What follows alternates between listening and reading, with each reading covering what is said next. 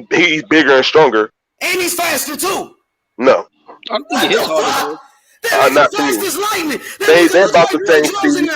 They both fast as fuck. Please, man. They both fast as fuck. So tell Crawford just fight him then if it's easy work like you said. I'm gonna get on his Instagram and tell him that shit. I promise you God. Bet. How much you want to bet he ain't gonna do it? Nigga need to get on that shit. Yeah, he ain't gonna do it. Thought that nigga was free smoke. You better get on I was told this nigga was free smoke. Hey, Everybody man, ducking Terrence Crawford, but this nigga don't even want to Hey, fight. because when he do that, then y'all gonna know it's for real. Who's a young ass fighter? Y'all gonna know it's for real then. Who's a young ass fighter? I want to see that shit, bro. I'm not telling that nigga young boy. Philly stand up, nigga. Bro, he gotta beat one of them. He gotta beat one of them. Maybe Boots the one. Maybe Boots the one. They shook and they scared of Boots. They terrified of Boots. Spence couldn't do it. Spence couldn't do it, so Crawford needed to do it. Dangerous. Boots is too much of a risk. Crawford ain't gonna fight him. Spence couldn't do it, so Crawford need to go ahead and handle that, bro. Yeah, Spence fighting Ugas, the same dude Y'all, that Crawford you called right, out. You right, Okay, then. And what Spence Crawford couldn't doing handle it, besides so watching from the Terrence Crawford need to sidelines? go ahead and take care of that real quick, bro. Yeah, Get him out the way. Get his ass. Take care of it, nigga. That's exactly what need to happen. That's exactly what need to happen. I'm not exaggerating, being fucking sarcastic, nothing. That's exactly what he need to do. Show y'all how real it is, bro, and go ahead and stop him. I want to see the Hey, I'm motherfucker gonna fight. be honest, bro. He's not gonna fight Boots, bro. Nah, fuck all that.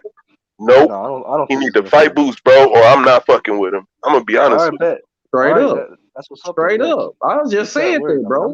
I don't think he's gonna fight him though. Bro, ain't nobody. You gotta think about it some more, bro. You gotta think about it some more. So who gonna be the touch up? Who gonna be the easy touch? Leo Santa Cruz, my nigga. Hell fat in there. I wasn't even joking, bro. It'll be someone like a Robert Guerrero, a Josecito Lopez. Bro, hold on. Jimmy, you said you wanted to fight Josecito Lopez?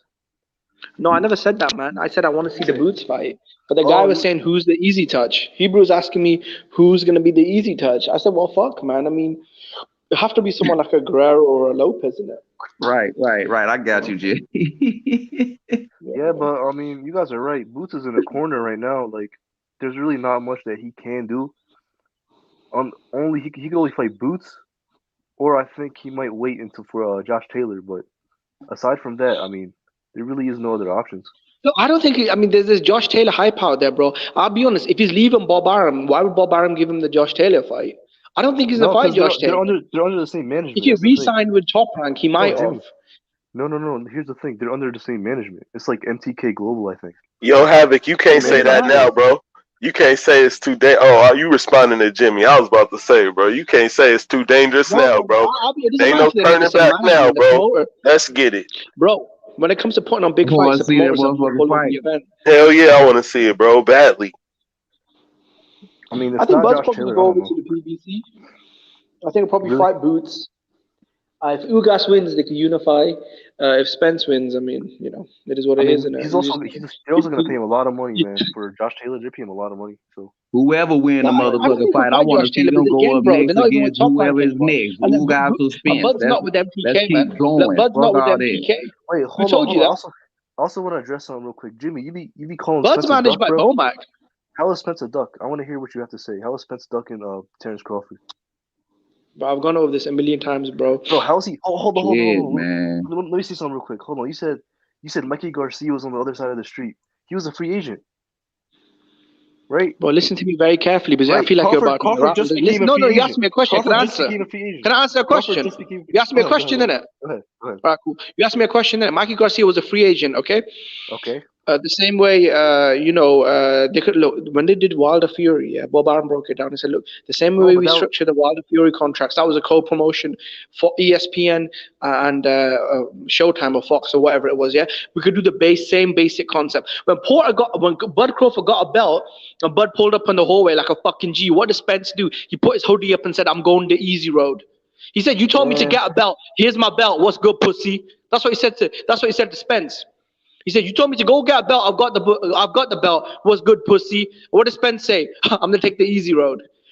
Okay. I mean, come on, bro. Like, come on. Let's not play stupid now. Come on. All right. Let's not play Here's the thing. Right. Number one, that's just all talk. And as soon as Bud knocked out Porter, right? No fucking split decisions here, bro. Bud don't do no fucking split decisions, bro. As soon as he fucking ended Porter's career, what did Spence do? He got up and ran out of the arena, bro, because he didn't want to get confronted in the hallway again. How many times has Errol Spence in the interview said that he's not looking for the Crawford fight? How many times has he said that? He's I'm not thinking about Crawford. He said that a million times in the interviews. He's cleaning up his side of the street, bro. Danny Garcia was cleaning up his. Was Danny Garcia's strap season? Was Mikey Garcia's strap season? Come on, bro. Let's not play dumb now. Let's not play dumb. Listen. Hold on. He's not ducking him, bro.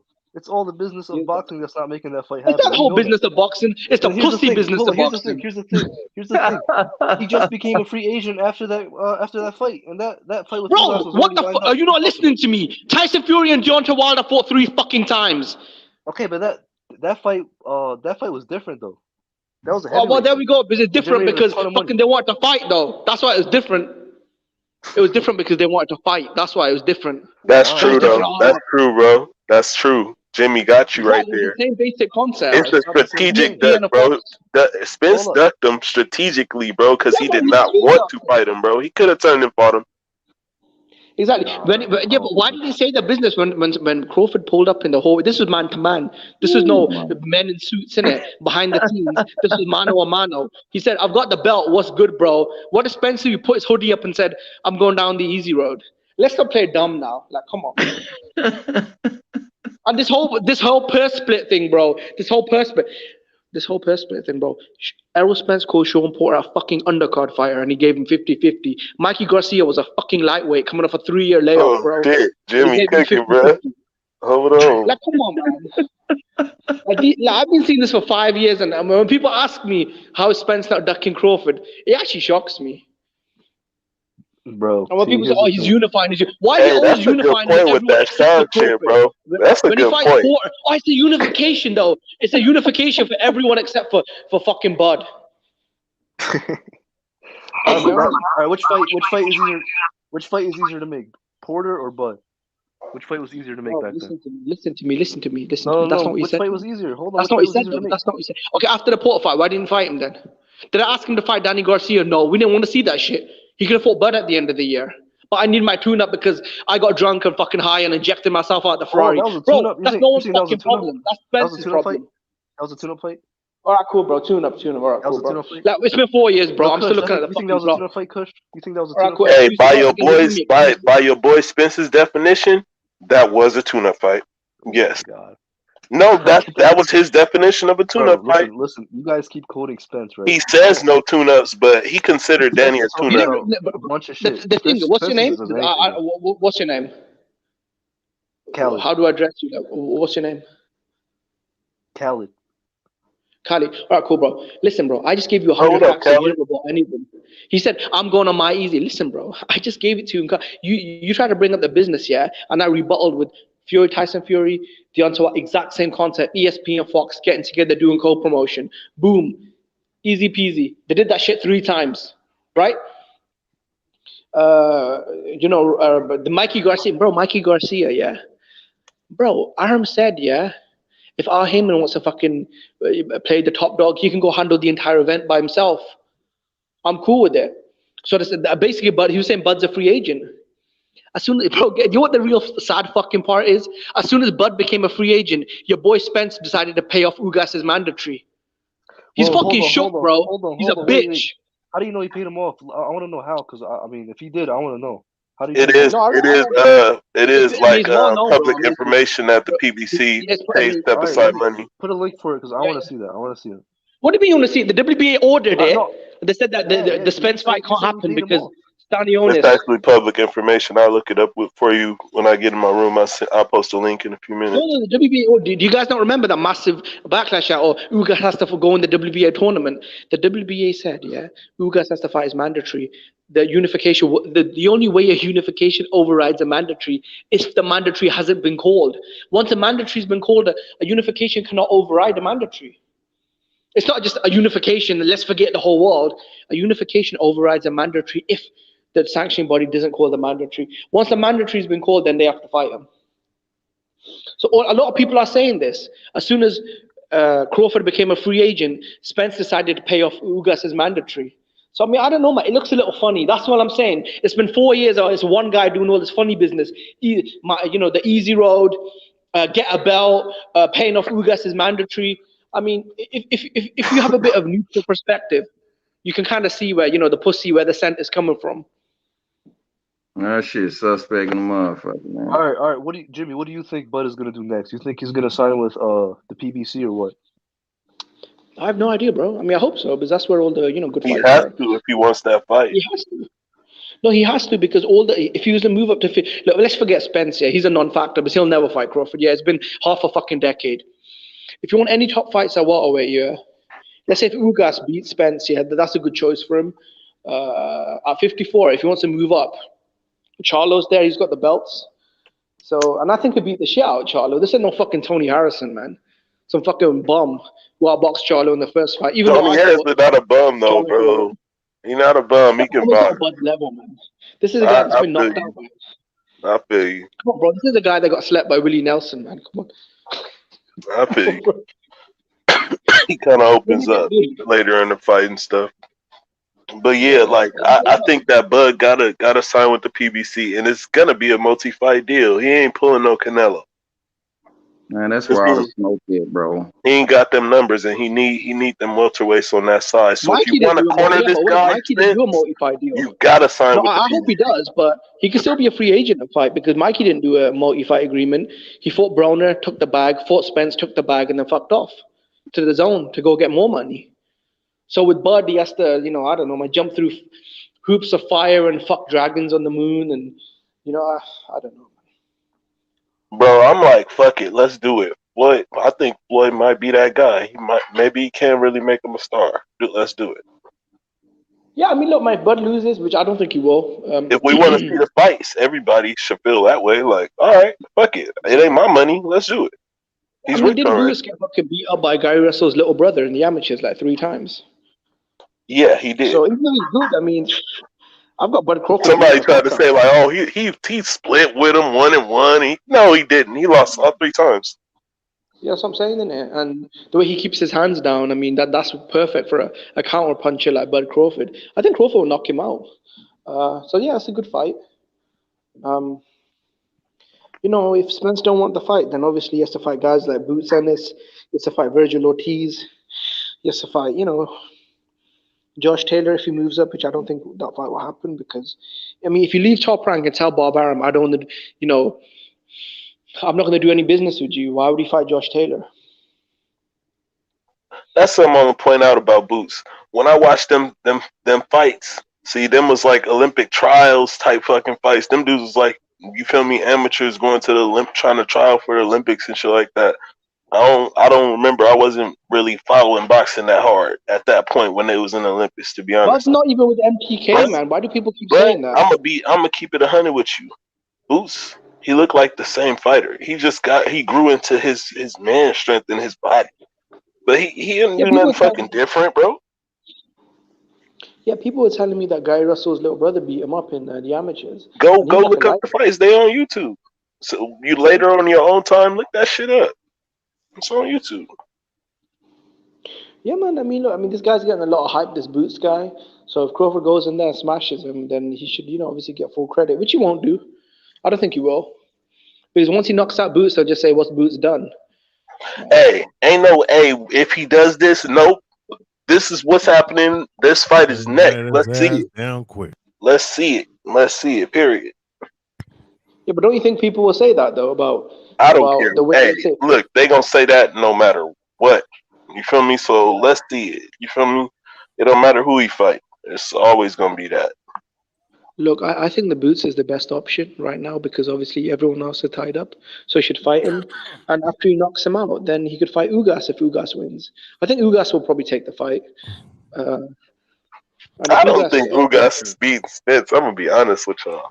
That's not happening. Yeah, I'm just saying, I hope so. I hope he knocks Spence the fuck out, man. I don't. I only want to see Spence lose to Crawford. No, Crawford, if he loses to Boots or one of these guys, I'm gonna be like, man, what the fuck? That's what we did all this arguing and stuff for? This shit? That's a disappointment. I want to see that fight. I want to see the fight. You feel what I'm saying? Yeah, hey man, but Kush, it's looking like Ugas about to beat him, bro. I'm gonna be honest with you. Everybody's saying that, but we gonna see. We gonna see that night. I'll be honest, did Spence do any better against Portland than Ugas did? I'm not disrespecting Ugas, bro. I got a ton of respect. I got something to do, man. I'm going back to the bench, bro. I'm gonna go and listen, man. It's getting good, man. And no use to me sitting up here. It's getting good conversation. I don't mean to interrupt. Go ahead, keep cooking, man. There you go. Yeah, but I was gonna say, I mean, could you guys not make an argument that Ugas did about just as good a job as Spence? I mean, both guys got split decisions. I'm not calling Ugas a slouch at all. I'm just saying, Spence. I'm believing that he is who he say he is and who I seen studying all his fights. I'm believing that he is who he's supposed to be. He's supposed to beat Ugas. So, and I don't believe that Spence is hurt either. If he get in that ring, say he 100, that's what it is. Yeah, I got Spence too, but I think it's gonna be a really tough fight. You know, like a I close don't think it'll decision stop for you guys Spence. because you couldn't even stop Mikey Garcia, innit? Mikey Yeah, I Garcia was think a chinny lightweight, innit? So yeah. Yeah, I think I think he'll outbox him. Yeah. Spence ain't the type of fighter where it's gonna be, oh, Spence lost a few rounds and won. No, Spence is the type of fighter who pours it on and usually fucking when he does watch fighters. You see what I'm saying? When he doesn't knock them out. Spence ain't the type of fighter that fucking only Sean really had a back and forth type of fight with Spence. Sean, I mean, I'll be honest, he didn't look great against Mikey. I mean, yeah, he beat him up, but He washed him. If you remember that fight, he straight washed him. Yeah, that was easy work right there. That was easy it was work. easy work, but let's be honest, Mikey didn't really. I mean, Mikey just came to survive in it. Let's be honest, innit? Too big. He was too big. Mikey's a 140 pounder. Danny's a 140 pounder. Mikey Garcia's lost to a Them is bomb, bro. tune-ups, bro. No, I mean, I think I'm being honest with you, Khaled. Them is tune-ups. Bro, Danny Garcia is not no tune-up, bro. Come on now. For Earl Spence, a real 147 pounder, one of the best in the world at that time. This fight with Keith Thurman Bro, and Sean Porter Danny Garcia barely got past fucking Robert Guerrero, bro. Danny Garcia I'm barely just got saying, past bro. I Robert actually do. Bro, I can nitpick everyone's resume and be like, no, all I'm doing is I'm giving Earl Spence his due credit. You feel what I'm saying? Nah, but you guys are calling Danny Garcia a tune-up when he really wasn't. For Earl Spence. I'm not saying that Danny Garcia is a bum. I'm saying for Earl Spence on his shit, bro, that's the tune-up. What's Danny Garcia done at welterweight? Danny Garcia. What's Danny Garcia done at welterweight? He won a belt at welterweight. That's number one. Number two, he fought close fights with Keith Thurman and Sean Porter, right? Bro, he won a fucking bacon belt against I felt like in the Keith Thurman fight, Keith Thurman dominated him early on, and then Keith Thurman kind of toyed with him. Keith Thurman dominated Danny Garcia. Keith Thurman outboxed the fuck out of Danny Garcia, bro. He did, straight up. What the fuck are you talking close fight? That fight really wasn't close. From Danny Gift. They tried to give Danny Gift a fucking... It was a clear win for him, but it was a pretty close fight. It wasn't close, bro. I don't know, bro. I think that Keith Thurman styled on him, bro. He outboxed him with one hand, bro. Keith Thurman had a fucked up fucking elbow on him, bro. That's all I'm gonna say. One hand. You know he did. Come on, man. Wait, what? What would you say? I'm saying you really know that Keith Thurman styled on Danny, bro. Come on. Nah, I mean he beat him. I think he beat him, but it was a pretty close fight. It wasn't like a blowout like Spence was. Like Danny Garcia was clearly fighting an uphill climb in the second half. He won 2 rounds against Spence, and he won maybe 1 extra round against Thurman. I mean, he won 2 rounds against Spence, and I think maybe he won 3 rounds. Bro, if you get the fucking styling on somebody early on in the fight, and then later on the fight, you can kind of fucking hang back and give up rounds, that means you were up a whole lot. You feel me? If you really remember the optics of that fight. Won about 3 rounds. Bro, I'm saying like Keith Thurman styled on 2 rounds against Errol. Khaled. He won about 2 rounds against Spence, and he won about 3 against Thurman. I mean, 1 round makes it a blowout. Hey, as we're saying this shit, he's remembering. He's remembering. I don't know, man. Do you guys he didn't watch them, but he styled on his ass, bro. Danny lost that fight really clearly. He's not really a true 147 pounder. He's not. I mean, he's growing in size, bro, but he's not really no legit threat at that weight, is what I'm saying. He might be big enough, but that don't mean that he got the talent. You see what I'm saying? He doesn't have that. Hold up. If Bud beat Danny Garcia the way Spence did, you guys would have never called that a tune-up, bro. Let's be real. Or not you guys, but Bud fans. I don't believe that Bud is letting anybody like Danny Garcia go 12 rounds with him. Bud don't do no split decisions, bro. I just told you this, He bro. ain't going no 12 rounds with him, Bud don't do no If split Bud beat him the decisions, way bro. Spence did, you guys would have never called it no tune-up. Bud wouldn't have let him go 12 rounds. Bud would have stopped him in like 4 or 5 rounds. Bro, be honest. You think Mikey Garcia would have done the distance with Bud? Be honest. You see the difference is, bro, with Bud, with a tune-up, bro, he would get them out of there. You see what I'm saying? That's the difference. Bud treats a tune-up like a tune-up. Exactly. Spence did look great in the Mikey fight, bro. Yeah, boxed him, worked him. But when the fuck did he beat the shit out of him? When did he knock him down, knock him out? He beat the shit out of him, bro. I'm gonna be honest. He beat the shit out of Danny. He beat the shit out of Danny and Mikey, bro. I'm gonna be honest. It's not that impressive, bro. You know what it is? I'm just used to seeing that. Listen. Hold on. You guys think he would have knocked out Danny Garcia? That's cool, right? You guys could think whatever. He would have. All I'm saying is, if Terrence Crawford beat him the way Spence did, you guys would have never called Danny Garcia a tune-up. I'm gonna say it like that. We tell you it wouldn't happen like that. That's You're talking all. about Danny. That's a B-level win, yeah. Danny was come on, Danny, bro. He's always been a B-level away. That's why he can never beat an A-level one. Hey, Kyle, it would be easy for you to disprove this if he didn't knock every welterweight out that he's faced. But you can't say that we're full of shit because that's exactly what I'm not saying you are. I'm just saying that's exactly what he's done. So we're actually in a decent place of mind to have that opinion that he would stop Danny Garcia. He stopped every welterweight he fought. Yeah. I mean, I agree with that. I think he probably would have stopped him. But at the end of the day, styles make fights, and I'm not talking about him stopping him. I'm talking about if he beat him the way Spence did, like exactly that way. You guys would have called him a tune-up. That's all I said. Yeah, but what way, bro? He beat him by unanimous decision. Okay, Keith Thurman beat him on points. Bro, let me say this. If Spence won an extra 2 rounds. Hold on. Is that really that impressive? Be honest. Winning an extra 2 rounds, is that really that impressive? He didn't knock him out, but that was a good-ass win. Hey, Kyle, let me say this, bro. Win, bro. Danny Garcia's a fucking punch bag a walk away. Let me say this to you, bro. If Terrence Crawford fights Danny Garcia, the fuck out Lucas Matisse, the same Lucas Matisse that went the distance with Danny. Kyle, if Terrence Crawford were to fight Danny Garcia next, Posto was Danny's mandatory. Why Danny dropped the belt? That's a tune-up. You hear what I'm saying? Fucking Robert Guerrero. If he fight Danny Garcia next, Danny Garcia, especially now, that's a tune-up. Khaled, what do you think of what do you think of Danny Garcia's performance against Robert Guerrero? Do you think that was a really good performance? I mean, it was pretty good. It was alright. He looked like shit in against, bro. He was getting bullied. He was getting pushed. He looked like dog shit. Do you see what Keith Thurman did to Robert Guerrero? Beat the fuck out of him. You're using triangle theories again, bro. You're using triangle theories. Yeah, but Danny never looks fucking good at welterweight. What are you talking about? Danny has always either lost all the big fights at welterweight or looked like shit against bums. What are you on about, bro? Triangle theory. You have to look. At the end of the day, you're using imagination then. Because I've presented you with very cold facts. He's lost all his relevant fights at welterweight, and even against bums, he looked like shit at welterweight, right? And you'll keep trying, bro. Then you want to use imagination in him. I like using facts. All right, so I like using evidence. How many times did he got? How many knockouts at welterweight? 3 knockouts. He knocked out Brandon Rios, Adrian Granados. I'm not saying those are big names, but you're saying he looked like shit. Hold on. You said he looked like shit at welterweight, right? So that's what you're saying. I'm saying he's not looking like shit. He's losing the big fights. He lost all the big fights. He's not looking like shit. Rios. Okay. So being a shot Rios is impressive for you. Well, who did beat old ass Robert Guerrero? I saw that fight.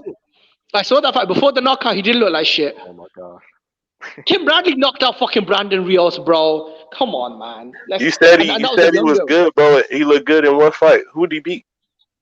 He looked like shit against Guerrero. That was very close. That was a very close fight. When he was running and getting bullied by Robert Guerrero, he looked like shit in that fight. For a vacant belt. Okay, he won a belt. Okay. All right, who said Brandon Rios? All I'm saying is coming off a car accident and fighting Danny Garcia. Yeah, whose problem is that? Whose problem is that? Come on, man. Yeah, but I didn't ask Spence to get drunk and throw himself out of Ferrari. That's his problem. What do you think Spencer or Crawford would do to Brandon Rios? Then I don't know what to tell you. What'd you say, Chris? If you want to sit here and feel sorry for millionaires, I don't know what to tell you. What do you think Spencer Crawford would do to Brandon Rios? They would knock him out. All right. I'm so tired of this whole, oh man, the car wreck. I never asked that dumb fuck to eject himself out of the car. If he got drunk here and fucked himself up in a fry, that's his problem. He's a man. He needs to take responsibility. Okay. All right, man. So you're saying... That's when Tyson Fury was saying those whole mental health problem. Like, bro, cry me a fucking river. You're a millionaire. Fucking get over it, pussy. I'm a big Tyson Fury fan. But I'm gonna be honest. I don't want to hear no more about that car accident, bro. That shit is done. Wait, hold on. You guys think he was drunk in that car accident? I don't know too much about it. He was. That's facts. Yeah, he was drunk. Then you see him in that video against Yellow Beezy when he was giving them a lap dance. He's still fucking drunk. People saying he's clean. I don't believe he's cleaned his life up because in that video with Yellow Beezy, he looked drunk as fuck. Did you see that video when he was kissing him and giving him a lap dance? Oh, the rapper?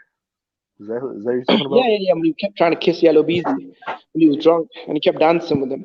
That was fucking suspect, man. I'm gonna give him. I'm not gonna even do that to him, bro. Let's not do that to him, bro. Bro, he did that to himself. I know This too is much. what the Spence fans want, innit? This is what they like, Spence, innit? They like fucking Yellow Beezy and all that shit, innit? I know that's what Rich likes. I don't like none of that, bro. But I know too much about him, and I do want to like him as a boxer, bro. Like, let's go ahead and leave his ass alone, bro. Come on, man. Yeah, man. Let him live, bro. I know y'all right, bro. But yeah, I do think that Spence will get destroyed, bro. By who? By maybe all three of them: Virgil, Boots, and Crawford. Damn, really? Yeah. You think Virgil's gonna stop Spence? Yeah, Virgil has potential to stop any one of them. Oh shit. Virgil might be the best. I mean, we got to see him fight. You see what I'm saying? But I think Virgil's the real Josh threat. Taylor will beat the shit out of him. I think Josh Taylor will beat the shit out of him. Virgil, yeah, he does have the style to beat him. Josh Taylor does have that style, bro. You're right. Jimmy hates Spence, bro. Jimmy hates him. Hey, Jimmy kind of that's a good observation right there, bro. I'm kind of with you. Wait, Taylor beating Virgil Ortiz. No. I'm saying no. Listen. No, I said Taylor beats Spence. Yeah, he does. I don't know about this that. Ain't no Sean Porter, bro. What the hell? This ain't no Sean Porter, bro. Come on, man.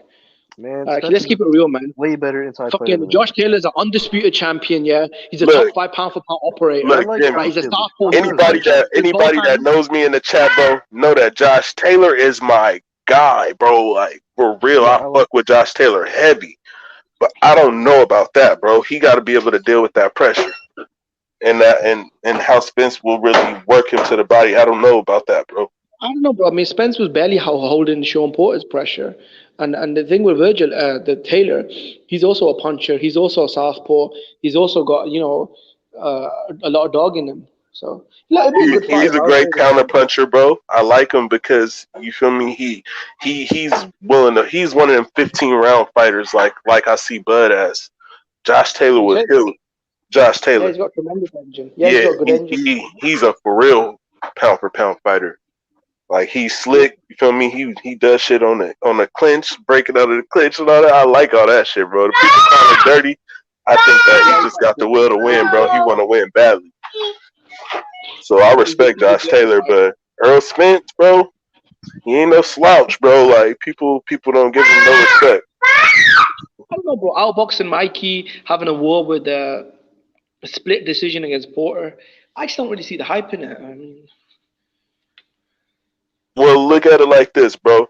If you believe that Spence is just some kind of slouch, then what the fuck we making a big deal about this fight for? You feel what I'm saying?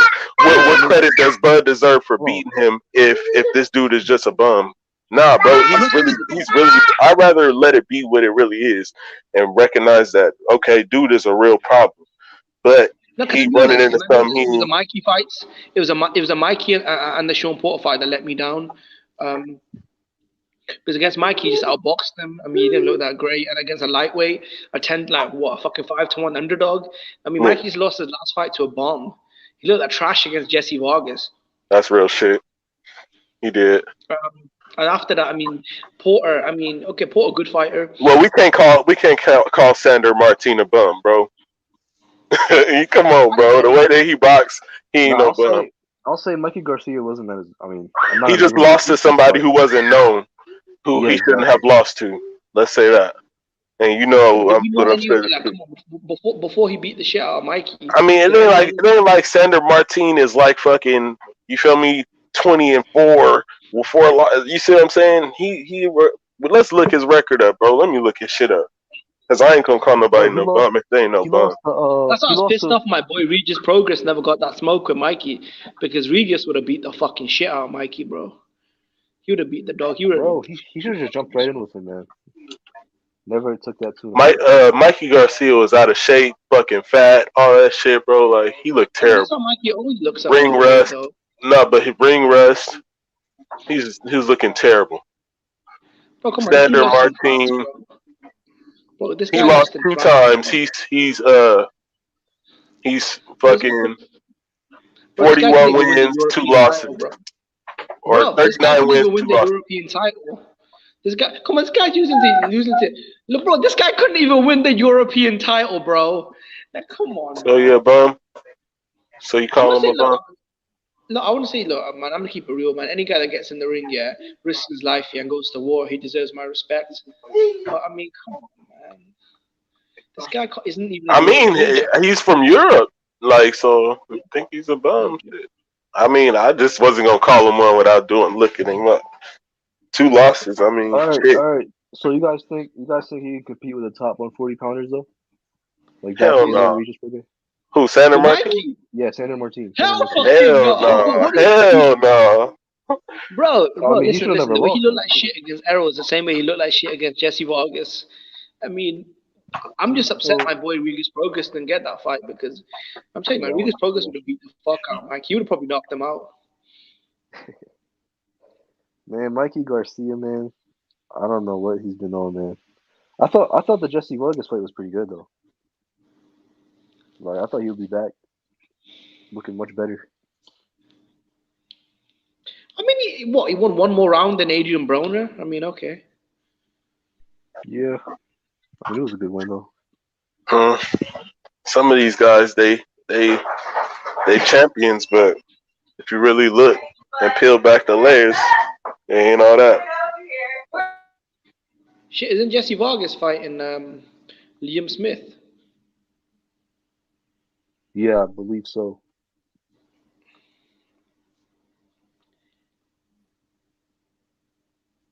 But Jesse Vargas was a good fighter. He's a 2-time world champion. You know, he's got a decent resume, but he's not. You know what I mean? An elite welterweight. Yeah, for sure. So he's not, but I mean, Mikey Garcia did pretty well coming off a loss and like having a second fight at welterweight. I think so. But I mean, the last fight probably proved that he's not as good as we thought he may be, or he's probably just like wasn't in it. I don't know. A Mikey Garcia that is active, that is disciplined, that fights at 35, 40 at most is a good fighter. Yeah, at 47, that's just not his weight. I mean, he looks like shit. The dude literally needs a bra, man. He needs what? Like the dude needs a bra, man. He's a fucking mess. Oh, bro. Oh shit. Yeah, bro. He did. I mean, they were saying he didn't train that hard in camp too, so he probably just wasn't in the game anymore. Yeah, Mikey, he's been out of the ring for a long time, bro. I think he maybe potentially struggled to get dates. You see what I'm saying? And he kind of took time off and got rusty. For sure.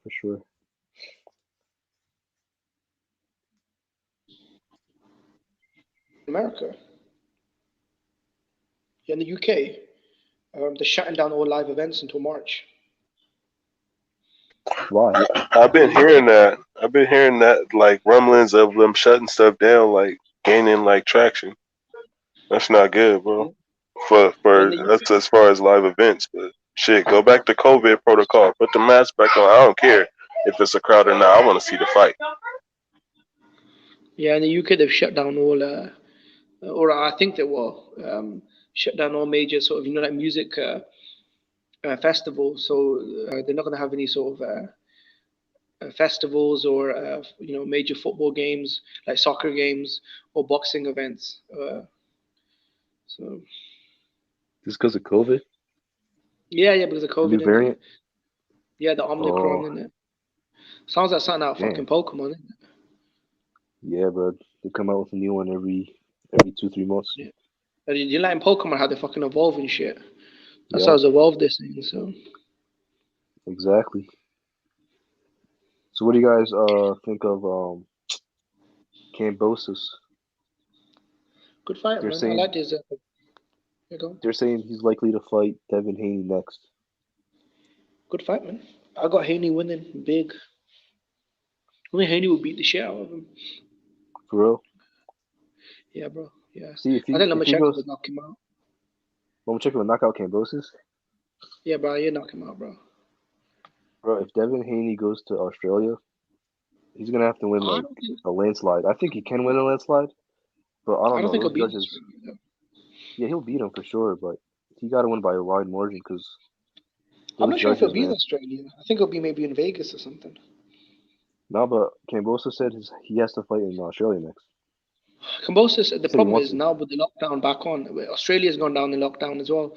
Oh, They can't really? hold stadium events in Australia. For how long It's though? gonna have to be.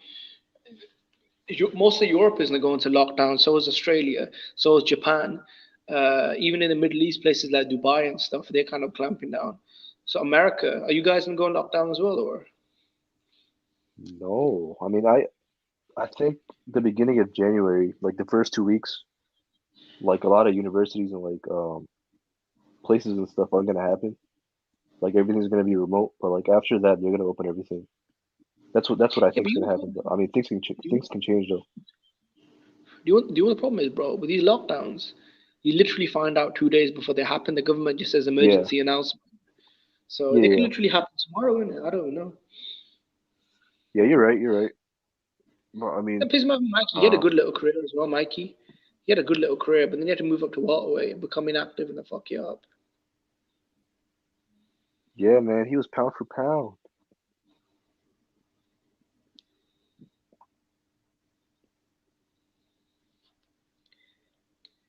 Like this guy said, I was supposed to go back to the office in January. Now they're saying June.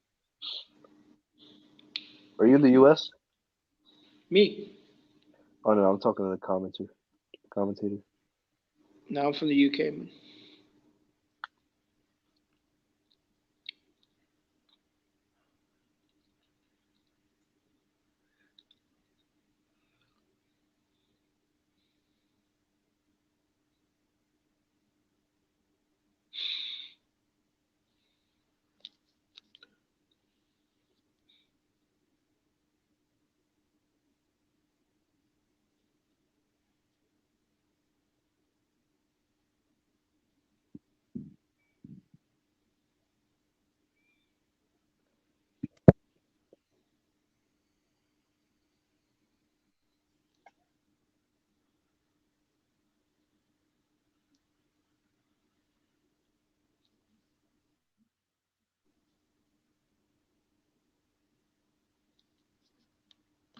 Is anyone else on?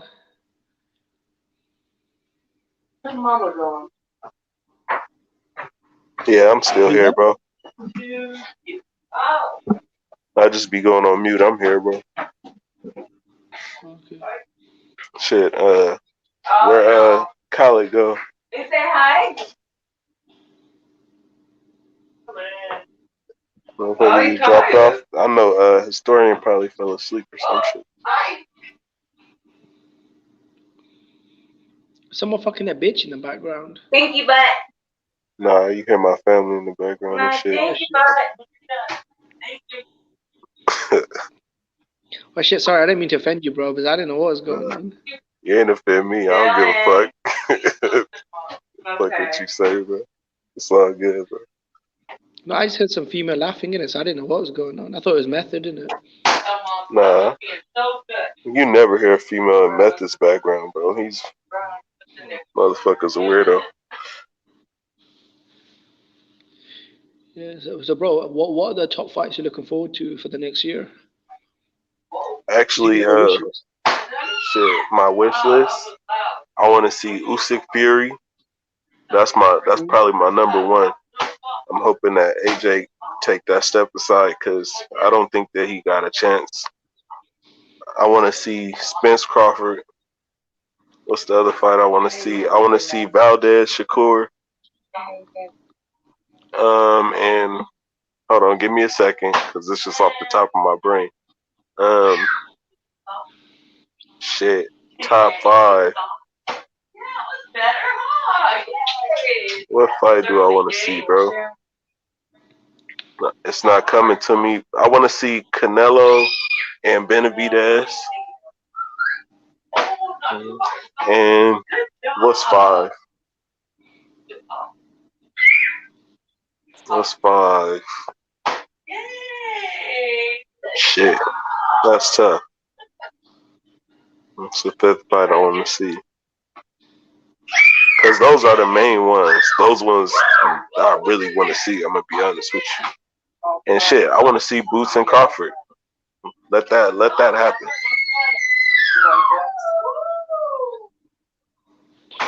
What's your five? I mean, I don't know that it will happen, but if it happens, I will be super excited to see it. You see what I'm saying? Like, but let me hear your five, Jimmy.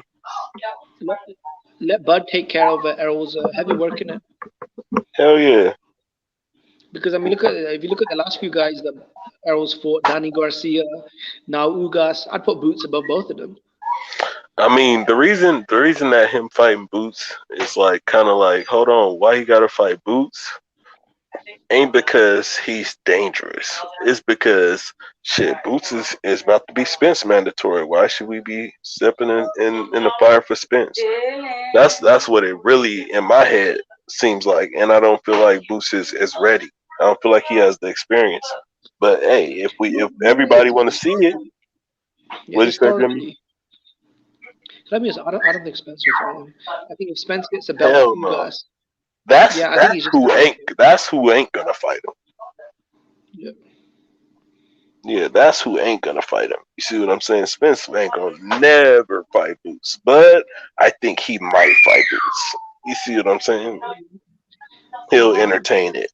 Earl Spence ain't gonna entertain that shit. He's just a few seconds away from what Keith Thurman and Sean said. That's what guys on that side are saying. Oh, I ain't never fight him, or I never heard of him. Bud didn't say I never heard of him. He didn't say, oh, I ain't fighting him, I'm gonna retire. He said, oh yeah, he good, his time coming. Oh, you gonna fight him? Oh, maybe, I don't know. We never know what happened down the road. That's what I want to hear him say closer to, but I really want to hear him say, nah, fuck it, give me him, because really I'm the best. I'm a fan of Muhammad Ali, bro. Muhammad Ali, if you see that somebody and say they're a threat to him, they better than him, they could surpass him, that's like a fucking, that's an insult. Now I gotta see him. You see what I'm saying? Like, how dare you put me as the underdog? Anything. Ali didn't allow that shit, bro. And that's really what I want to see from every fighter. Like, the shit, we can't get it from every fighter. They ain't got that type of heart. Yeah, you weren't allowed to call yourself a monster in Ali's division, then he'd come see you. Hell yeah, he'll come see you wherever you are in the world. Ernie Shavers, fucking Ken Norton, Joe Frazier, George Foreman. I mean, he's fought everyone in there. Sonny Liston. Different level. I was listening to this. Yeah, I watch him. I was listening to this interview with Mike Tyson earlier, where he was saying like, I can never be as great as Ali because I see where I can't surpass him is in the fact that he was willing to really, really die for this shit. Like, y'all think these fighters are willing to die. They're not really ready to die like that. Like Ali was. Ali was so believing that he was the best. He'll fight a fool at fucking 40-something years old and still think he could beat him, and when his skills diminished. And you see what I'm saying? You couldn't convince him that he wasn't the best. These fools ain't on that level of mentality, bro. Like, they ain't got that type of focus. What the fuck? Not even Floyd Mayweather. Look at how young he retired. Yeah. You feel where I'm coming from? They not on that fucking level. Fuck no. Yeah, I agree with you. No, I mean, Floyd, man, you can't compare him to Ali. Because when was Floyd ever like, trying to search for all the smoke and all the That's why Floyd had to be so fucking smart and cut so many fucking corners, in my opinion, because he didn't have the heart of Muhammad Ali. You feel me? The fuck? He wasn't willing to do that shit. No. You gotta be crazy.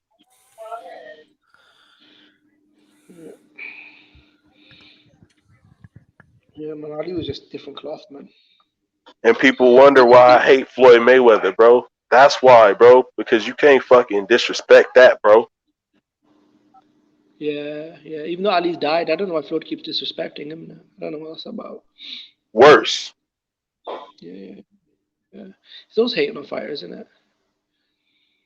He called Sugar Ray Leonard an idiot for fighting Terry Norris at the end of his career. I'm like, well, fuck it, man. I mean, what do? Bro, it's even more disrespectful that if Muhammad Ali was fucking Floyd Mayweather's size, bro, in his prime, bro, Floyd couldn't touch him, bro. I'm trying to tell you. Yeah, bro. You're trying to tell these motherfuckers, bro. Floyd couldn't touch him in the ring. Muhammad Ali wasn't just the greatest out the ring; he was the greatest in the ring. Period. Yeah.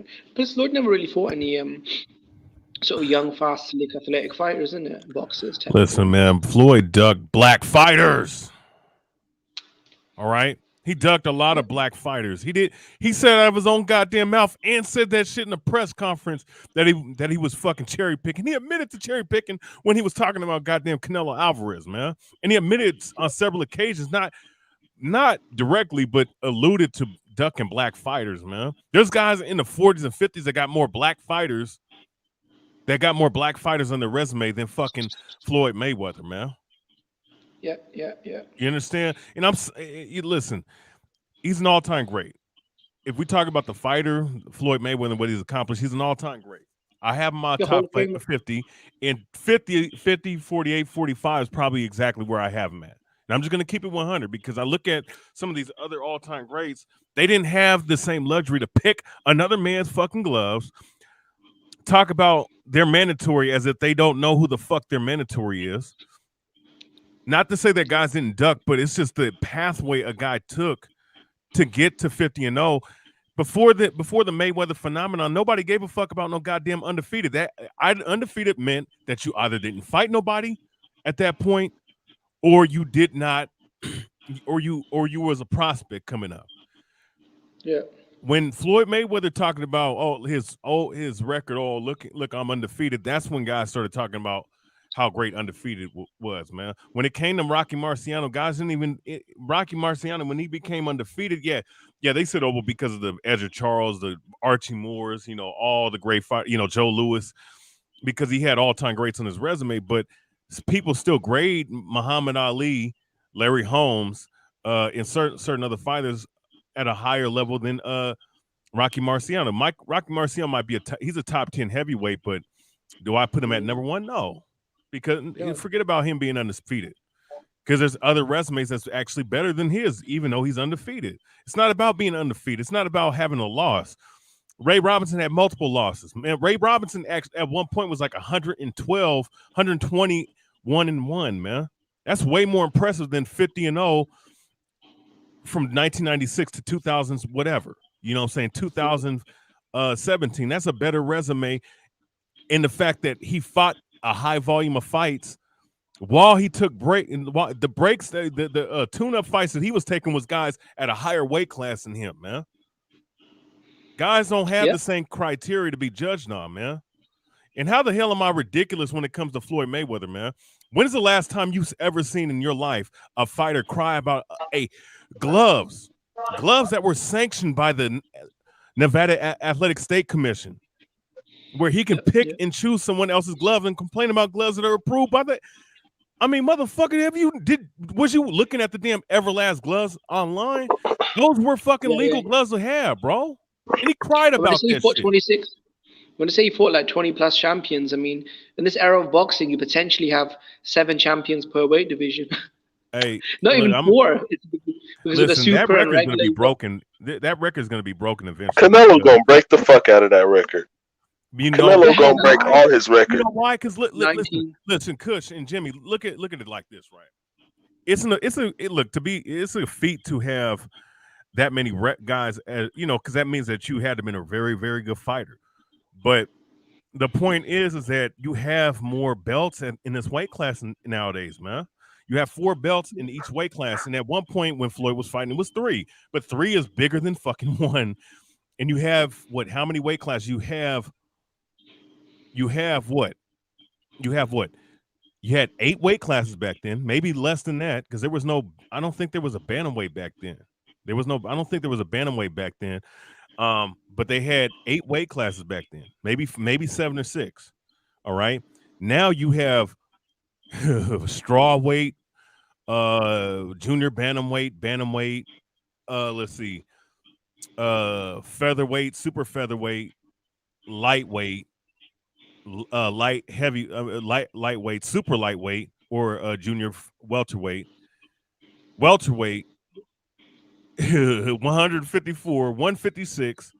160, which is middleweight, 168 was super middleweight, 175 cruiserweight, and heavyweight.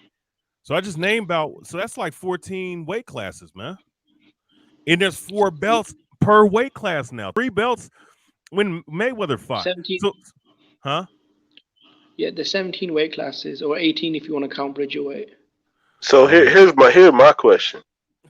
How can you really tell me that you're really great if you never was undisputed? You feel me? How could you really say that you really like wanted to go after the best guys if you don't value the belts? Bro, like belt don't make me. Remember yeah, I don't give a fuck about any fighter who don't want to fight the best, bro, who don't value the belts. It ain't about the belts. You feel me? It's about being the champion, bro. Like really, I'm from the old school ideal of thinking, bro. In order to be the guy, you gotta beat the guy who beat the guy. Period. If you ain't trying to fight the best, if you're not doing, I heard another channel say this shit. I ain't gonna say the fucking name, but he said, bro, if you're not doing what fucking Marvin Hagler was doing, bro, I don't give a fuck what you feel me talking about or doing as a boxer. You supposed to be fighting everybody, like. Look, and think of this though, right? Charles Burley, man, a great fighter. He was part of the Black Murderers Row. Guys didn't want to fight him. He had to wait 20 in his 20-year professional career. Never got a chance, bro. Never got a chance at the welterweight division against Sugar Ray Robinson, who I guess I was corrected by. I don't know I forget who it was who corrected me. He has the second most undisputed champions. It's Harry Greb. And is it Harry Greb or it was another guy that has more undefeated champions. He said I was too pretty to fight that guy. But at the end of the day, when we look at Ray Robinson's record, I mean, he fought probably the most Hall of Famers, if you want to say that, which the Hall of Fame is bullshit, by the way. People use that term Hall of Fame. It's an accomplishment. It's great. But at the same time, there's certain guys that are not in the Hall of Fame, and there's certain guys that are in the Hall of Fame. It's like, okay, if how is Gotti in the Hall of Fame? How the hell is Gotti in the Hall? So Sadler's not in the Hall of Fame, Paulo, is what you're telling me. If that's a travesty. James Toney isn't in the Hall of Fame, but fucking Ataro. I think he just got in this year. He just got in this year. Oh, did he again? Oh, that's cool. Yeah. So, but if Sandy Sadler, Benny Briscoe, you telling me those guys in the Hall of Fame, and I'm not talking shit about Gatti. Gatti was a warrior. But if we're talking about all-time great, he's not in that class, bro. He's not in that class. Benny Briscoe's one of the greatest fighters to never win a title. He fights today. He's cleaning out this whole What the fuck is Andrade done? What the fuck is Andrade? You know what I'm saying? Charlo, they're solid. They're good, but they're not. They can be had if they fight. You know what I'm saying? When they fight the best of the best. David Benavidez is a good fighter, man. He's still got room to improve, but he's not beating no Benny Briscoe, man. Triple G is not beating no fucking Benny Briscoe. I'm sorry, man. Triple G ain't no better than. He's really not a better fighter than fucking John the Beast Mugabe, man. The fuck out of here, man.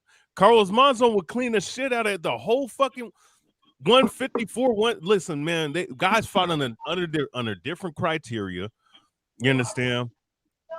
Guys did not have all these damn weight classes back in the day, bro. And then Pigeon Mike Tyson is on point. Sam Langford, you want to talk about a real pound for pound champion? 135 to fucking heavyweight. Technically he cleared out. If he would have did that shit today, he would be considered the greatest of all time, right? You know what I'm saying? Yeah. And of course, and that's a different era. That's another time period that a lot of these. I'm gonna just say this: a lot of these American black fighters, man, like they can't be talking about shit that you ain't went through. You didn't go through the Jim Crow era, so don't talk about that. You can talk about it for reference point. Don't get it twisted, but don't act like you lived in that fucking era.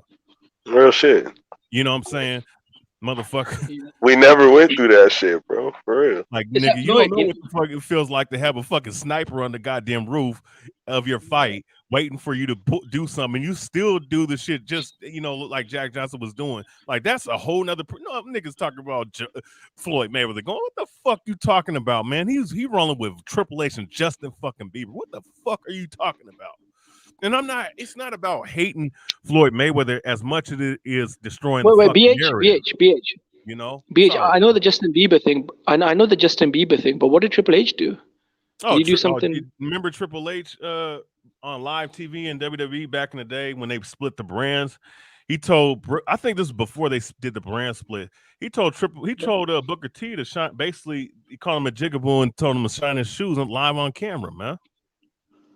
Fucking hell.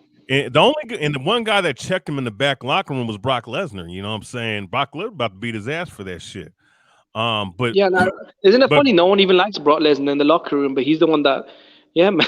Oh well, no, Brock. One thing Brock ain't. He don't do the racist shit. But Brock is not like in the locker room because I wouldn't say he's a bully, but he's an asshole. You know what I'm saying? But he's also, I think he's a loner as well. He don't like mixing with people. No, he's an introvert. I can respect that though. You know what I'm saying? I feel that way. I feel him on that. That's why he's one of my favorite wrestlers of all time. But but he is friends with like Rock or one of the legends and shit. Hey, Mr. G, yeah, he might not be able to retire undefeated, but he don't have to retire undefeated to be greater than Floyd. Just remember that. At the end of the day, Floyd fought so many champions. Why couldn't he become undisputed? So and let's do an evaluation of that. When guys use that moniker, right? Well, not moniker, but that way of explaining him having 26 champions, right? Look, Harry Greb, what's his name? Sugar Ray Robinson fought undisputed champions. Now you have one belt per weight class, but guess what? There's less opportunities for championship titles. And so being able to defend your title back then meant a whole lot more than it does now. Motherfucking can have 10 title defenses today, but guess what? There's another champion in your weight class. What does those damn title defenses really mean if you're not unifying? If you know what I'm saying? But here's the Marvin Hagler. Exactly. Marvin Hagler, he had 13 undisputed title defenses. When people compare him to Golovkin, that pisses me off because most of Golovkin's defenses were when he had the fucking interim belt or just only 2 belts. Yeah, I hated that shit, bro. And he hits harder than how? Who the fuck did he knock out? That was great. I mean, Martin Murray is a decent opponent, but he's not great, bro. He's not a great fighter. Nah, Mr. G, I read the whole thing, bro. You could always say that Floyd is better than Canelo, but you won't always be able to say that Floyd is greater. You see what I'm saying? It's a difference. Floyd is better than him because he beat him. You see what I'm saying? So he'll always be better.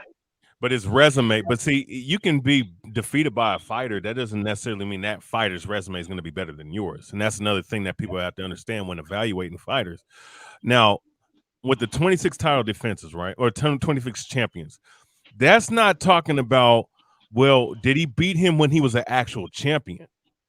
That's not what that's talking about. That's talking about, oh, he had a belt, or he was a champion when you beat him, or he could have been a champion at some point in time, but you fought him because he was champion. That counts as, oh, you beat a champion. It could be a guy that's way past it, over the hill. He could be a fucking Roy Jones Jr. knocked the fuck out several times. I'm not saying that's what Mayweather who he fought. Bro, it's a reason that Floyd Mayweather, when he retired or when he was in the game, he called himself the best ever, and he didn't call himself the greatest. You know why? Because he realizes he's not great. Bro, his father said that, look, man, his father basically said that Floyd ain't beating no damn Sugar Ray Robinson, bro. First off, Floyd's not even he's smaller than a natural welterweight, man. Now I give him credit. He don't weight bully. He don't weight bully like most fighters do. And if those fighters were relegated to that era where they had to fight in their actual weight class and there was no juniors and supers, I'm gonna tell you something. A lot of these guys wouldn't be shit, bro, and that's just a fact. Ain't gonna be no weight bullying in the same day weigh-in era. And there ain't gonna be no damn. Oh, I'm gonna rehydrate 20 pounds. No, hell no. You're weighing the same day. Huh? I don't think. I mean, forget Sugar Ray Robinson. I don't think Mayweather would beat Tommy Hearns or Sugar Ray Leonard. No, he getting knocked the fuck out. Mayweather. See, here's the thing about Mayweather, and it's not. I don't know if. Well, it is partially his fault because he could have fought some great fighters, but he didn't really fight a guy with a great jab. You know what I'm saying? Tommy Hearns, all right. Sugar Ray Leonard have great jabs. Well, if what you saying is true, I'm not talking to you, BH Silver Surfer. Then why did Floyd say, "Hey, I don't have to be the greatest. I'm the best to ever do it"? Why he say shit like that then? Bro, he knew he's not he knows he's not fucking great, bro. Like I said. Did you guys see the interview where Margarita called Floyd out to his face and Floyd made a comment, "Oh, I'm not here to prove I'm the best," or something like that, or "We're not here to see something like that." Do you guys remember Margarita pulled up on him? Yeah, hell yeah, I remember that. And Mayweather, man, he was scared of Margarito, and he also was. And you mean when he was in that chair, he was looking scared? That one. And there was one where he was in the damn press conference. He was saying it was the Carlos Baltimore person. One more fight, no, I'm through. And he was crying. And that's just funny, bro. People always be alluding to. People would be like, "Oh, but he was a cheater, though." But we didn't know at that point, though. You feel me? But no, he said he's like, "Why?" They would ask him why, Floyd. And if you hear him, he said Antonio.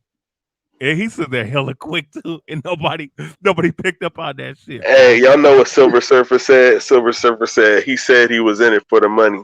So yeah, you just go ahead, you just shot yourself in the foot. You just shot yourself in the foot, bro. We know he was in it for the money. He's the greatest money maker ever, for sure. Bro, Paul Williams said many times that Floyd was ducking him. It's easy for guys to sit up here and pick on a guy that's in a wheelchair and to say, "Oh, he's not." Yeah, because he's a defeated lion, bro. He can't walk no more. The fuck? That's like Ali and Mike Tyson and Arsenio Hall. When Arsenio had Ray Leonard, Sugar Ray Leonard, Ali, and Mike Tyson on the interview him on the same time. Mind you, Ali has Parkinson's at this point. Mike Tyson in his prime. Ali, they was asking, he's like, "No, man, I don't want to fight him." And then Tyson was being disrespectful and was like, "Nah, man, that's the greatest." But Ali wouldn't say that shit if they both were in their prime and he was fighting in the same era. If he was not afraid, if he was not afraid of George Foreman or Sonny Liston, why the fuck would he be afraid of Mike Tyson? Yeah, and also, bro, Paul Williams was when he was kind of handicapped. Like he basically became somewhat at the mercy of guys like Al Heyman. He used to take care of him financially, I heard. So why would he try and go after Al Heyman's top client and Floyd in it? So that's a good point.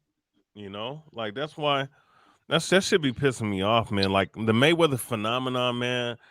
Like guys don't understand. Like listen, man, when it comes to Mayweather, he's an all-time great. He's one of the greatest defensive boxers, one of the most skilled boxers.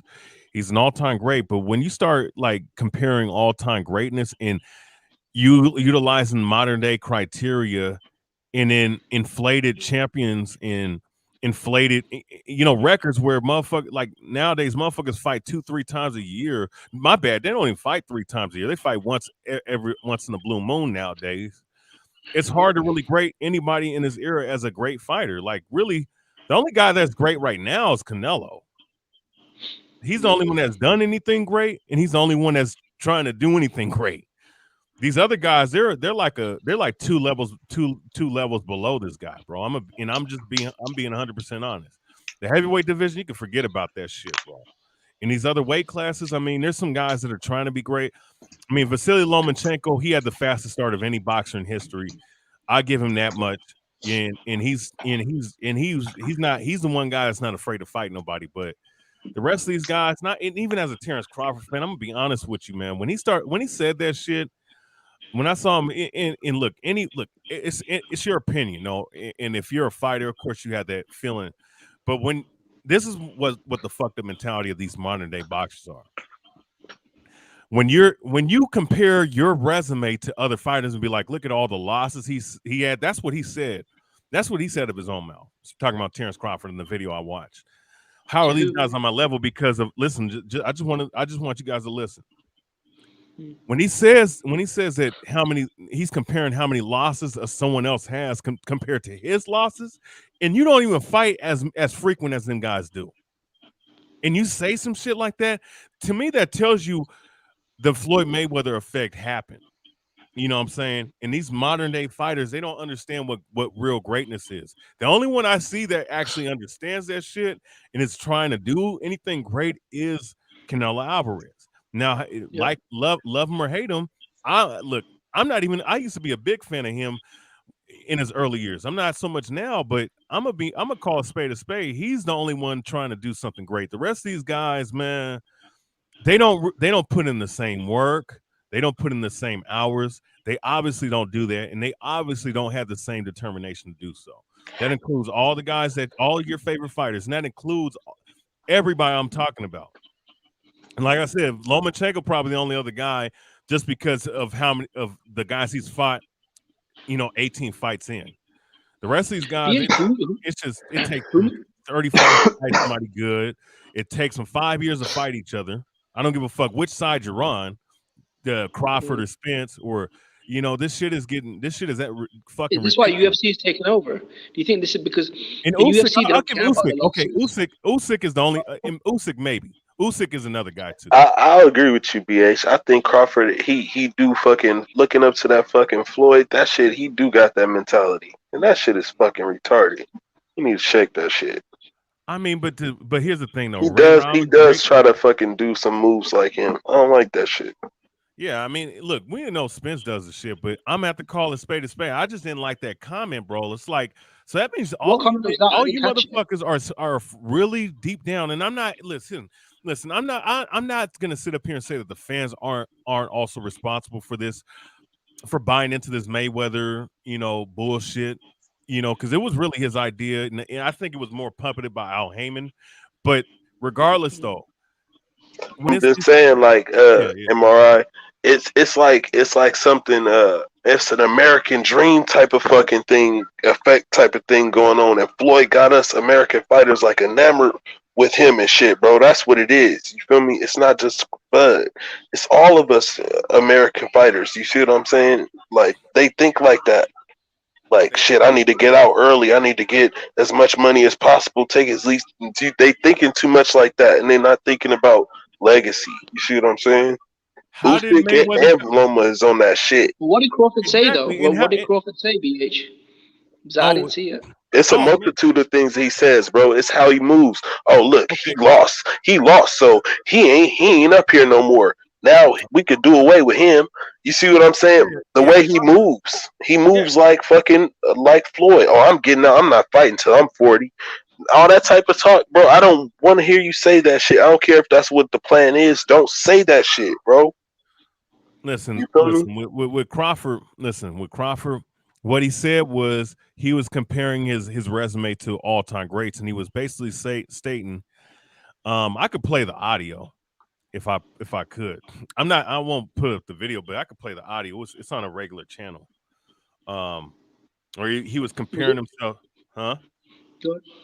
No, go ahead. I thought, was it the Joe Rogan interview? No, it was not. No. He was in the car. Crawford, greatest of all time, greatest all time. Let me see if that's up. Crawford. Okay, let me type in. Let me type it in my phone. Terrence Crawford on Sugar Ray Robinson. Yeah, I'm a huge Crawford fan, but even I'll keep it real. His resume is not the best. You know what I mean? So Terrence Crawford said he would destroy legend Ray Robinson. And listen, don't get it twisted. Don't get it twisted. I'm not sitting up here saying. Listen, I'm not saying that a fighter can't feel the way he does, but the reasons he's giving, right? Okay, just listen to this shit. My bad. Now listen, he's talking about levels, right? Now listen to this shit. This is Terrence Crawford now. But it would be no point, you know what I mean? If I smash Ray Robinson, what is you fans is gonna say? Oh, you beat a bum. beating nobody. So why would I even waste my time on Ray Robinson? I should say Ray Robinson. Come on, man. How many losses you got, brother? Oh, you know what? Never mind. I think this might have been another Ray Robinson. My bad. BH, don't be trying to sabotage my boy over there, Okay, bro. you know what? Come Never on, mind. man. Okay. You know what? I take that back. Never mind. He's not Come talking. on. I think he's talking about Somebody. the Ray You know Robinson what it that was? fought Somebody. Ugas. Okay. Here's what it was. It says Terrence Crawford says he would destroy the legend Ray. Okay. I was fooled by that. My bad. Oh my God. My bad. I take that back. Okay. I love my boy Bud. All right. Bro, you was about to have me telling the truth. I was about to say, man, Sugar Ray Robinson will mess around and break Bud's jaw, bro. You know You're talking what? about the Never one mind. that had the My draw with bad, man. rematch. Hey, I was yeah, man. My bad. That's That's some clickbait bullshit, bro. That was when he was talking to Gary Russell and shit, bro. I was about to say, bro, you trying to sabotage my guy. That was clickbait right there. Hey, wait a second. They did you dirty. Hey, bro. Hey, real quick. But who fuck is calling himself Ray Robinson today, though? Oh, it's the guy that fought Ugas. Bro, Ray Robinson, there is a Ray Robinson. It's one of the last dudes that actually beat Bud in the amateurs. And he fought Mean Machine before Mean Machine fought Bud in an eliminator. Wow, man. Whoever He's been clout chasing off Bud just like Gary Russell for years, bro. He's got like 30 losses. So this dude, Mike Alvarez is TB. Man, you fucking faggot.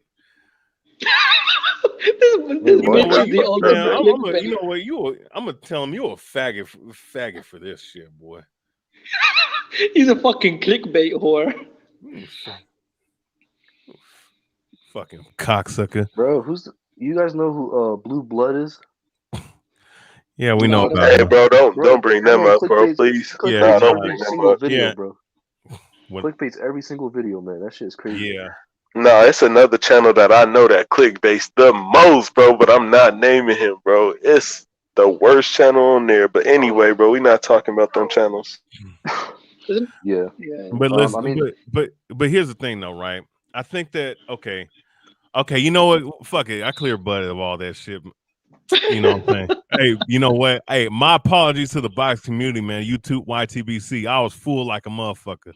I got caught slipping. That's not your fault, man. He tricked you, and that piece of shit clickbait. Bro, but to go on that point that you guys were talking about, I think mainly it's like the casual fans, right? Like these boxers that are following Floyd, they know that if they're undefeated, they think that they appeal a lot more to casuals, and like once they lose that, they won't be as appealing.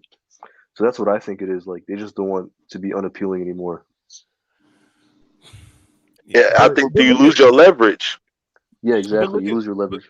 But look at this though. Look at Lomachenko. That motherfucker has 2 losses, but if we look at it and examine his resume, Orlando Salido is not a guy that you're supposed to be fighting in your second fight, bro. Let's be honest. You know, and he lost to that dude, but that loss obviously helped him out because he went on a nice little winning streak, and then he lost to Teofimo Lopez. You know, I stay on what channels, Dundada?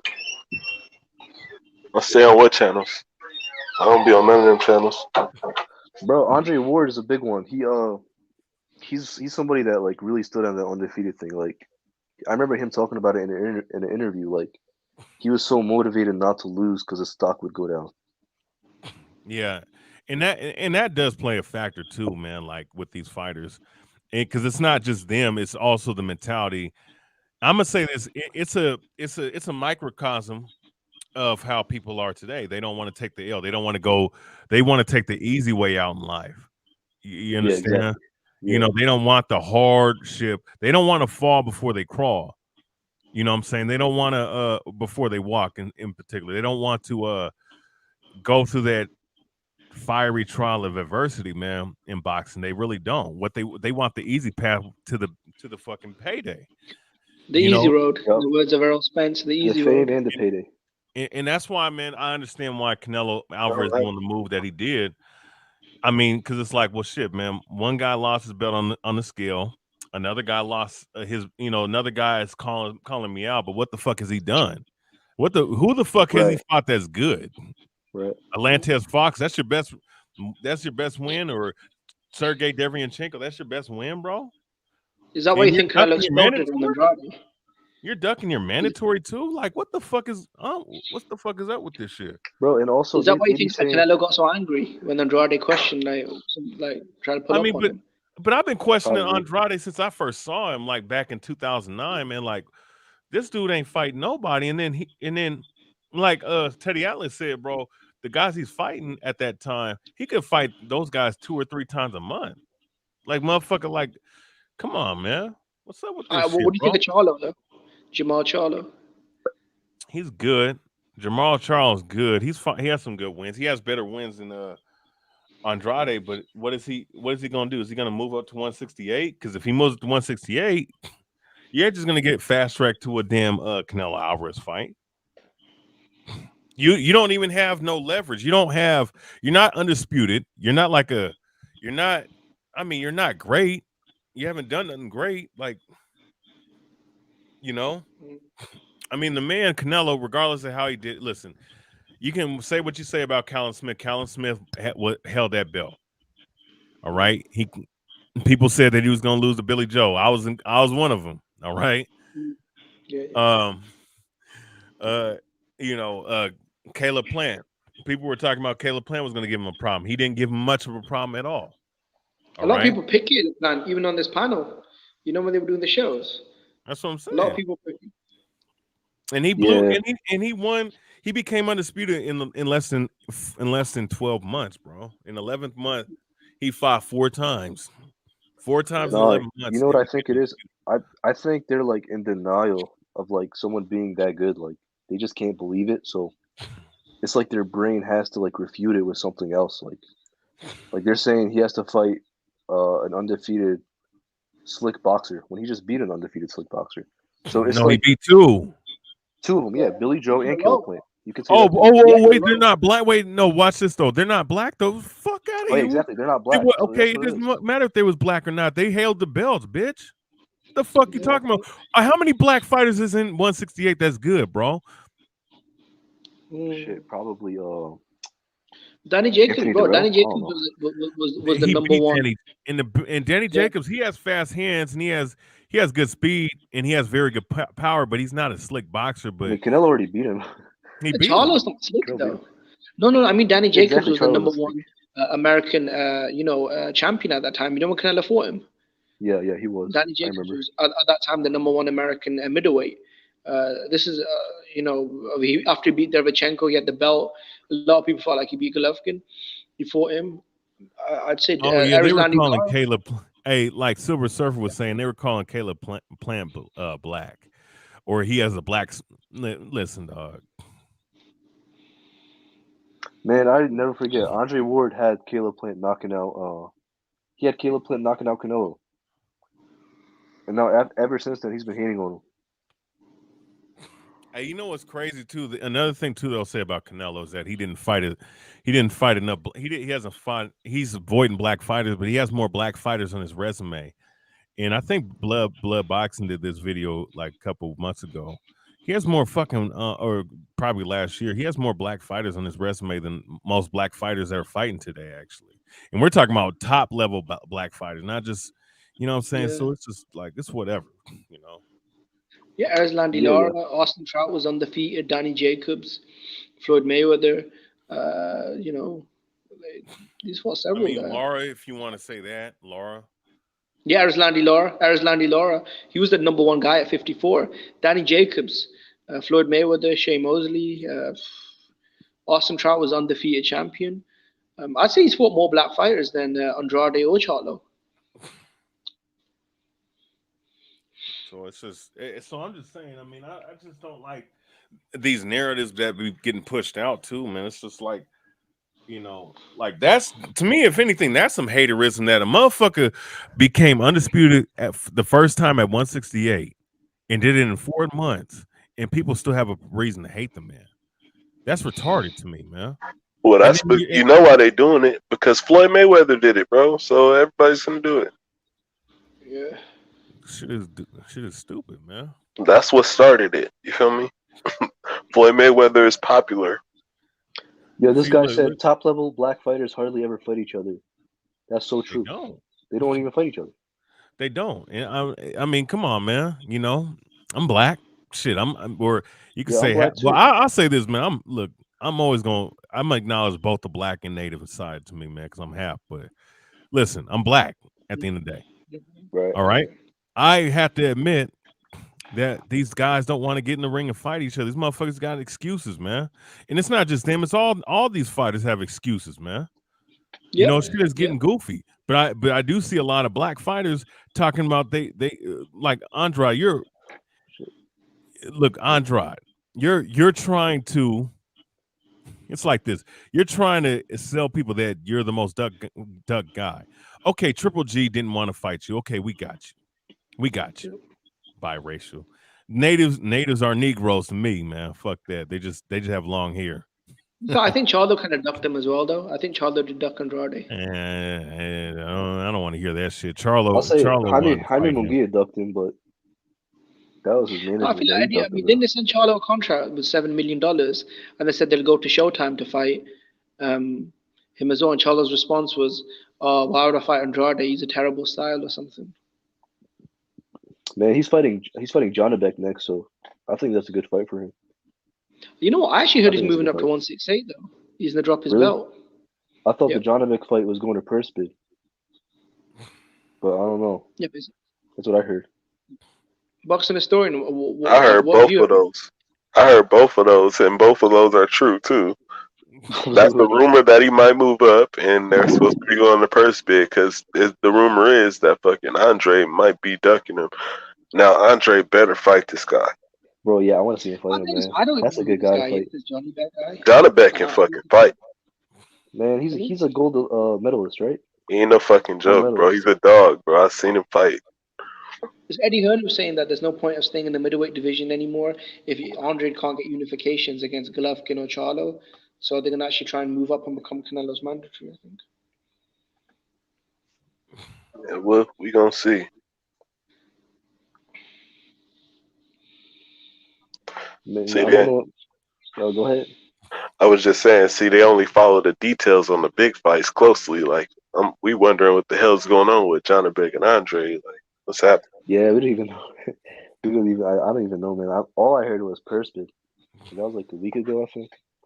Yeah. So maybe he's backing out. I don't know. But so that boy, what's up with that boy Triple G, man? Triple G, he's been moving weird after that Canelo fight. Yeah, he's been non-existent. He's been non-existent, bro.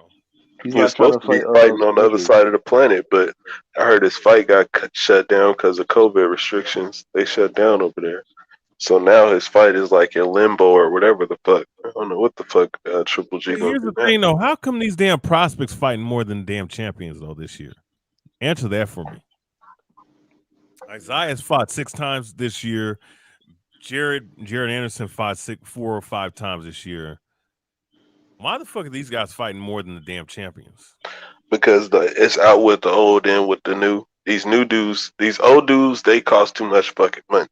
That's what it is, and they're bad for business. I know it's COVID, yeah. Notice that them young dudes are with the ESPN too. They're not PBC guys like that pushing young guys like that. You know what I mean? How come Virgil Ortiz fought more times than Terence Crawford? That was weird.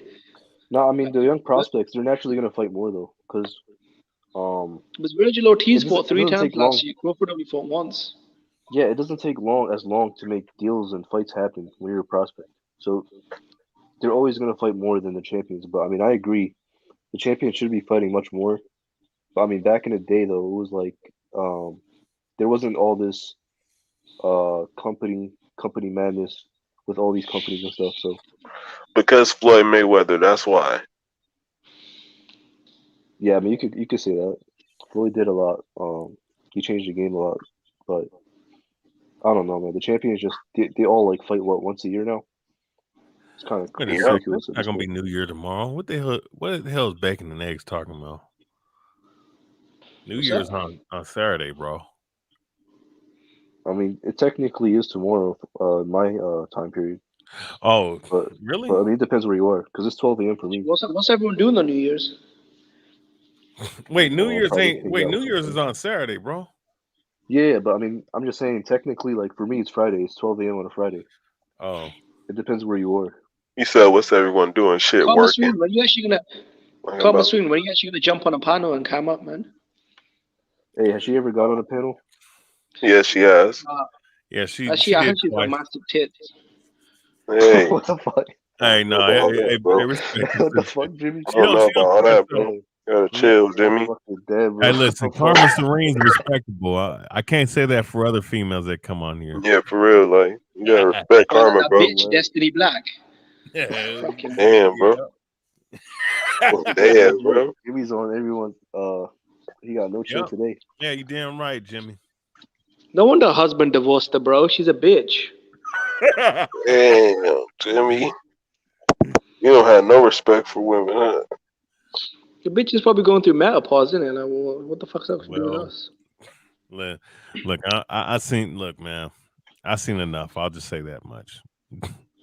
But Karma Serene, she cool. She's a cool sister, man. Don't forget when. What your thoughts on Destiny Black? Is she cool?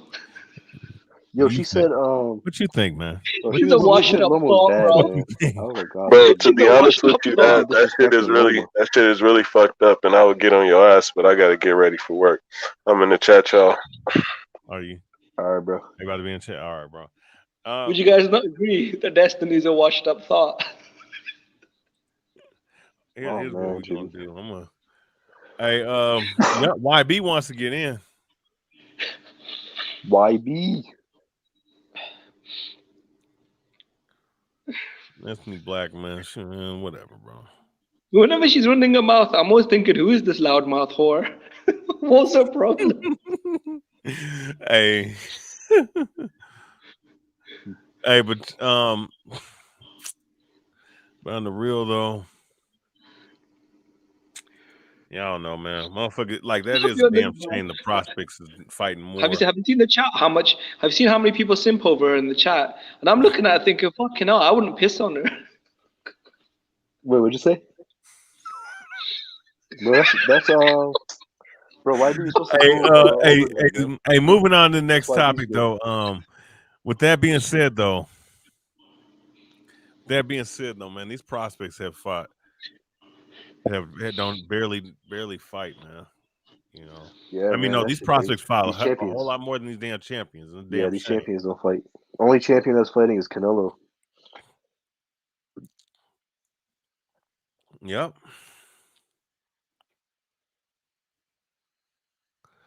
Boxing wave. Let's see. Hey, so you guys looking forward to that Joshua Usyk fight? Not really, because Joshua gonna get knocked out. Oh shit, really? Jimmy, what do you think? Yeah, bro, I'll be honest. I agree with BH, man. It's just this really was the worst style for Joshua. I think stylistically it's even worse than Tyson Fury. Because I thought the Fury fight was... Yeah, go ahead. I'm gonna be honest with you. Usyk's a problem for everybody, and I think he'll beat Tyson Fury. Would you pick him to beat Wilder? I think the only guy that's gonna beat him in the long run, the only guy that's gonna beat him is Frankie. Wait, hold on. You said Usyk will beat Tyson Fury? Hell yeah, he will. Damn. Wait, you got him just outboxing him for 12 rounds or what? Bro, he can stop him too, man. Like, nah, man, I don't think he can stop him. Because Fury's been dropped. Look, prior to Wilder, people were talking about, if he can get dropped by cruiserweights, what do you think Wilder gonna do? Listen, Usyk, you guys gonna see. Usyk's just a better boxer, and he brings more. Usyk's a bigger puncher than fucking Steve Cunningham. I tell you that. Yeah. Cunningham's probably the same size. He's somewhat the same size too. Usyk just better to me, man. He's better than all these guys at heavyweight. Wilder. Yeah, what about Usyk Wilder? Who Where would you rate? Listen. I'm gonna say this: 80. It's gonna be 80-20 Usyk, because all Usyk gonna do, he's gonna get on the inside, he's gonna bang punches, and Wilder's gonna jam his power. He's not gonna have that same power as he's telegraphing it a mile away against these fucking guys that can't move. Usyk gonna get on the inside. He's gonna bang that body. He gonna, I mean, Wilder has a puncher's chance. He got an explosive right hand, and he can knock you out with it. But I think that Usyk gonna get on the inside, and within 6 or 7 rounds, Wilder gonna quit, man. Yeah, bro, he's gonna box circles around him. Because he could either outbox him. Because look, if that's all Wilder got, Wilder don't set his shit up with no jab. Listen, he's hitting Fury because Fury, even though Fury's mobile, Fury is a big ass target, man, to hit. So if you throw something's gonna land eventually. He's just not gonna do that again. I mean, he knocked out Ortiz and he knocked out everybody else he fought before Fury, but Ortiz is like 45, 47 years old, bro. Let's just keep it a buck. And I'm not sitting up here, taking away from his win. He that's a good win. I just don't think that Wilder, man. I think that at the end of the day, Wilder is just gonna. He had a nice little run, and because he didn't improve like he should have.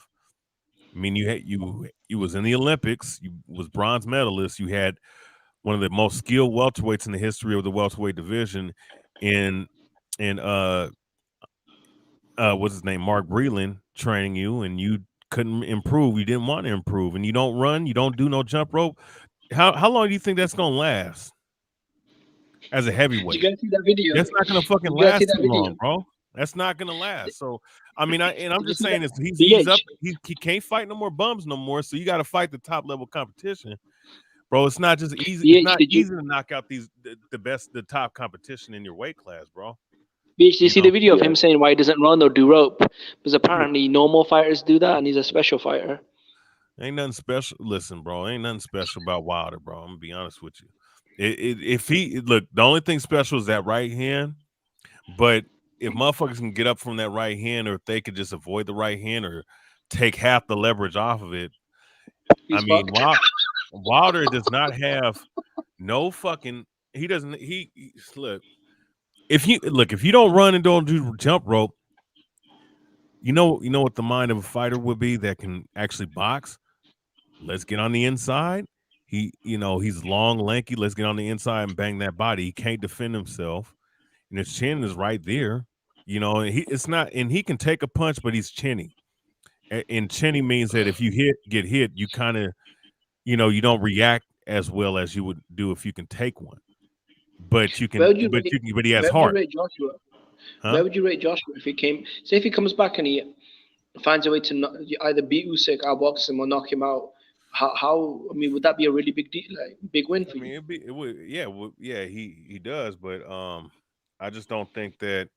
I mean, I don't think there's some mechanical things that he won't be able to fucking improve on because it's given his size, man. And I've never seen this guy being able to bounce on his toe. He's not able to, bro. He can't do it. He can't really move like that, bro. Like he's robotic. He can box straight up like the European, the European style or the UK style for that matter. Yeah. But how many more? I mean, how much more is that that's gonna take? You know what I'm saying? Or how much more can you really improve on him? I just don't. I mean, to me, him and Wilder in the same boat.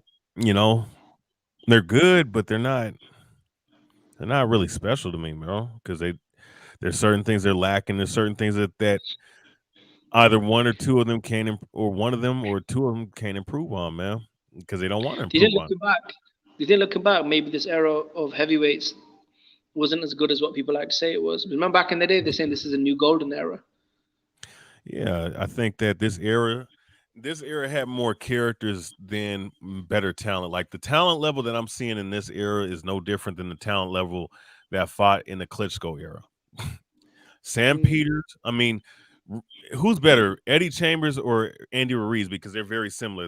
They're 6'1", 6'2", fat boys with fast hands. Who's really better? Eddie Chambers. Okay, I'm just using comparison by comparison, the type of fighter. Who's better, him or Andy Ruiz or Eddie Chambers? I got Eddie Chambers.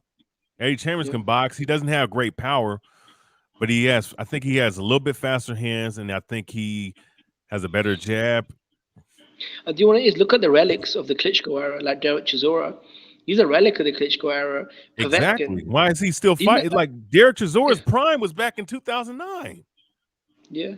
2008, 2010. Like this ain't the Derek Chisora. I mean, the fact that Derek Chisora can go rounds with Yo, I'll be right back. Joseph Parker. How great is Joseph Parker?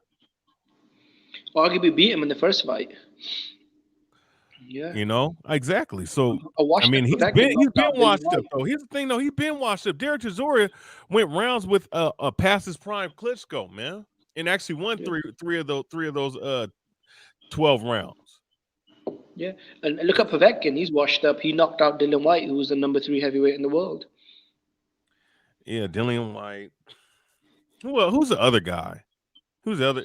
Okay. Let's look at. I mean, David Haye. Yeah. How much? I mean, come on, David Haye. He was able to survive with the Klitschkos. Hey, guys, talk about Deontay Wilder. Okay, when Deontay Wilder was coming up, right? When he was up, he was like 20-0 against however many bums he fought at the time, right? Yeah. How many? Remember, they said. I remember this. They said that he was not ready for Vladimir Klitschko. They said that he was not ready for him, and that was a past his prime Klitschko. Yeah. You know, I'm trying to think of some of them guys like Chris Arreola. Like guys don't remember Chris Arreola was boxing since 2006, bro. His best years was in 2008 to 2011, bro. The guy you saw that fought Wilder and the guy that you see that fought Andy Ruiz is not the same guy, bro. All right. I'm just being honest with you, man. Like, and it's not knocking guys. It's just you got to look and evaluate. It's about like examining what you're watching and have something to compare it to, man. Like I just said, like I said, these guys that are fighting today, the top guys are not really that much better than the guys that were fighting in the Klitschko era. All right, Kevin Kingpin Johnson, defensive fighter, right? How much better is someone like let's see who's up in the top 10 at heavyweight today? How much better is someone like, I don't know, Joe Joyce or somebody like that, or is Joe Joyce or one of those guys like what's his name, the dude from New Zealand, Joseph Parker, is he that much better than Kevin Kingpin Johnson? I doubt it. I think a lot of people would disagree though. I haven't watched that much back in that era, so I can't really say much. But you said who do you think Klitschko, like let's say he was in this era, you think he would beat Tyson Fury? Which Klitschko, Vitaly or which one is better? Vitaly's the better one to me. You think he would have beat Tyson Fury? Yeah, he would stop Tyson Fury. He would stop Wilder, and he definitely would stop Joshua. Wait, but back then though, they weren't as big though, right? Now we got people who were 6'9", 6'8". Back then, like I don't think those guys were that big, right? When what is so you're saying bigger is better? No, that's not what I'm saying. I'm just saying like in general, like in terms of physicality. Well, I'm not saying here's that the makes problem. it better. Now here's the thing about the Klitschkos and what guys like, and this is the reason why you see a lot of big heavyweights now. A lot of these guys, because they're trying to compete with the Klitschkos, they're trying to find. And my favorite heavyweight in the past right now, I mean, I think my favorite heavyweight of all time is probably Sonny Liston, if you ask me. All right, that's probably my favorite heavyweight all time. But regardless of the fact though, the Klitschko era, they did fight a few guys that was tall, but yeah, did they fight a lot of guys that were like short? Yeah. But here's the problem with a lot of these trainers, that in a lot of these trainers, there's not too many great heavyweight trainers in today's time. What happened was that they started trying to find a lot of these guys off the basketball court and the football field, from guys that are like ranging from 6'4" to 6'9" in today's era. All right. This era that we're seeing, They're trying to find these guys, and okay, you have you're tall, long, box tall, use your jab. But the problem with finding guys are tall and whatnot, and you see this with every fucking heavyweight boxer. This is why when you go watch. We don't have to go that far back. Go watch the guys in the 90s all the way up to the early 2000s. Almost 95% of them, 90% of them guys can move their feet, and it was just Yeah, you're right. it was You're right so about fucking different. You watch a fight like Joe Gibb. What's his name? Joe Gibb. And Bruce Seldon. Go watch that fight. That fight is, and I know that they're shorter than these guys today, but it's such a different. It's much more crisper. It's way more technical than with these guys. Like these guys are big, and these guys all around the world been trying to find bigger guys to compete with the Klitschko's. That's what it was. And they're trying to find these so-called super heavyweights. Listen, that shit is an inflated fucking thing. And the problem with these guys is that they can't move. They can't really. They don't know how to act. They're not fluid in their motion, and that a lot of these guys haven't been taught that. Facts. That's true. And I'm just saying for myself because I'm a big guy. I was taught how to move and how to circle around. A lot of these guys are not trained. Oh, look, man, you're using too much movement. You can gas out and tire. Well, if that's the case, then motherfucker, do your goddamn road work. Guys wasn't complaining about that back in the day. You know why? Because guys wasn't weighing excess weight of 250, 260, 270. That shit is retard shit if you ask me. You know what I'm saying? That's why you see these guys be out of shape and tired and shit. Yeah, because when you get to that size, bro, like, listen, it's hard to really get motherfuckers to really be that size and do what someone like Lennox Lewis does. And you got to understand too, because these guys are so uncoordinated, and a lot of these guys are slow-footed. Footwork is like 90% of the fucking game. Oh, okay, it's 50% of the game, and that's a huge aspect of the game. And the fact that these guys have no footwork at all, it tells you a lot. Just because you have an 85, 87-inch reach don't mean a damn thing. You got to understand, like, being big has its perks, and it also has its pros and cons, man.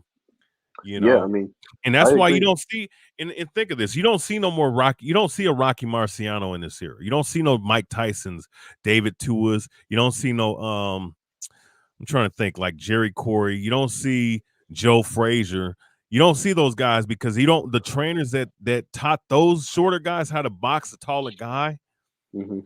Those guys don't exist no more. And I've been taught a long time ago, a lot of the generation of trainers. This is why, like, a lot of new guys, they look at the motherfuckers that fought back in the day. Bro. A lot of those guys back in the day, like, people don't understand, like, because they watch these old black and white footage of these old fighters, these old fights, and they look at it and be like, okay, these black and white foot. Look, it's slow. Because all those tapes that you see are slowed down. Most people don't understand That's that. true. Yeah. Even the tapes from the 80s and 90s, that shit is slowed down. Like the motherfucking tapes you see today, a little bit of it is sped up to a degree.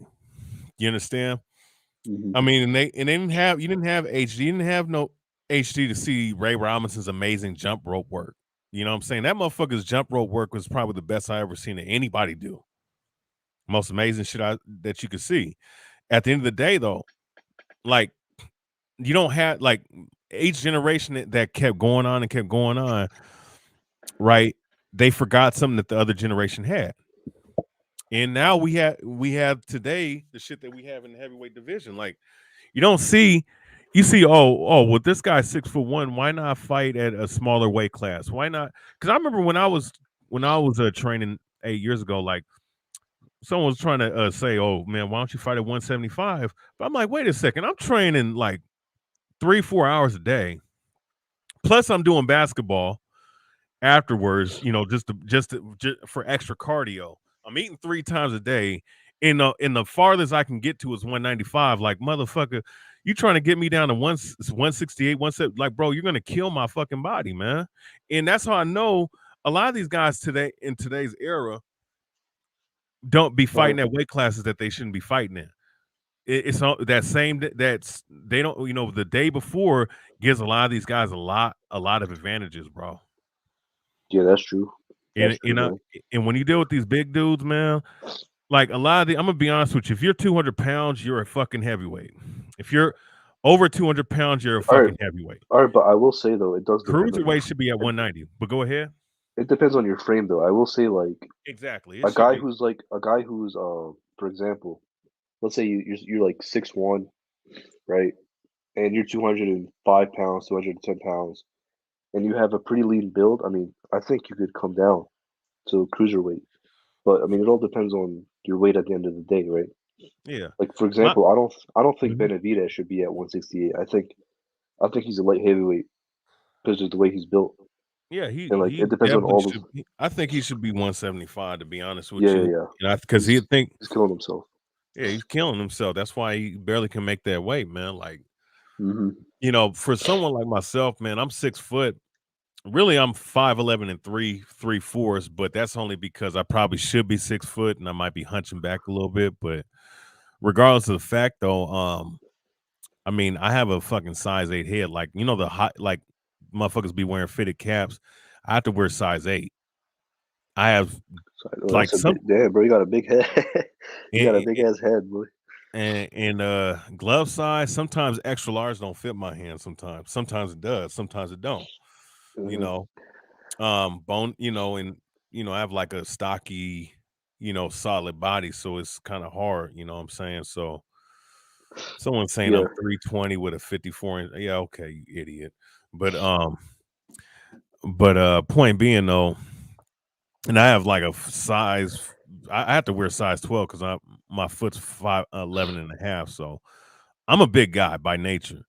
So so my frame, you know, my frame is like a big guy, you know, big dude, man. You know what I'm saying? At the end of the day, and you know, but it's like, but see, that's what I'm saying is like with these heavyweights, man, like motherfuckers just don't understand what it takes. Like people think that heavyweight is 6'5", you know, 280 pounds. Like, come on. Yeah, nowadays, bro. I mean, I used to think the same thing too. I used to think that too. Like, I always thought Usyk was a small heavyweight.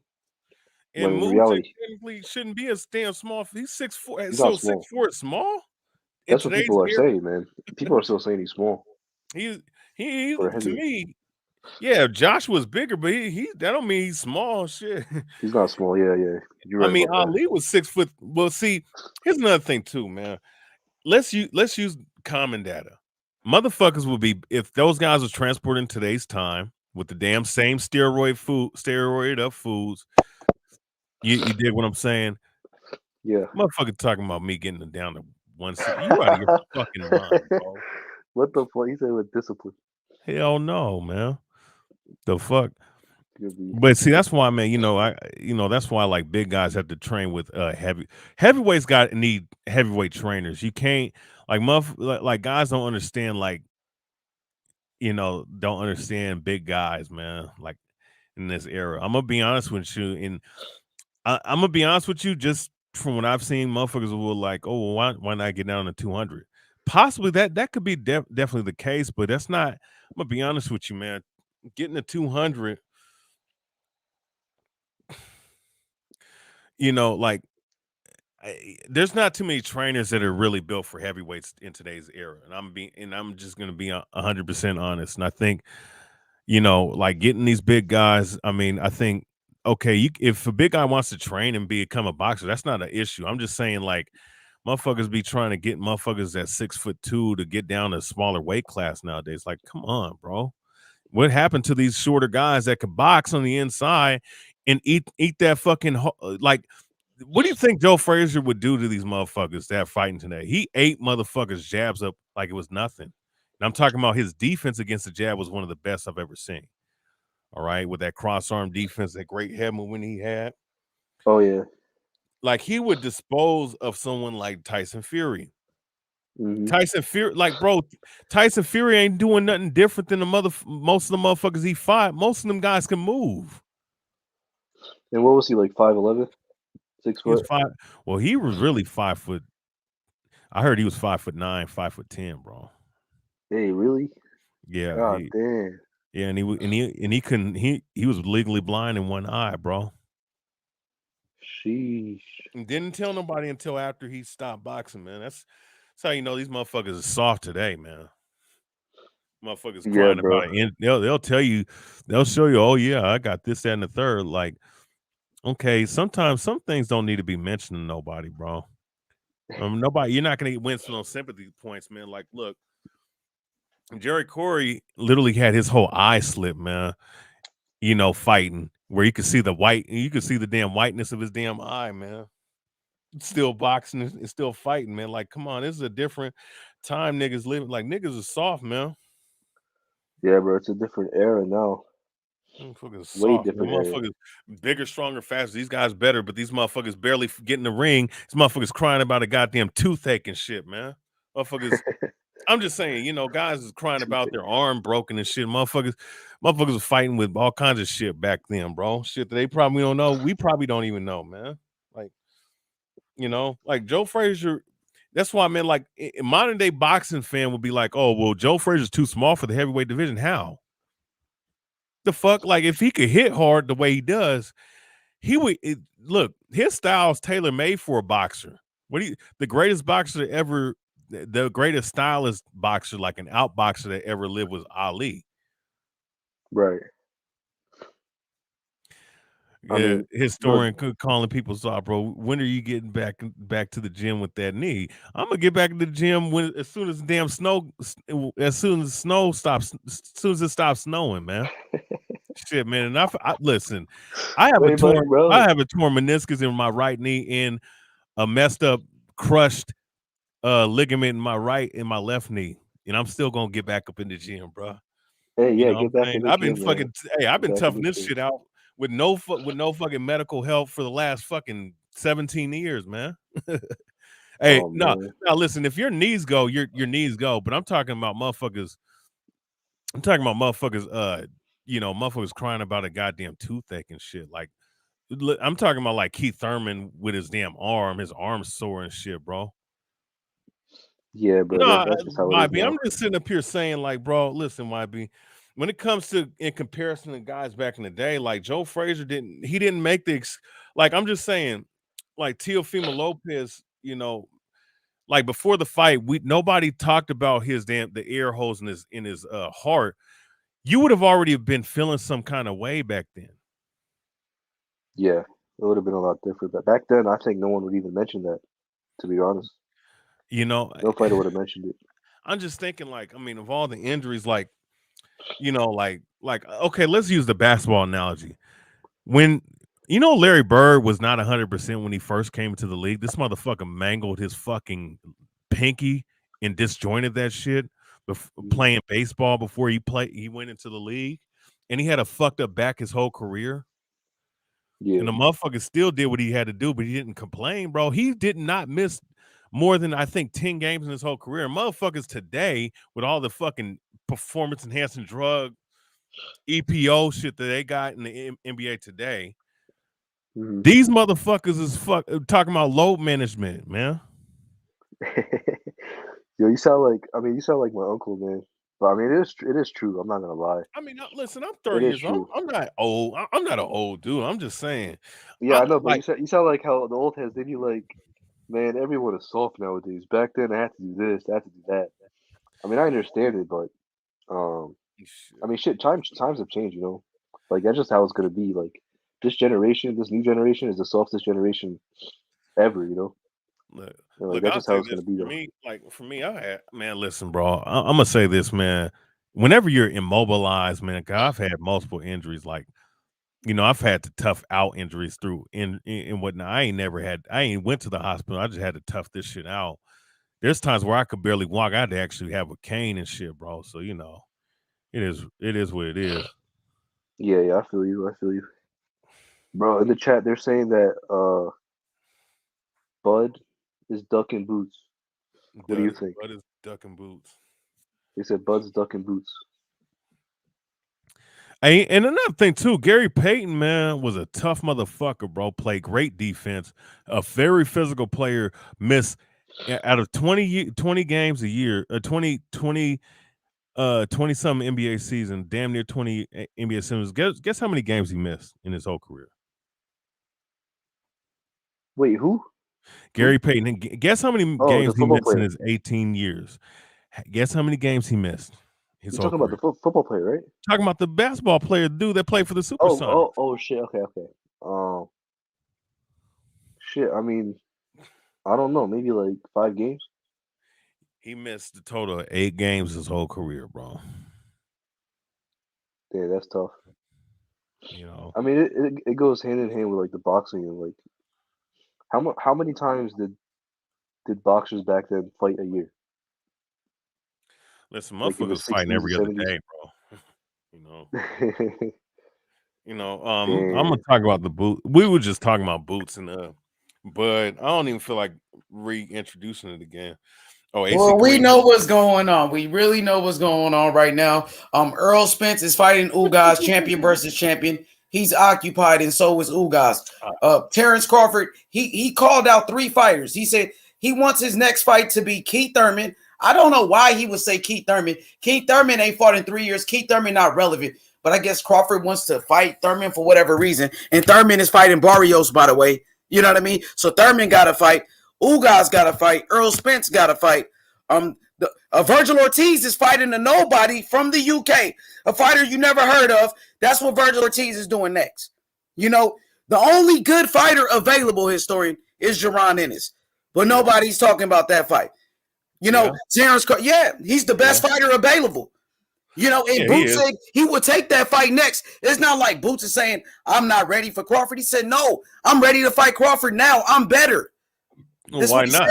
This dude has 28 fights and shit, man. Why not? You know, he's in the top 5. Oh, man, I done scratched the whole shit. That's all I'm saying. Like, Terrence Crawford, who are you going to fight next? You're not going to fight Ugas. You know, and it's funny how Terrence Crawford fans, they so mad that Earl Spence is fighting Ugas, but Terrence Crawford himself said he wants to fight Ugas. So y'all wasn't mad when Terrence Crawford said he want to fight Ugas, but when Earl Spence gets to fight unification, champion versus champion, they mad at that. Sounds like somebody not real boxing fans. It sounds like we got a lot of fanboys around. You know what I mean? That's what I'm gonna say. Jaron Ennis said he want that smoke. Well, you know what? Breaking news, boxing historian Jaron Ennis, Boots Ennis from Philadelphia. He just called out Terrence Crawford, and we haven't heard anything from Crawford ever since. Fuck. He says you need a dance partner. I'm ready. What he gonna do? What he gonna do? Somebody please tell me. Tell me why. You know what I'm saying? Take it back to the Backstreet Boys on your ass. Tell me why. We need some answers. I'm telling you right now. I love Terrence Crawford. I think he's one of the best. But I think Boots is better. Boots is faster. Boots is stronger. He's bigger. He's bigger than Terrence Crawford. Is he faster? Younger, way faster. You see Boots' hand speed, his combinations? Come on now. Come on, man. Let's be serious, bro. Sure, Terrence Crawford just beat Sean Porter, but Sean Porter was ahead on the scorecards before the knockout. Even Terrence Crawford, his own trainer, said it. It's a video where, you know, in this corner, they told Terrence Crawford, you're losing. And then he went to knock him out. So he was down against Sean Porter? Are you seriously? I had him up by 1 or 2 rounds. So why his trainer Bomac and them, they told him in the corner that he was losing the fight before the knockout, my brother? They were doing that because No, you can't explain why. We know that he did. We don't know why. We can ask them. Only they can explain. But you don't know though. You know what I mean? You can only assume. But the actual scorecards, they did have him up by like 2 rounds. You know. I know, but what was they saying in his corner? Oh, I mean, you know. They said he was down on the scorecards for a reason. A lot of people thought Sean Porter was up on the scorecard. Some people thought Crawford was, but it was a close fight. Close fight. That's why, they were too close for my liking. Too close with Porter for that. Yeah, I know they Keith. were definitely, Keith beat probably didn't know. Keith Thurman and Kell Brook. They beat Sean Porter a long time ago. Let's be honest, man. The fight should have never been that close. Let's be real, bro. But wait a second. He did something that none of them other guys could do. He did knock him out. He did. We give him that credit. But we're talking about him being down on the scorecards. You know, that's what his team said. It's a video. Come on now. Everybody saw the video. They said he was losing the fight in the corner. Yeah. You know, so let's be honest. Jaron Ennis is bigger, stronger, faster than Terrence Crawford. More skilled. He's a boxing phenom. This kid is like the LeBron James of boxing. Jaron Ennis. Hey, man. You know he's good. He's coming. He's on the come up. That's for sure. He's really good. You know he is, bro. The speed and the power is reminiscent of Roy Jones Jr. Some people compare Jaron Ennis to Roy Jones. They said Jaron Ennis is the next Roy Jones Jr. I heard some people say he's the next Sugar Ray Leonard. This is who they comparing this guy to. That's how good they say he is, man. And the kid got it, man. If he's not that good, why Crawford just don't fight him then, man? If he ain't that good. Yeah, but I think he'd be a great champ, but he got. He's the truth. You know what I mean? Look at this kid. He's a fucking beast. He's a monster. He lives in the gym. He's in the gym every day training. And when he's not training, he's training other fighters, boxing historian, as well. He's only 23 years old. He's ready right now. Remember, you know, Jaron Ennis, he has a common opponent with Terrence Crawford, Thomas Delorme. And you said Thomas Delorme is a bum, but didn't Terrence Crawford fight that same so-called bum? And Terrence Crawford went how many rounds with him? I think around 9 rounds or 8 rounds, whatever. And guess what? Jaron Ennis knocked him out in 1 round. And don't tell me Delorme was old, because Delorme just went 12 rounds with Stanionis. Gave Stanionis a tough fight, my brother. And he went 12 rounds with Jamal James. But Boots knocked him out in 1 round. Ain't nobody beat Thomas Delorme like that. Not even Terrence Crawford. So I'm sorry to break your hearts. You know, there's a new sheriff in town. His name is Boots Ennis, and he's from Philly. You feel me? And he's looking for that smoke. What's up? It's been a minute since Philly produced a great fighter, man. It's been a long time, man. Wait, you know what I'm saying? Nah, man. Philly always produces good fighters. Yeah, no, they do. You talk about Bernard Hopkins? Yeah. Bernard Hopkins, Joe Frazier, Mildred Taylor, David Reed, Sonny Liston, Tyrell Biggs, Julian Williams, J-Rock, Stephon Fulton, Stephen Fulton, unified champion right now from Philly. Danny Garcia, champion from Philly. So many. Somebody great. I'm talking about somebody great. Like, I mean, Bernard Hopkins was the last great fighter. Great fighter, Bernard Hopkins. Yeah. Bernard, one of the greatest of all time. Sonny Liston was a great fighter. Mildred Taylor was a great fighter. Yeah. He was an Olympic gold medalist. And I think Boots will be the next one, man. I got Boots being a Hall of Famer, man. I think he got all the tools. I think Boots would knock out Terrence Crawford. It's nothing against Crawford. Yes, this is my boxing opinion. I think Jaron Ennis, I think he can beat Earl Spence. I think Jaron Ennis beats Earl Spence and Terrence Crawford. He beats both of them. Yo, hey, you know I love Ennis, man. He's the boogeyman, the next Sugar Ray Leonard, the next Sugar Ray Leonard, the next Roy Jones Jr. I need to step up fight before we can see all this shit, bro. Man, step up fight, man. Come on now. Y'all was just saying Terrence Crawford need a step up fight. They was just saying Terrence Crawford ain't fought nobody. Come on, bro. They say everybody ain't fought nobody. Niggas said Devin Haney ain't fought nobody. They said Terrence Crawford ain't fight nobody. Y'all say Canelo ain't fought nobody. Bro, B-Machine. You know what I'm saying? Nobody, right? Have no step up fight. Jose Benavidez didn't have no step up fight, so why can't Boots get in there? Exactly. Come on, man. Yeah, well, what about Mean Machine? He didn't have no step up fight. Kell Brook was coming off a knockout loss. Stop playing with me. Kell Brook, he was washed up. And Amir Khan was coming off a knockout loss to Canelo. Quit playing with me. Stop playing. Who was those guys? You know what I'm saying? Are you serious? We can do that with Terrence Crawford record too, man. Stop playing with me. Facts. No, for sure we can. Yeah, exactly. Stop making excuses. Y'all making excuses. Y'all don't want no smoke. So that's what it is. Y'all gonna duck Boots, make all these excuses not to fight him. But when Errol Spence, he did that same thing to Terrence Crawford. Y'all niggas was mad when Errol Spence was like, "Oh, you got to go get a belt first. Let me clear up my side of the street and all that." You had a problem with that, but that's what y'all doing with Boots. Now y'all saying Boots got to get a belt first. That's what you telling me? He need another fight? If he ain't fought nobody, just beat him then. He want that smoke. He's ranked in the top 5, He's bro. already in the rankings, bro. Now he ranked in the top 5. Let him fight.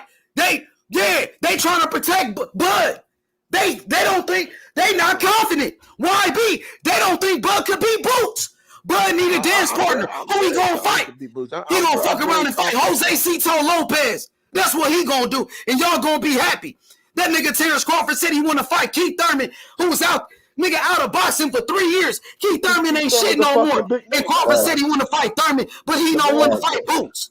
But he don't want to fight Boots. Nigga, they ducking Boots, nigga. They ducking them. I ain't gonna lie though. On the real though, I wish this era of he called them out exactly. You know, I wish this era of welterweight. Jerron Ennis called out Terrence Crawford, and we still haven't got an answer. Where's the answer at? I mean, at the end of the day, I do wish that this era of welterweight just passed away, man. Bro, I ain't gonna let this shit slide, Historian. If this nigga Terrence Crawford really ducked Jerron Ennis, bro, I'm gonna be mad, bro, because I wanted Errol Spence to fight Boots, but Errol Spence gotta fight a champion. Terrence Crawford ain't no champion available. Who he gonna fight? Errol Spence and Ugas fighting each other, so he gotta fight Boots. The pressure's on Crawford to fight Boots, man. I like Crawford. I love Bo Mack. I love those guys. But I want to see this fight, man. You know what I mean? I'm a boxing fan.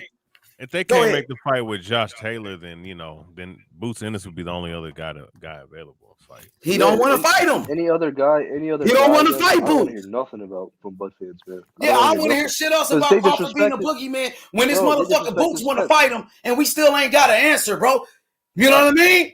Yep. And Terrence Crawford, one of my favorite fighters, but I gotta call it for what it is. I can't be biased and protect this guy.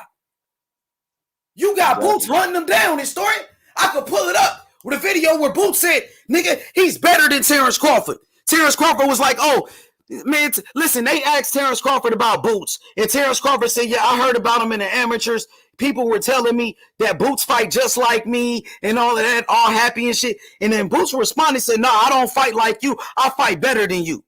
I'm better than you at everything." Let's go, bro. So I'm going to pull it up where Boots Ennis called out Terrence Crawford. You know what I mean? Historian, this shit getting serious now, man. This shit getting real now, bro. The truth's starting to come out. You know what I mean? Let's make it happen. Well, he should fight Boots if there's no one else available. Terrence Crawford fans, they scared of Boots. You know what I'm saying? I could see if Errol Spence didn't have an Ugas fight. You know what I mean? Then I would say, Errol Spence, you got to fight Boots.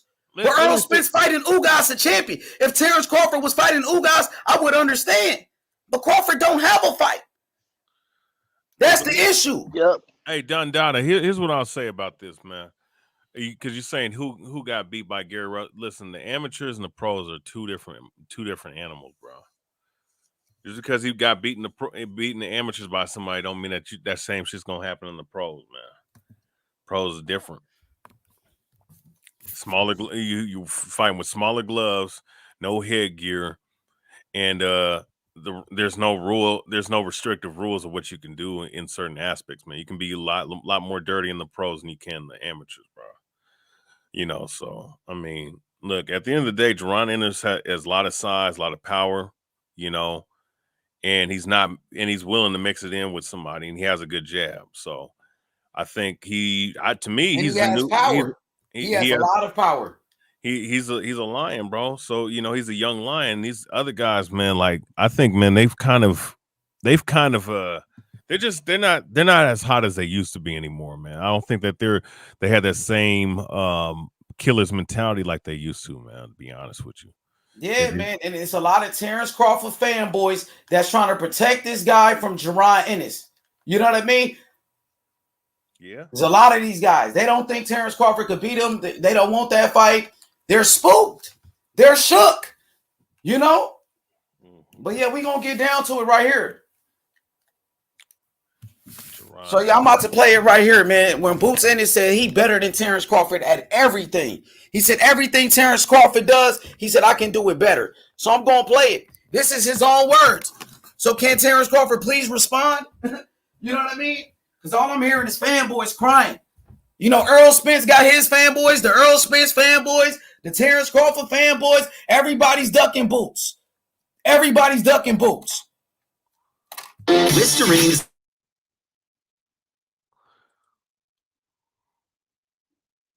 I made.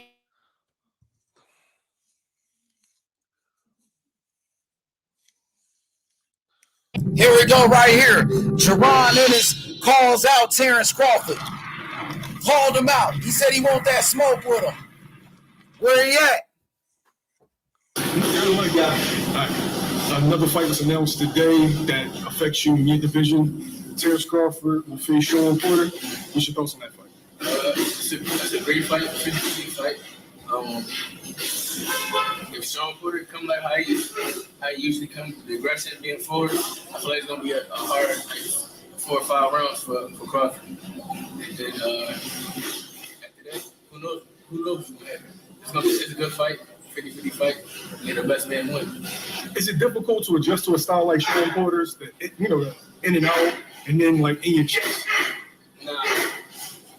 For other guys, I'm not sure, but with me, I'll just take my time, be smart with him. You know, catching in between shots while he running and jumping in. You know, it could be an early night. You know, stuff like that. You gotta be smart when you fight guys like Sean Porter. You gotta be on your P's and Q's because you can't let him out hustle you, outwork you, or stuff like that. You gotta stay behind that jab, keep popping it. You gotta keep him honest. And a lot of body work. That's how you beat somebody like Sean Porter. A lot of body work. Keep using your jab, keep them off you. Then you start walking to them later rounds. Are you surprised this fight got made? Nah, I feel like all the best should fight the best. I feel like the championship fight the champion, the top 5, anybody that's in the top 10 should be fighting each other. You know how that goes. Business of boxing. It's business of boxing. 9 times out of 10, you ain't gonna get the fights you want. Do you feel like that's ruining the sport? I mean, it is, because back in the day, everybody for everybody, and that's the way that I'm on. I'm trying, like I said before, I'm always trying to fight the best fighters. I want to fight the best. You know, the best guy in my division. That's everybody for the belts or right under it. How would you fight a fighter like Terrence Crawford, a guy that switches and fight inside outside? How would you fight him? Me? Or whatever he think he can do, I do better. So he's a great fighter, Crawford a great fighter, but it's different. Fast, strong, young, smarter, defense is way better. He's a great fighter though. Don't take that away from him. But you just gotta, you gotta outthink him. And then outpoint him, outsmart him, walk to him a little bit, touch that body.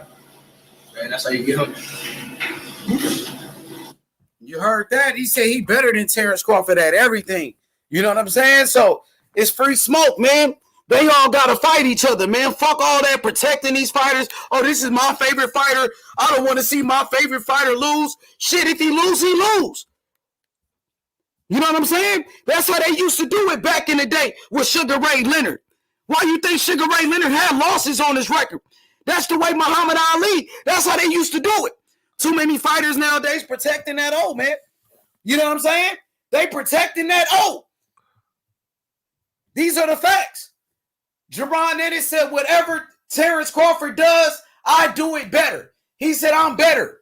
You know what I mean? He won't smoke with everybody. He talks, Earl Spence. Jerron Ennis versus Earl Spence. Let's make it happen. I got Boots. I got Boots Ennis over everybody, bro. I got Jerron Ennis beating everybody, homie. Jerron Ennis, he's going to be the best welterweight in the fucking world, bro. High IQ. You already know it.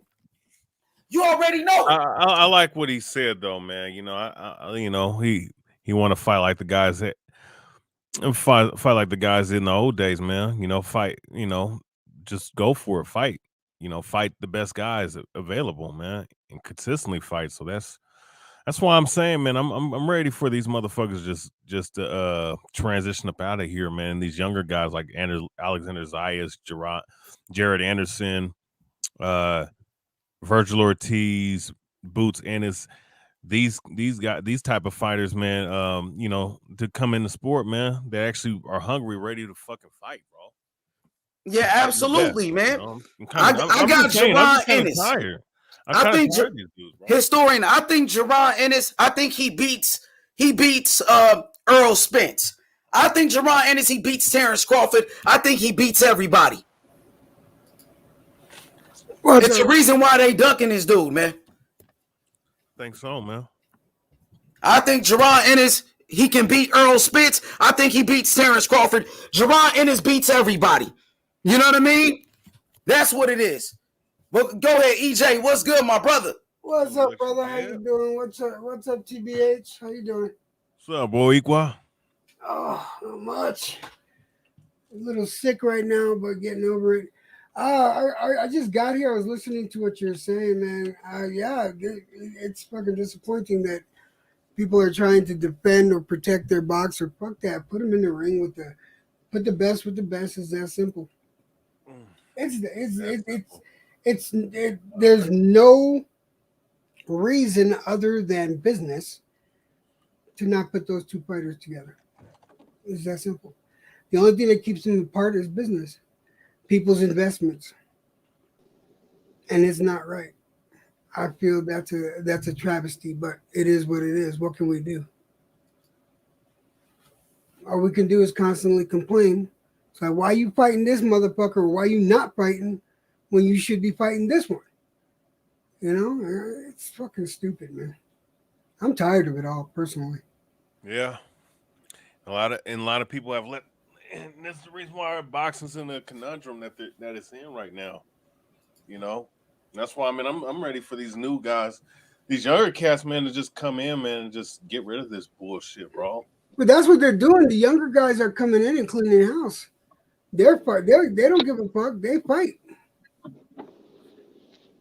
and I like that. But you know what? I think it's just. Go ahead. You know what it is? I actually think. Yeah, good. I actually don't think it's one particular fighter. I think it's just a culture that has become boxing now. This is just the environment it's become now. It's just a vicious circle. Yeah, and it's these post Mayweather motherfuckers, man. These post Mayweather Pacquiao motherfuckers, man, that are doing this shit, bro. And when you look back, and we can evaluate this, like guys that came in, like, whether it be Thurman, Crawford's done some great things. Don't get it twisted. But as far as the welterweight division is concerned, none of these motherfuckers were better than the motherfuckers that we saw in the 2000s. Miguel Cotto, fucking Sugar Shane Mosley, Zab Judah, Kasazu. Those guys were very good fighters, Hall of Famers. These guys, man, haven't done Hall of Fame work. They're not really Hall of Fame worthy, bro. They're just not. Bro, hey, historian, I know one thing, man. Jaron Ennis will knock out Terrence Crawford. Jaron Ennis will knock out Earl Spence. He fucks both of them up on the same night. They won't even fucking fight each other. They won't even fight each other. That motherfucker Jaron Ennis beat both of their ass. How about that? I'm sick of these motherfuckers, man. Yeah, man. That's why I say Boots and Virgil are the future, man, of welterweight. And I'll say this, man. Listen, if this fight don't happen with Terrence Crawford, he does wait out, and then somehow, some way, Spence beats. And Crawford ducks him. So pretty much, basically, if Terrence Crawford avoids this dude and duck him, pretty much, because that's what it is. If you don't fight him, that's a duck. Who else he gonna fight? Wait it out. I mean, you can't wait it out. Bro, hey, EJ, you always tell me about fighters staying active. This nigga Terrence Crawford fighting one time a year. He could fight Boots Ennis and stay active, like you always say. Well, how do you think I feel about that? That's some bullshit right there. That's some bullshit, EJ. They said Terrence Crawford should wait it out and wait for Earl Spence and not fight Boots. And who's saying that? But these fans. Terrence Crawford fans. Whoever's saying that shit, they're not fans of fighting. They're not hanging. That's what they're doing. They're not hanging. But you know what? Let's look at it from this standpoint. Bud has not faced a real puncher at 147. That's why I think Boots gonna knock him out. That's what I'm saying. And we've seen him hurt plenty of times. And Errol Spence has not faced a puncher since he's been at 147. Let's think of that. That's what I mean. Boots got power. He's bigger than both of them, faster and stronger and younger. Yeah. I mean, well, yeah, he has. That's the only reason. That's the only reason why I wouldn't mind the. Not now. Obviously, I want the Boots fight next, but in the future, I wouldn't mind. Say if Keith Thurman knocked out Barrios. Keith Thurman is washed up. He ain't fought in 3 years, bro. Please don't even mention Keith Thurman. Man, that dude's listen, man. Barrios about to beat him, bro. I'm gonna say, and this nigga Terrence Crawford been calling out this motherfucker Thurman, but he won't call out Boots. You want to fight a washed up Thurman? Come on, Crawford. Listen, if you want to fight Thurman as the first of your 3 fights, like let's say you fight him in I don't know, January, and you fight Boots Henderson like maybe May, then I could see that. But motherfucker, you ain't doing that shit. You acting like that's nobody wants to see that shit. You guys waited that shit too long, man. Keith Thurman is a con man. He never wanted to fight nobody. He lied to all his fans, including me, that he said that he wasn't afraid of his O, and he just milked that shit, man. Like that shit is some weak ass shit. I was really high on Thurman, but when Errol Spence, I'm gonna be honest now, I was a big fan of Thurman, but when Spence and Crawford moved up, he did change his energy a little, if I'm honest. Hell yeah, he did. But then Spence did the same thing, so I mean, Errol Spence did the same thing, yeah. I mean, this shit is just bullshit. You can't really believe. It's like, the sad thing is, the Errol Spence fans, they never call him out. You know how they used to hound Keith Thurman? They wouldn't never hound Spence for the Bud fight, and now I guess some of the Bud fans are saying, it's just a vicious. That's why I said it's just the environment. This is just the environment. Cycle of stupid shit, man. Yeah, the fans are partially to blame too. They have a stake in this too. These writers and these fucking fanboy networks and channels like Fag Hype, all right, and some of these PBC fanboys and these I don't know, Matchroom fanboys too. Yeah, see that guy Fight Hub TV. He used to be okay, but he's become a dick rider as well now. Has he? Yeah, he's just pro basically, because he works as a commentator now, innit, for the PBC. So he's become a pro PBC guy. Yeah, he's a bit of a dick rider. Yeah, he used to put it down. That's bullshit, man. Like this whole fucking culture in boxing is some fucking fuck shit, bro. Like, I mean, look, I'll say Top Rank, they got their shit in order to a degree, and I think Bob Aaron's probably the last good promoter that's in boxing today. I'll give them credit, but as far as everybody else is fucking stupid, man, to me. Top Rank is good for a starter package, but really they don't look out for their boxers down the road. I mean, I don't know, bro. They are Bob Aaron that way. Errol Spence. But you know what? But here's the thing about Bob Arum. Here's what I'll say about the situation concerning today's generation of fighters. Bob Arum's a scumbag, but one thing is you don't want to overpay for a fighter and to the point where you put so much money in your pocket where the promotion that has him, that promotes him, goes under to the point where there ain't no fights, there ain't no fighters that really had and to spread the money around. That'd be the only concern I would have for that situation. But that's why I said it's not great. It's good for what it is compared to these other motherfuckers. These other motherfuckers is doing stupid shit. Like, bro, nobody wants to see no damn. Like, how many people is really gonna buy an app? You know what I'm saying? There's not many people in America gonna be buying apps like that to watch one fucking promotion of fights, with only a certain amount of days. PBC, on the other hand, like, you're putting everything on pay-per-view. Like, this shit that's gonna be on Saturday is not pay-per-view. Barrios and fucking Thurman is not pay-per-view material, bro. I mean, Errol Spence, Ugas, you can, as long as you can, fill the card with, you can sell that possibly as a pay-per-view, but it's not gonna do well. I know that I'm gonna pay for that. I'm paying for the stupid, man, the Ortiz fight. But and you're a real boxing fan because Sanchez is your favorite fighter. Right. So you gonna I'm paying because of Sanchez. That's why. He's buying a pay-per-view because he support Frank Sanchez. That's his favorite fighter. Yeah, I feel that. I mean, if I want, look, I have the money to pay for it, but I don't. My thing is, I need to have like high quality. I pay for quality, man. You know what I'm saying? And I'm No, just, dude, I get you. I you totally know, get you, and I don't disagree with you at I all. like Frank Sanchez. I think be honest with you, I think he'll wash up most of these guys up in the heavyweight division, man. I think I'm going to tell you, man, it's going to be Sanchez. The big talk 2-3 years. It's going to be Sanchez Anderson. yeah. Everybody's I going to be think fighting that over those Sanchez two. is Who's more the ready best? than Anderson right now. I'm telling you right now, Sanchez, bro, put him in there with, bro, after this fight, put him in there with fucking Joshua, bro. He will knock him the I fuck think they're out. going to put him up against Ortiz. I think that's why they put him on the undercard now. No, Honestly, Ortiz. I think they expect Ortiz to win, and I think they're going to try to make a thing out of Sanchez and Sanchez and Ortiz. That's what I think is going to happen. That would make sense. No, that would make sense because and that'd be nice for Cuba, man. Have two heavyweights, one old, one in his prime. Yep. You know, but Sanchez, man, he's real. You know, when you're talking about the overpaying thing, what do you think about Eddie Hearn saying that now because of the COVID era, the Zone, Triller, ESPN, even PBC, they don't really have the budgets anymore. Yeah, they don't have and these fighters they don't. That's what I'm saying, and that's why it's not about pocket watching. It's about fucking common sense, and it's about understanding your environment and the time that you live in, bro. Yeah, because you're saying a lot of investors and sponsors, a lot of the big investors and sponsors are pulled out, and even because of COVID, a lot of the subscriber bases they've been cut in half. Because people can't afford to pay per view. So what are you thinking about? And another thing too, you can't. That's what I'm saying. Like, bro, like if you're not like Canelo Alvarez, he can make that kind of money because he draws in that kind of revenue. But these other guys, bro, and I'm talking about the guys in America. I mean, in Great Britain, I mean they support boxing like it's like it's 1999, but or I guess 2099, I guess you could say.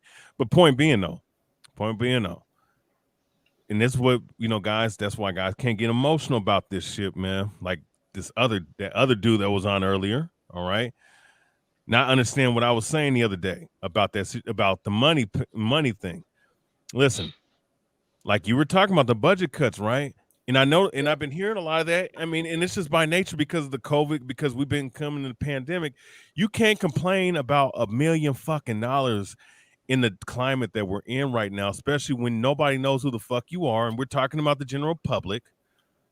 You're not a draw like that. I mean, Crawford and Sean Porter only did 190,000 fucking pay-per-view buys, bro. How much money do you think motherfuckers gonna give you? And you're only fighting once or twice a year. Nobody's gonna want to watch you doing that shit, bro. You're telling me that you're gonna complain, and I'm saying this. You're complaining about a 6-figure fucking purse, 700,000. Oh, I'm worth this, that, bro. Use your fucking common sense. Use your fucking brain. You're not gonna be able to get paid like that, bro. If you're not Canelo. I mean, I'm just saying, if you're not a big draw like that, you better be thankful that you're getting a 900,000 purse or 500,000 purse for some of these guys, bro. Because in the future, you're not going to be getting, bro. How much money think these motherfuckers like they're losing money? But if you think about it, and if you're smart, that $900,000, right? If you fight more than once a year, that can quickly become, $1.7 million, 2.2, or close to it. Yeah. But you got to put the work. A lot of these motherfuckers don't want to put the work in. They're afraid of that O. They're afraid of losing that O. They an O-ho. You know what it is also? Yeah, because he was saying that, because of the COVID cutbacks, a lot of the sponsors, investors are pulled out. Also, the live gates aren't there the way they used to be. Exactly. And this is in America, Jimmy, mind you. This is in America. Yeah. But I mean, what would you guys think about that? Do you think it's true? Like the sponsors, investors are pulled out, the live gates aren't there, and even the subscribers. For a lot of these sort of premium sort of cable television, a lot of them have been cut down because of how harsh COVID is. And according to Bob Arum, the pay-per-view market doesn't even exist anymore for boxing. It doesn't, bro. Like that's why, man. Like you're putting all of your shit on pay-per-view, like with the PBC in particular. Why? Look, Top Rank has barely did a pay-per-view this year. The only ones they did was fucking with Wilder and Fury, and that only made sense because that was a sell the first 2 times. You understand? And really it underperformed only 600,000. You know, and that should give you an inclination, bro. And that's a big heavyweight bout, and they promote the hell out of that shit. They even fucking prolong that to get more people. Hey, y'all heard anything from Terrence Crawford? Tell him Boots Ennis looking for him.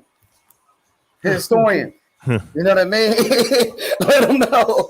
You know what I mean? Can we get a video? Is Terrence Crawford really ducking Boots Ennis? Will Terrence Crawford ever respond to Boots Ennis? That's what I want to know.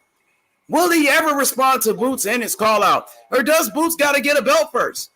Is that what it is? Get a belt first? He got to get some more followers on. Man, it's about the money now. There ain't no belts to get, bro. I thought I'd never see the day Terrence Crawford turned to a diva. You know what I'm saying? The nigga turned into a diva when it came to Boots Ennis, man. This shit is unbelievable. I think it's more that he's just listening to his advisement team, and that's it. He's gonna listen to them no matter what. And they're telling. So when Earl Spence does the same thing, it's a problem. When Earl Spence does it, you got a problem. Not you. Let me finish. You don't. I'm saying when Earl Spence does the same thing, follow what his manager's saying, all of that. Everybody got a problem with it. But when Crawford does it, it's acceptable now. Yeah, but Crawford was the champion, though.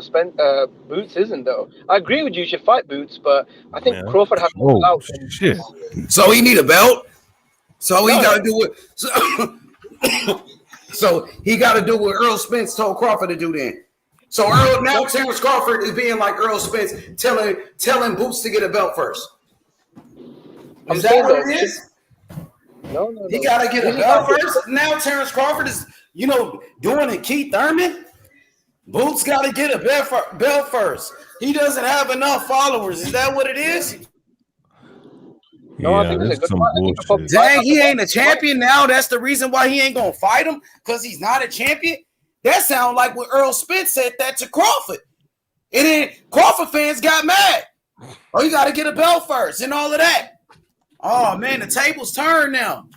Now Boots is the hungry fighter. Now Boots wants his shot at Terrence Crawford. Will Terrence Crawford answer? Ain't he a free agent? Isn't he a free agent? Yeah. Yes, he is. Make your next move your best move. You hear me, boxing historian? I know you like Terrence Crawford. I know you like Terrence Crawford, but guess what? Javon Ennis gonna knock his ass out, and that's why Terrence Crawford ducking Boots. Everybody ducking Boots. Boots beats everybody, and Boots gonna beat Earl Spence. Boots gonna beat Earl Spence, and he gonna beat Terrence Crawford, and we can bet. Terrence Crawford available. He need a fight. He need a dance partner. Javon Ennis raised his hand. He said, I accept the smoke. I would like to fight Terrence Crawford. Terrence Crawford said he's a boogeyman. Nobody wants to fight him. Well, I'll fight him. Yeah. Well, does he have a mandatory coming up? Or he doesn't even have a mandatory. He just fought his mandatory. Virgil Ortiz is ranked number 1, but Virgil Ortiz is fighting a nobody from the UK. So Virgil Ortiz got a fight already. So the only person available, EJ, is Boots. He's the best available. No one even knows that guy in the UK, because when I heard Virgil Ortiz's next opponent, bro, I had to Google him. I didn't know who he was. Look at Paolo. He dangerous and got nothing. He got nothing. He got respect. If Terrence Crawford beat Javon Ennis, he beats a top 5 welterweight, somebody that's considered one of the best in boxing with some of the best skills. He got nothing. He got some of the best skills in boxing. Excuses. Okay, that's that duck talk. Let's get back to that duck talk. You know what I'm saying? So Earl Spence, Terrence Crawford, they cannot fuck with Javon Ennis. Can't nobody fuck with Boots Ennis, bro. Straight out of Philly, like Bernard Hopkins, homie. Bernard Hopkins, the executioner. Let's go. Undisputed middleweight champion. Javon Ennis, you know what he said, EJ? He said he want to be a great champion. He said he want to be a 3-time undisputed champion in 3 different weight classes and make history. And he's always in the gym training. He wants to fight Terrence Crawford. Where you at, Crawford? Where's Spence at? It's Boots time. Let's go, Boots. We want that smoke. Yeah. What's up, Postman? I got Boots Ennis knocking out Terrence Crawford. And I got Jerron Ennis beating Earl Spence. And we can bet it. What's up? And we can bet all y'all ducking Boots. Everybody ducking Boots. Everybody, bro. Earl Spence don't want no smoke with Boots. Terrence Crawford don't want no smoke. Okay, I give you that. Earl Spence, he got a fight with Ugas. He fighting a champion. What the fuck Terrence Crawford doing? He don't even have a fight. And he don't want no smoke. He don't even want no smoke, bro. And we pulling up, homie. We pulling up. They ducking. You right, Havoc. They ducking Boots. They ducking Boots, Havoc. And you a fighter. You know what it's like, bro. They don't want no smoke. And I thought Terrence Crawford was the baddest man on the planet. He's number 1 pound for pound. But he ducking Boots, though. What's up, Crawford? Where the Crawford fans at?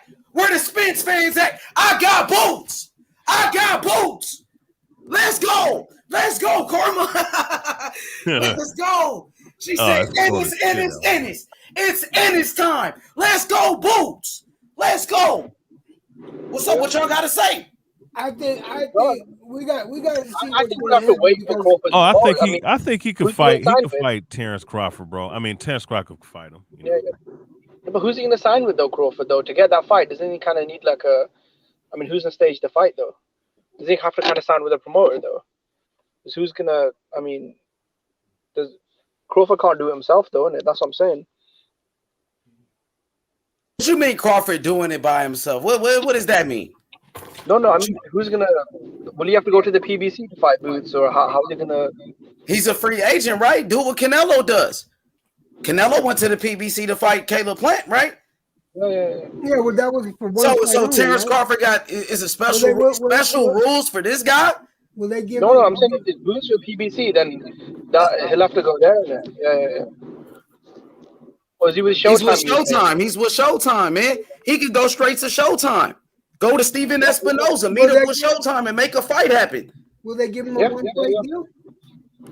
Yeah, make a fight happen, bro. No, I'm saying, would they give him? You give him a 1-fight deal, take a 2-fight deal, and go for undisputed, and fight Earl Spence or Ugas. I think if you find message, you don't want no smoke. What he gonna do? I think he'll fight Boots. I'm keeping it real. He ain't said it. Why he ain't say it? Why he said he want to fight Keith Thurman instead of Boots? Then Keith Thurman don't have no belt. What belt he got? Keith Thurman was retired for 3 years, man. That's probably because he probably thinks Thurman's a bigger name than Boots. See, Karma said Boots isn't signed to the PBC. Dang, people got quiet when they said Boots. Boots' name. Come on. No, I don't know, man. I want to see the fight. I want to see the fight. I just don't. I don't know what it's going to take to make it happen. But then again, you also got to remember he just fought like a month ago, not even a month ago. You know, so we got to see where his head's at. Maybe he will make the fight. No. But usually they don't choose a fight like. Yeah, I don't say definitely. Yeah, until after they just finish fighting. Or who he signs to. Because So I'm not even sure what. Maybe they will fight. It'd be nice to see. He could fight next, you know. You never know. Yeah, why not? He don't want it though. You know why? Because he don't want it. He don't want to fight Boots. That's why. If he wanted to fight Boots, they can make that happen next, right, Jimmy? Yeah, that's what I'm saying. We'll have to wait and see because, I mean, if he's off a contract from Top Rank, then yeah, he can fight whoever he wants in it. But I think he'll sign to PBC, and I think he'll fight guys like Boots. You know. But I just don't think he wants to be locked down with anyone. I think he likes the idea. I mean, let's stop making excuses. He ain't gotta be locked down with anybody. You know, just make the fight happen. You know, that's all. That's all. I want to see the best fight the best. And right now, Jerron Ennis, he's the best available. He's the best available opponent for Terrence Crawford because Keith Thurman First of all, Keith Thurman, I don't even know why Terrence Crawford wanted to fight Keith Thurman, because that dude ain't fought in 3 fucking years. Keith Thurman fighting Mario Barrios, so you can't fight Keith Thurman. Earl Spence is fighting Ugas, so you can't fight them. You know, Virgil Ortiz is already fighting somebody from the UK. You know, so you got to fight somebody. Boots is the best available. Who you going to fight? Danny Garcia? Who would you rather fight Boots fight? Danny Garcia or Jerron Ennis? What's a better fight? I would say Boots. Danny Garcia coming off a loss. And where Earl Spence beat Danny Garcia, nobody gave Earl Spence credit for that fight. Yeah. So why would you want to fight him? Fuck Hey, around, that's a good fight for Boots, though. H We Money, thought fuck about it. around. Both Philly They fighters. might put him up against Both Philadelphia fighters. Avanesyan. How you say his name? David Avanesyan? Is that how you say the name? Avanesyan? Avanesyan, yeah. Fuck around, they might put him up against. Oh, Terrence Crawford gonna fight him? Terrence Crawford gonna fight Avanesyan, man. Get the fuck out of here. Come on, man. And you can fight Boots. No, That's crazy. Let him he gonna get cooked. I'm saying that for you. And I like Crawford too, man, but I got Boots knocking him out. I think Boots is faster, stronger, bigger. Boots would knock out Crawford, man. You know what I'm saying? To be honest with you, Crawford get hit clean all the time. Sean Porter was cracking him. They said Sean Porter was winning the fight before the knockout. You know what I'm saying? And think about it. Mean Machine was giving Terrence Crawford some trouble. Gamboa hurt Terrence Crawford at lightweight. Now you're talking about a big-ass welterweight. Crawford ain't never fought nobody that size, that big, in his whole career. Ever. And then the size with the skills and the speed, the defense, the IQ, the work ethic, Jerron Ennis, he's on a different level, man. Crawford gonna get beat, man. And I'm telling you right now. And if Earl Spence was available, I'll say the same thing. Earl Spence, fight Boots. Boots, he's ranked number 1. You know, let's make it happen. That's all I got to say. That's all I got to say, Jimmy. Make it happen. EJ, make it happen. I'm all for it, man. Shit, I'd love to see it. I'm just kind of curious what would it cost or what kind of deals would have to be made to make the fight happen. Would there have to be like a 2 or 3 fight deal so that they can keep him on board wherever he goes, and if that's what kind of deal they offer him, is he gonna be willing to do it for this one particular fight? I don't know. I don't know. I want to see the fight, but us as fans, all we can do is do what you're doing right now. Make noise about it. Yeah, and I'm putting pressure on him. You know, and that's what Jerron Ennis, his father, he said that's what we need to do. Put pressure on Terrence Crawford to fight his son, Boots Ennis. And that's what I'm doing. You know? So, Kush said Boots is fighting Avanesyan. No, he's not. Boots hasn't even signed the fight yet, bro. No, he did not, bro. No, he did not. He ain't got to fight. That's a lie. That's a lie. Boots wants to fight Terrence Crawford. Let's stop deflecting. Let's stop coming with excuses. Let's stop making roadblocks. Boots don't have a fight. If Crawford won it, he can get it. Point blank, period. And when Boots knock his ass out, I'm going to tell you, I told you so. Boots don't have a fight. No, he don't have a fight, bro. I know people that be with Boots every day. He don't have a fight. Boots is available. My nigga YSM was just with his daddy yesterday. He didn't say he had a fight. They said they want Terrence Crawford. Y'all don't want Crawford to fight Boots. Stop making excuses. You know what I'm saying? You know, Crawford is available. If Earl Spence didn't have a fight, I put the same pressure on Earl Spence. We put pressure on Earl Spence every day. Now, when it's your favorite fighter, you know what I'm saying? You got to deal with it. You got to take it like a man. Let that nigga fight. If he's supposed to be the best, he number 1 pound for pound and all of that, I think Boots is better. I got a better dog. My dog to beat your dog. My fighter will beat your fighter. That's what I say. And we can set it up. And we can bet. We can do all of that. Let's make it happen. Okay, then. Making excuses.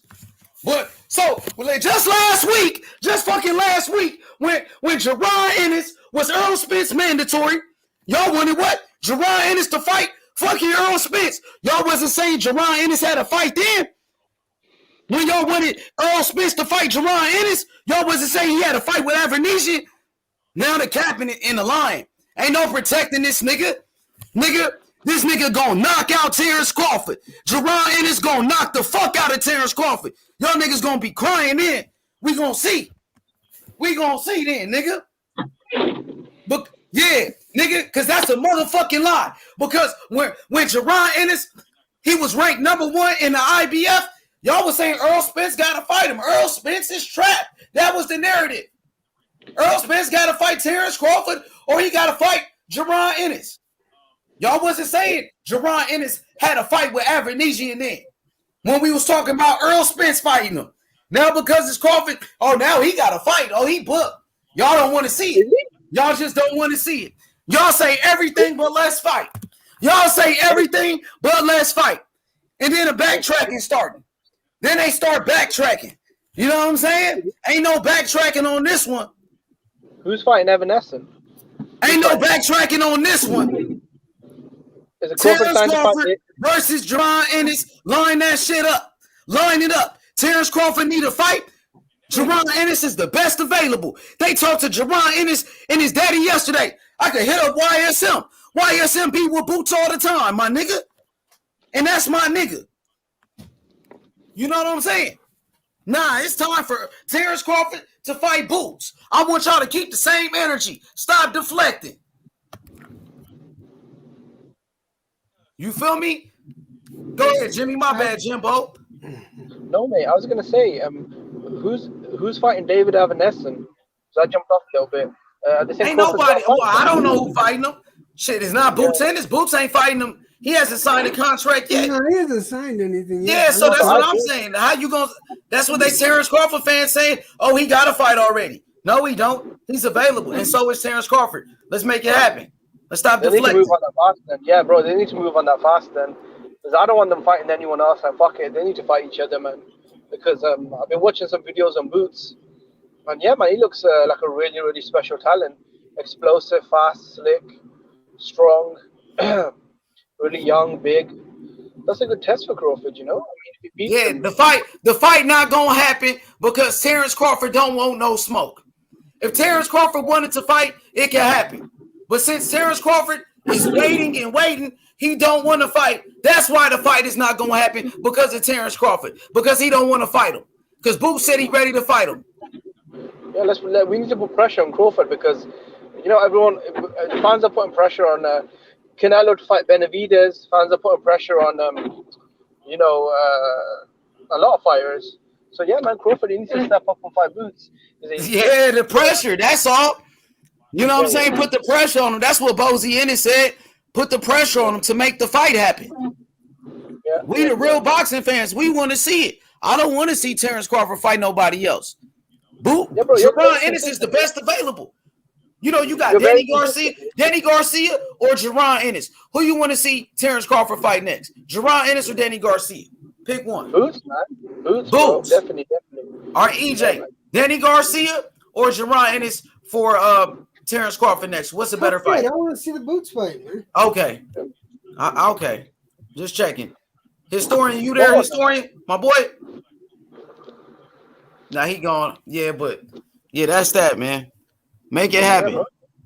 Let's make it happen. That's all, man. And I like Crawford. I just think Boots will beat him, though, to be honest, because that dude is young and hungry, man. He got power to his combinations, his hand speed, boxing IQ, and Terrence Crawford is a slow starter. He starts slow. You think Crawford's career will be over then? Boots gonna catch him.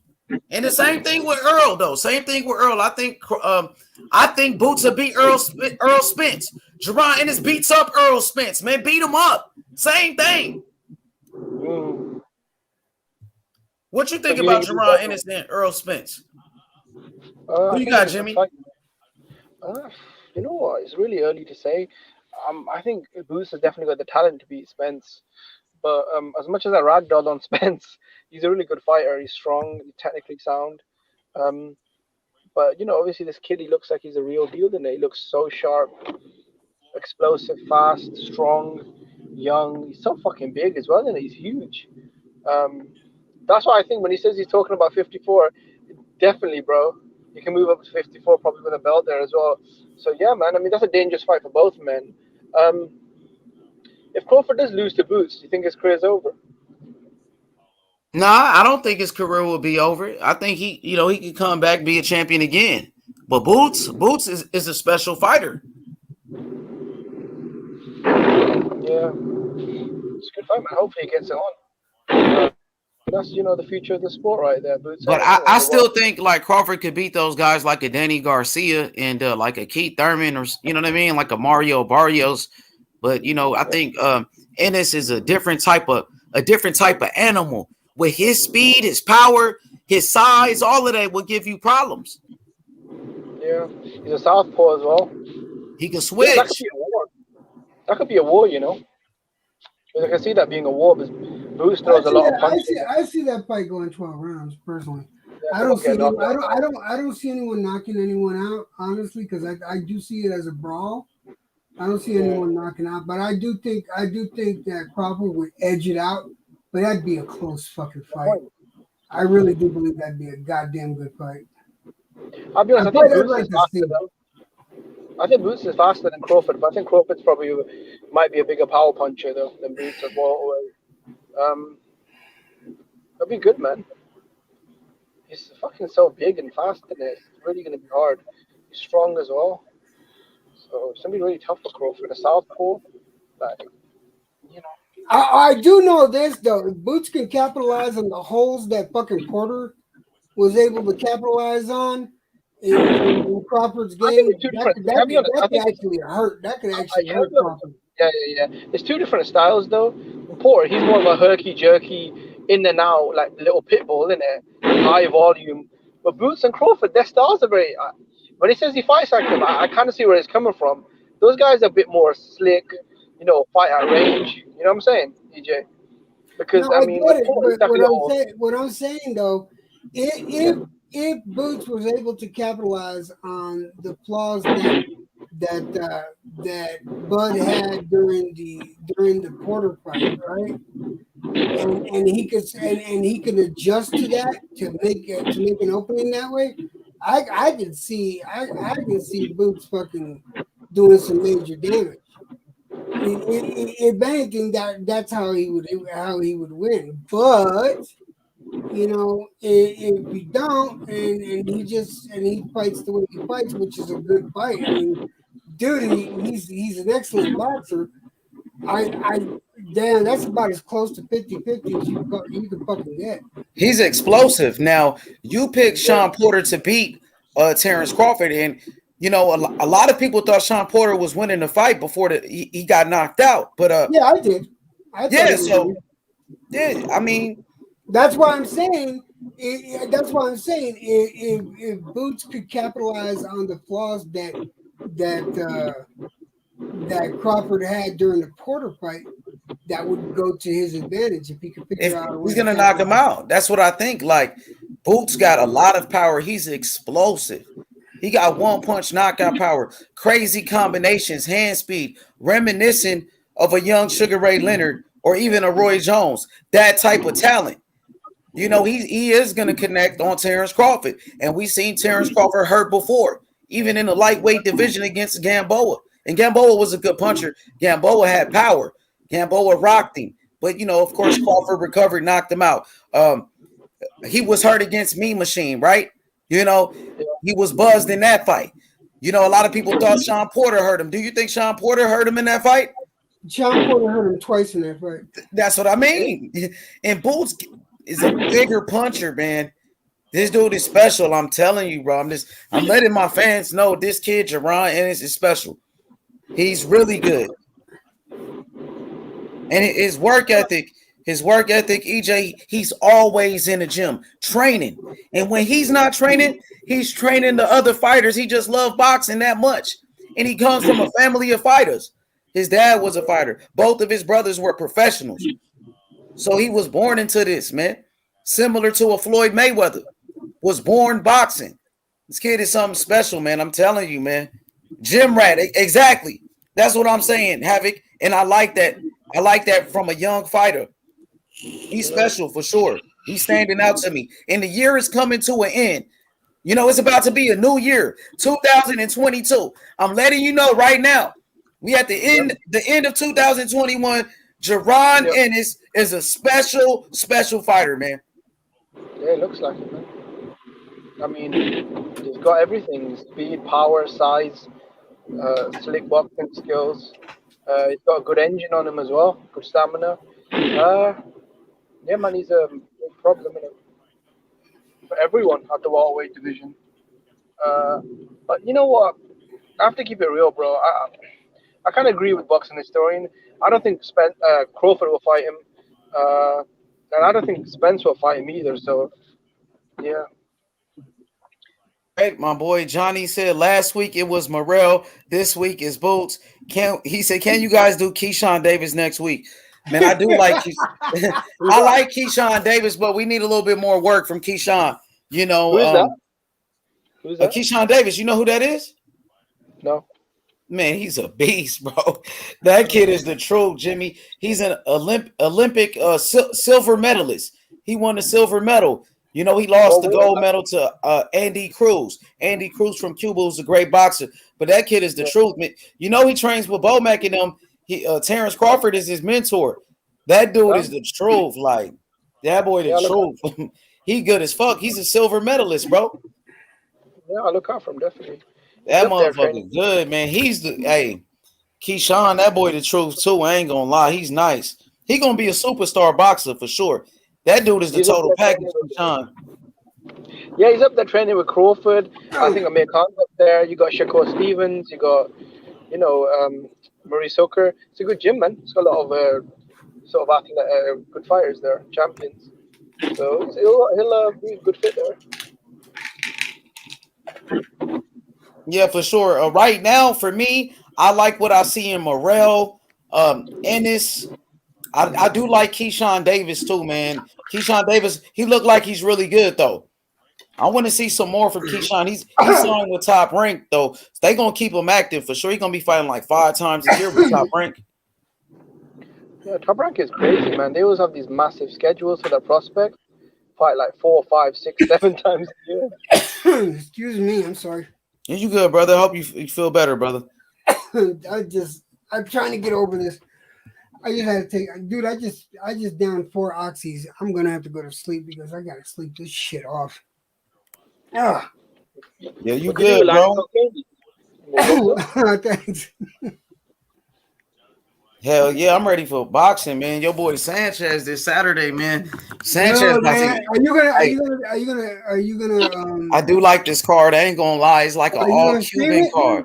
It's an all Cuban card, man. I'm on it, dog. You know, you know what I mean. You got Sanchez on the undercard, the co-main event, Luis Ortiz main event, and then you got Giovanni Brazon against Perro, another Cuban. That's a good fight right there. That boy Giovanni. They said he's supposed to be like. I was looking up this guy. I was looking up this guy Hammer, right? Yeah, he's got a dangerous right hand. The one Sanchez is going up against. He's got a dangerous right hand, and he's a cheater like fuck, man. He likes getting in a hit before the break starts. You know, when the ref breaks them up, he likes throwing a fucking hit every so often on that and gets away with it. And so Sanchez got to be careful with that. And in the clinch, Hammer likes throwing those fucking rabbit punches, and he'll do whatever. He's a dirty fighter. He'll do whatever it takes to get a shot in there, even low blows. I watched today. I watched like 4 of his fucking fights, man. I saw him fight Fury. I saw him fight the other Fury. What was it? Huey Fury. I saw him fight against the Cuban kid. There's 2 other fights I seen, and I noticed that about him, man. It's like, but he does got a cracking right hand though. No lie, he's got a good right hand. but he's a sloppy boxer. Nah. Yeah, for sure, man. So I'm excited for the new year, my brother. You know, we got some great fights coming up. Errol Spence versus Ugas. That's a great fight. Champion versus champion. Unification. One step closer to the undisputed.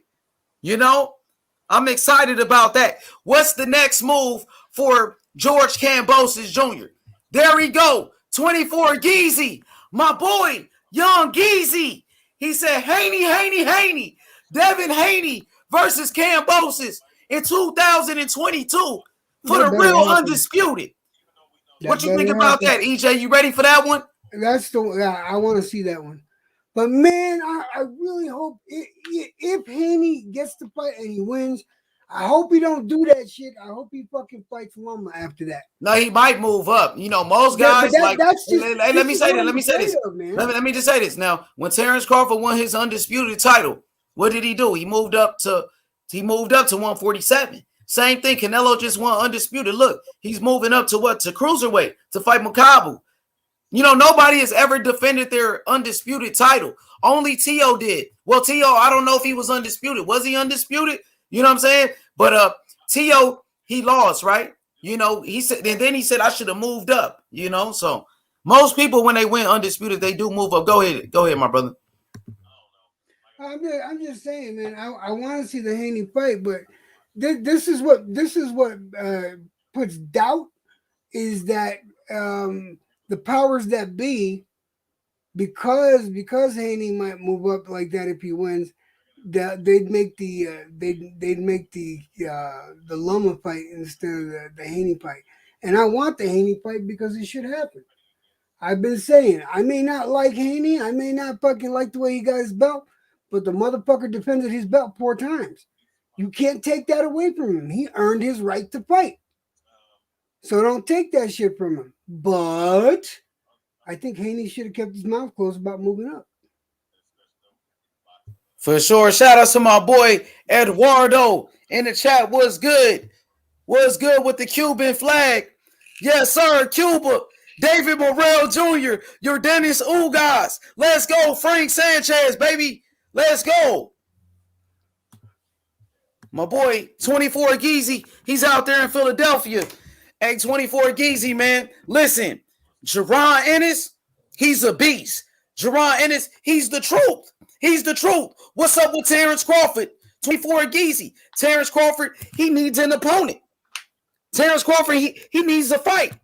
And guess what? Jerron Ennis, he's the best available, man.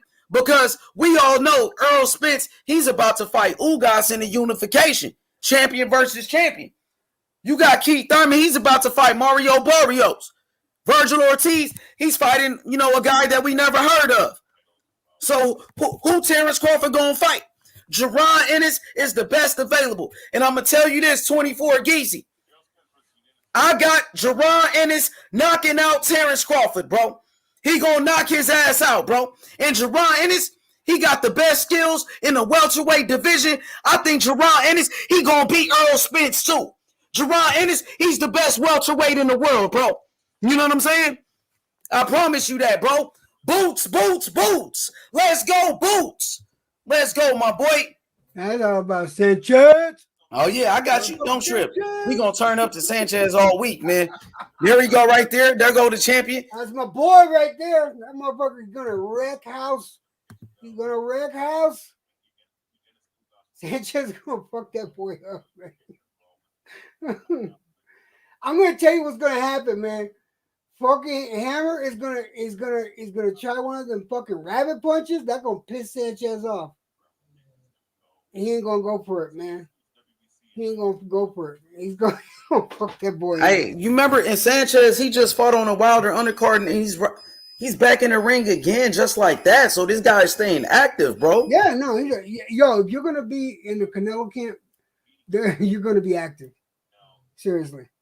You're going to be active. I'm kind of curious, actually, really. I want to see how Ruiz does in his next fight. I really want to see if he's improved or not, because he lost a lot of weight, and the motherfucker looks strong. I want to see how Ruiz handles his next fight. But right now, it's all about Sanchez going. Ooh, that poor boy. I feel sorry for him. And if he tries to cheat, man, you can't fuck up with a Cuban like that. Cuban got bad temper. Hey, 24 Geezy, he said, "Yo, H, do you think Josh Taylor will move up and fight Crawford next?" He said, "If so, he gets a pass." He said that a pass is mandatory. He said he fight Crawford next. If he gets a pass, is mandatory. The thing with Josh Taylor, he said he want that fight, but Josh Taylor, the thing is, Josh Taylor is at 140 right now, 24 Geezy. He's still at 140. He still has to fight his mandatory Jack Catterall. So Terrence Crawford gonna sit there and wait for Josh Taylor, wait a whole year on the Josh Taylor fight? Nah, fuck that. He got to stay active. You know, Jerron Ennis, he's the best available. Jerron Ennis, he's ranked in the top 5 in every sanctioning body, man. I would rather see Jerron Ennis versus Terrence Crawford. Come on, man. You know, if he beats Josh Taylor, okay, Josh Taylor was great at 140, but Josh Taylor never fought at 147. That's what I'm saying. I want to see Terrence Crawford versus Jerron Ennis. Philly in the building. Bernard Hopkins. All the great champions like Joe Frazier and Meldrick Taylor, bro.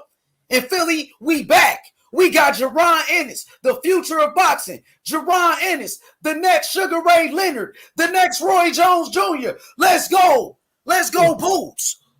Let's go, Boots, man. That's what I'm going to say. Terrence Crawford going to be waiting on Josh Taylor forever? Man, fuck that. Wait on a 140-pounder. Josh Taylor still at 140. He got to fight Jack Catterall, man. So he going to sit there and wait for Josh Taylor when you got Boots calling you out? Boots Ennis calls you out. What he going to do? You got to answer, homie. All call-outs are mandatory. We know that. I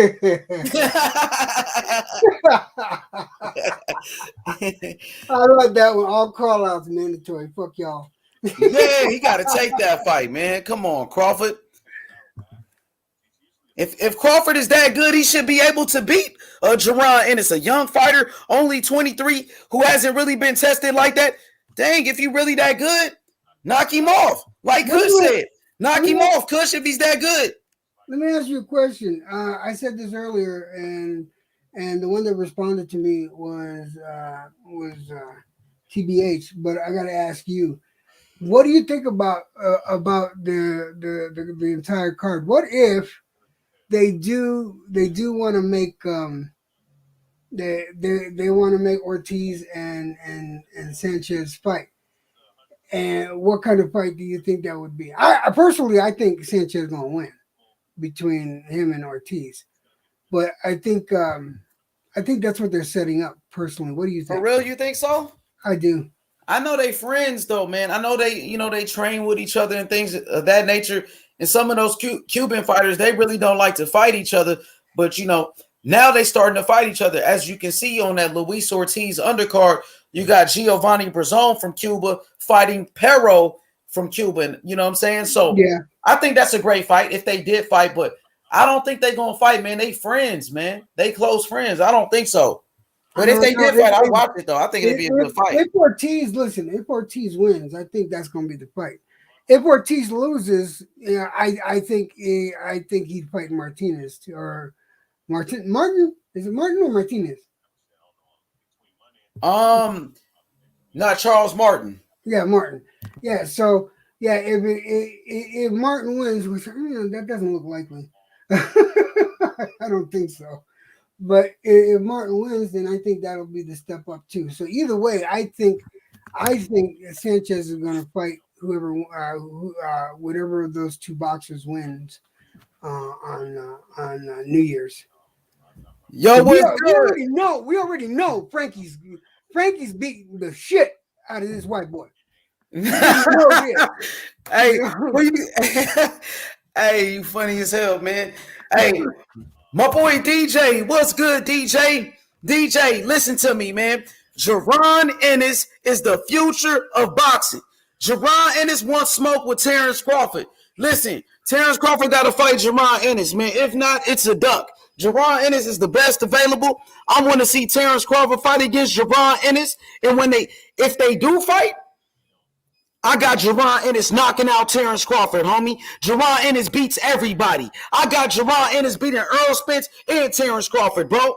Jaron Ennis is the next Sugar Ray Leonard, DJ, and you met up with him. I love the kid's work ethic.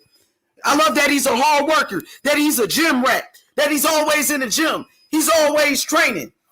Jaron Ennis, man, is the future of boxing. I honestly believe, my brother, man, I honestly believe that Jaron Ennis and David Morrell are the futures of boxing. Can't nobody beat those guys, man. Well, you know what I'm saying? How come you don't talk about Munguia no more? What the fuck? I like Munguia. I heard Munguia want to fight Andrade. Come on, man. You were hyping up Munguia because I like Munguia too. Don't forget Munguia. I like Munguia, but to me, honestly, I think Jaron Ennis and David Morrell are the two best young fighters in the world, and I think they gonna take over boxing. Those two, I think they gonna be the two best. Like my number 1 and number 2 pound for pound, those two, Boots Ennis and David Morrell. Yeah, I'm sold on it. You're forgetting some names, man. What about Zepeda? Both Zepedas are badass. But they a little bit older though. Morrell is 23. I think Boots is like 23. They the same age. So who else? I like Keyshawn Davis though. Keyshawn Davis look good, but I like Morrell and I like Boots. Oh, come on. Don't even say that. You see that? Munguia dunking. That's fucked up, man. Munguia ain't dunking nobody, man. That's some bullshit right there, man. That hurt. You cut me there, man. You cut me deep. You hurt my feelings.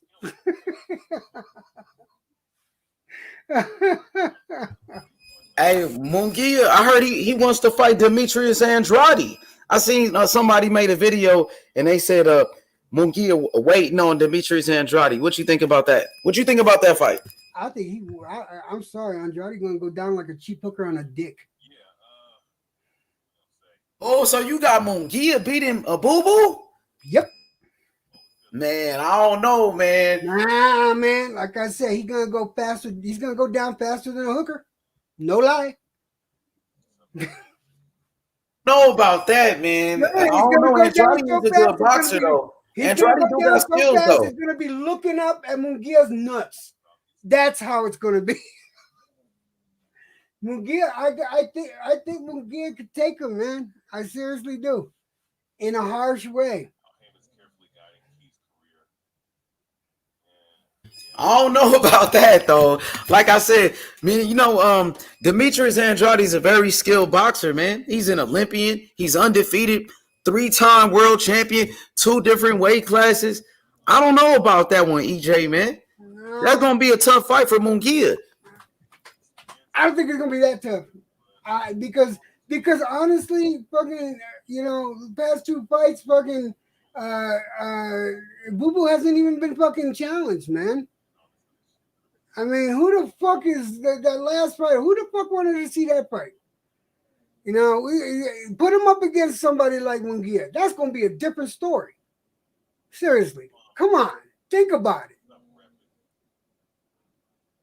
Munguia's hands become no. But you got to think about Demetrius Andrade, his boxing skills, man. That dude can move. He's tall. He's fast. Munguia, he's never been in a ring with somebody like a Boo Boo. So you got to be honest. Boo Boo got skills, man. Boo Boo hasn't been in a real fight in years. He has not been in a real fight with a real opponent in years. Can't say the same about Munguia. Munguia's been into he's been moving up the fucking ranks. Munguia's good, man. Munguia's gonna take it from Andrade, man. I'm telling you. If he break it down for me. You know what? I would pay for that fight too, because you wouldn't have to pay that much. The zone shit is pretty cheap. Yeah, I that fight I would pay for because I think Munguia is definitely a future star, and that'd be perfect for him. And then he gets a belt to boot. Fuck yeah, blast him. I mean, Munguia been the mandatory for a very long time for Boo Boo.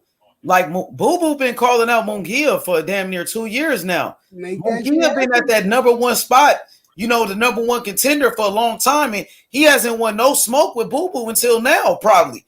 He just fought Rosado. Before that, he was fighting Spike O'Sullivan, and you know what I mean?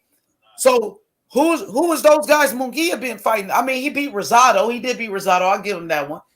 But man, I think it's a good fight. I think it's a very competitive fight. But I would have to lean towards Boo Boo, I think. I think Boo Boo can outbox him. Like 24 Geezy said, my honest opinion. Yeah, that's fine, man. You do. We agree to disagree. That's fine. Well, break it down for me. You think Munguia would knock out Boo Boo? Munguia gonna crush his fucking ribs. Ribs and a hook. Ribs, hook. Oh, wait, no. Let's not forget the uppercut. Oh, shit. I almost forgot. Come on, man. Nah, man. Andrade has not been tested in years. This is going to be a complete shock to his system, and it's going to be too late when he realizes it. So you really don't think Andrade is that good then? You don't believe the hype? I don't think he's. I don't think he's been. First of all, I don't think he's been active enough. That's number one. And number two, he hasn't been challenged. And when you put him in there with a serious challenge, like a Munguia, that's going to be a fucking shock to the system.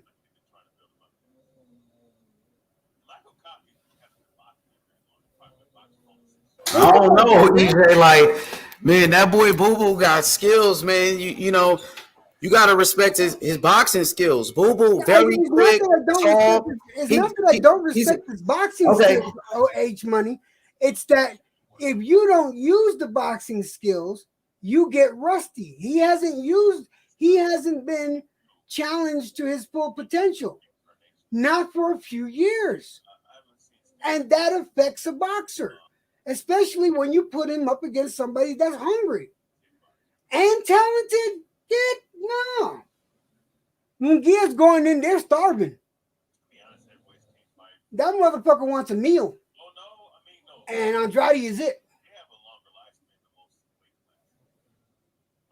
That's just like you said, you have your opinion. That's just my opinion. With no disrespect, towards you or anything like that. That's just what I believe.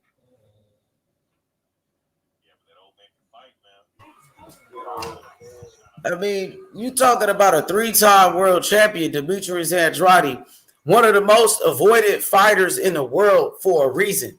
I got Boo Boo beating Munguia. I think Demetrius Andrade gives him a boxing lesson. I do like Munguia, but it's a reason why Munguia never, pursued this fight with Andrade. He's been a mandatory for years, and he hasn't won no smoke. So now he finally steps up. I got Boo Boo taking him to school, bro. I got Andrade in that one. All right. So if that fight happens, I'm gonna be in your channel, and may the best man win. But that will be one day I'm gonna tell you I fucking told you so,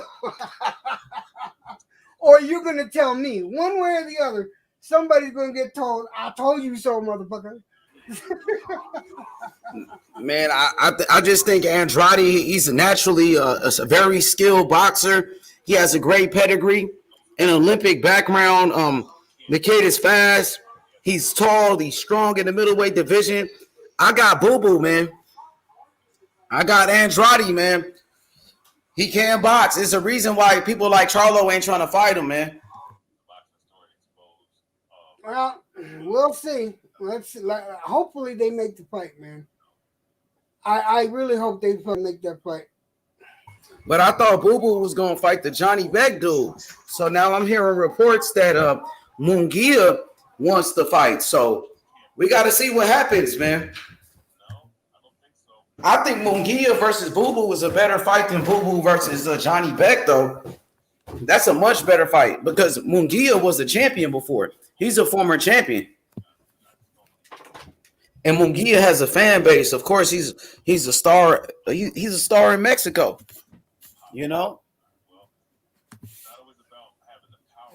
You know. All right, Sam D, you gotta stop that bullshit right there. Yeah. All right, Sam D, you gotta stop that bullshit right there.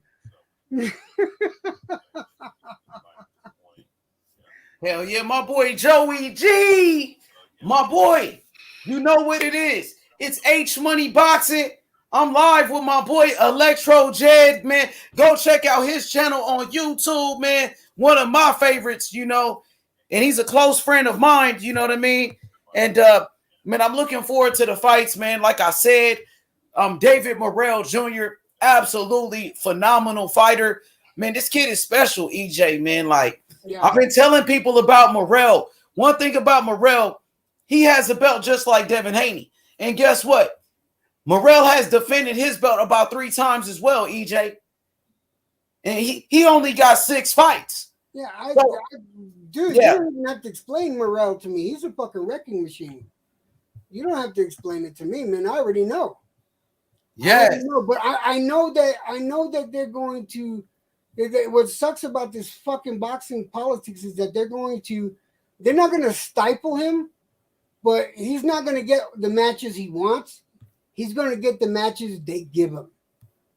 And that fucking sucks. Because and the fight that he wants that fight with David Benavidez. That's the fight that should happen. It should happen. I agree with you. They're not going to give it to him, though. I guarantee you they're not going to give it to him. Whether it be Benavidez' team or whether it be the powers that be, not going to happen. But that fight should happen. And even Benavidez knows how talented that boy is because he said it himself. He knows that boy's talented. He knows that boy can hurt somebody. Morrell he ain't no joke. Hey, my boy Coco the Don, he said Duckavidez. So that's the fight. That's the reason why the fight's not going to happen, huh, Coco? Because Benavidez don't want no smoke. Duckavidez, huh? Yeah. You already know what time it is. It's the Don. We want Benavidez. David Morrell Jr. He's an undefeated champion. You can't say that about Morrell. Morrell, he's the world champion, bro. He's the world champion at 168 right now because Canelo Alvarez, who's the undisputed champion, Canelo, he's moving up to cruiserweight. He's about to fight Makabu. And guess what? David Morrell, he got the WBA world title. And David Benavidez, where you at, Benavidez? You over there hiding? Oh, my bad. You clout chasing Canelo. Come on, homie, let's fight. Let's fight. My boy Morrell want that smoke with Benavidez. Benavidez, he ain't no boogeyman. Ain't nobody scared of Benavidez. David Morrell want that smoke with him from Cuba. And we know Morrell, his amateur record, 132 wins, only 2 losses as an amateur, homie. And David Morrell, he became a champion in only 3 fights. And he defended his belt more than 1 time, homie, like a real champion. Duck, duck, goose. Benavidez, you right by 10. You know what time it is. Yeah. What's up with Benavidez? Benavidez, he calling out Charlo, who fight at 160, man. You real tough when it comes to these little guys. And who Benavidez fighting? He fighting Kyron Davis. Who the fuck is that? Ronald Ellis? Canelo sparring partners? Come on, my dude. And guess what? Benavidez, his best win is Anthony Durrell. That's the only person you beat. Come on, man. Morrell, he just knocked out Fox. And Fox, he's the best win on Demetrius Andrade's resume. Demetrius Andrade, his best win is Mikhail Fox. And guess what? When Demetrius Andrade, when he went 12 rounds with Fox, Fox dropped him. Demetrius Andrade got dropped by Fox. And Morrell knocked out Fox in 4 rounds. And Morrell is a main event fighter. And every time he fight, he do over 1 million views. Come on now. Come on now. What's up? What's up with Benavidez? Benavidez said he want to fight Canelo. Canelo at cruiserweight. What you going to do? You going to sit around and wait on Canelo and clout chase him? Come on, man. Stop with all that talking and let's make the fight happen. And Benavidez dad, he talking about, oh, Morrell need 5 more fights. We need 3 more years. Man, what kind of duck talk is that? I got you. I got some duck talk for you. Here you go. Wait a minute. I got you. Let's do it. Oh yeah. There you go. There you go. Benavidez, where you at? Look at.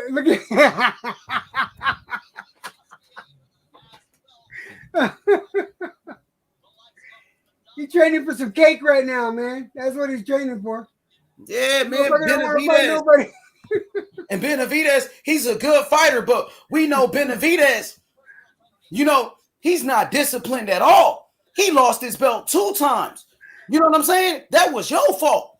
That was you getting high and doing all of that. And they took your belt away from you. And then you missed weight. Come on now. Morrell is dedicated. Morrell, he don't be using drugs. He don't be doing none of that shit. You know what I'm saying? And yeah, it's going to show. It's going to show in that ring when you go up in there against Morrell. I just want to know why Benavidez, he don't keep that same energy. Somebody please tell me. Tell me why. Because when it came to Charlo, you wanted to fight Charlo. You was talking all that shit about Canelo, but you don't keep that same energy with Morrell Jr. Morrell Jr., that boy got the skills to pay the bills. He got the skills. He got the power. Morrell Jr., it's duck season. You already know, Mad Dog H. You know what's up. We looking for Benavidez. Where you at, Benavidez?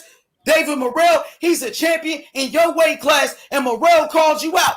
And matter of fact, when he knocked out Fox in his last fight, after the fight, David Benavidez, his father, came to his locker room. And he wanted to take a picture with Morrell. They fans of Morrell. But y'all talking all that shit about Charlo, calling Charlo a pussy and all of that shit, being disrespectful, homie. Be disrespectful towards David Morrell, homie. And we live, nigga. Y'all not live. We live, homie. Y'all want to turn up? We gonna turn up. Yeah, hey, Benavidez, he met his match. I promise you that, homie. Yeah. Ain't none of that. I promise you, he won't try that shit he did with Charlo, with Morrell. That's all that shit he was doing with Charlo. He ain't gonna try it with Morrell. I promise you. Go ahead, bro. I'm sorry. Go ahead. No, I was gonna say, I got another video for you of Benavidez's attitude. Give me a second. Yeah, Benavidez, man. You know. We want to fight. We want to fight the best. People say Benavidez is one of the best in the world. Okay, let's fight then. I believe in my fighter, David Morrell Jr. I know Morrell is bigger, stronger, and faster than Benavidez. So let's do it. And Morrell only got 6 fights, homie. Who was Benavidez fighting in his 6th fight? Who was he fighting? And didn't Benavidez have a split decision with a Mayweather Promotions bump? And Benavidez got dropped? All right. Yeah, you got dropped by that bum. Morrell gonna knock your ass out. If you got dropped by him, I know Morrell gonna knock you out. Morrell hit hard than a motherfucker, man. Yeah. The way Morrell knocked out Cazares, and Cazares, he beat Julio Cesar Chavez Jr., and Cazares was an undefeated fighter from Mexico. And we all know Cazares, he beat Canelo in the amateurs. And Morrell knocked him out in the 1st round. Knockout of the year, homie.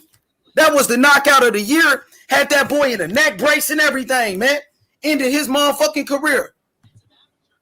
Yeah, that's the knockout of the year, Morrell shit. When he knocked out Cazares. Blazed him in the 1st round. Stretched him.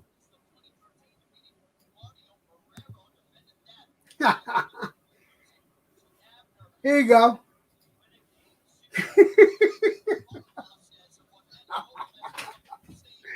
I got you on foot. Yeah, I got you. Oh, there you go. There go the pit.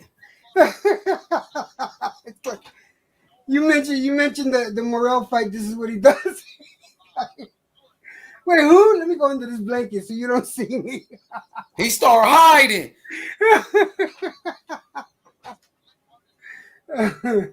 Benavidez hiding, man. That's what happens when Morrell comes around.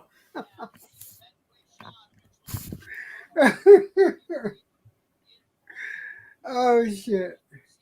I'm sorry. I shouldn't do shit like this, man.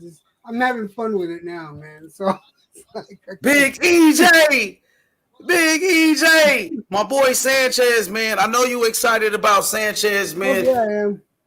Sanchez, he's a special fighter, man. You know, he got the skills in the heavyweight division. When you talk about the most skilled boxers in the heavyweight division, you got Tyson Fury, Alexander Usyk, and Frank Sanchez. Those are the most skilled heavyweights today. That's what I think. Dude, I think I'm looking forward. I'm telling you, man, with me, like I said this earlier, man. I think in 2 or 3 years, like I said, Sanchez is going to be champion, and I think it's going to be a big fucking fight between Sanchez and Anderson, man. Mr. Anderson. Oh, Jared Anderson, the real big baby. Yeah. Who you got in that one? Ooh, man, I got to see how Anderson does, man. Because I'm going to be truthful, man. Anderson's good, but he's got to stop beating up cab drivers right now. Seriously. He's going to kill one of them. So we got to bump him up. And I think he can go up against, what's the fat dude? Wachowski, Kanauki. What the fuck? Yeah, Adam Kalinowski, the dude that just got knocked out. Throw him against Kalinowski, right? And see how he does with a bigger puncher. All right, because I'm pretty sure he'll whoop that ass. And then and then after that, you could throw him up against who the fuck ever, man. The Hellenius or fucking throw him up against who was the one that was supposed to fight Ortiz? Not Ortiz. Who was the one that was supposed to fight? Ortiz, or are you talking about Sanchez? Who was the one that was supposed to fight Sanchez again? But Carlos Negron from Puerto Rico. I mean, throw him against Negron or something like that. Just slowly step him up a little bit. Yeah, but I bet you there's gonna be big smoke between those two. 2-3 years, man. No lie. See, hey, Big Baby only got 10 fights though, EJ, man. He Yeah, only but got he's 10 got fights. fucking power though. You know what? Even though the fights he had, but I don't know, man. I see things. I think that kid's he's gonna do good. But Sanchez is gonna do it first. So who you think gonna win that fight when they do meet up, Sanchez and Big Baby? Well, I gotta take Sanchez. Well, man, Big Baby good though. Big Baby, man. I'm just saying though. I'm just saying. I have to say I gotta go with my boy, but I'm gonna enjoy the fight. I know this is gonna happen 2-3 years, and then those two names. Mark my words. Those two names. Those are gonna be the names that everybody's gonna be talking about. All right. What about what you think about Joe Joyce? You like Joe Joyce by any chance? Joe Joyce is okay, but he's not really on my radar like that. You know. I mean, he just beat Daniel Dubois, and they were saying Daniel Dubois was a future heavyweight champion. They were saying Daniel Dubois was the next Lennox Lewis, and Joe Joyce, beat him easy, stopped him. Yeah. I like Joe Joyce though. I think he's good. It wasn't a challenge. It wasn't even a challenge. I like Joe Joyce though, EJ, man. He's one of my favorite heavyweights. Powerful, knockout artist. Joe Joyce is a beast, man. You can't deny that, bro. I don't deny that. It's just like he's one of those guys that are like not on my radar. It's like check him out though, EJ. That's what I'm saying. I'm checking him out. I like him though. I'll check him out. I'll check out at least 5 fights from him. See, he fought Usyk in the amateurs. Usyk beat him, but it was a close fight. Usyk was older than him at that point, though. But Usyk did beat him. It was a close fight in the amateurs. It was called the World Series of Boxing. The World Series of Boxing. It was pretty. They had some good fights in there. But as a professional, Joe Joyce looking like a monster right now. Oh, I don't doubt it, man. I know, but like I said, the last fight didn't look like a challenge to him.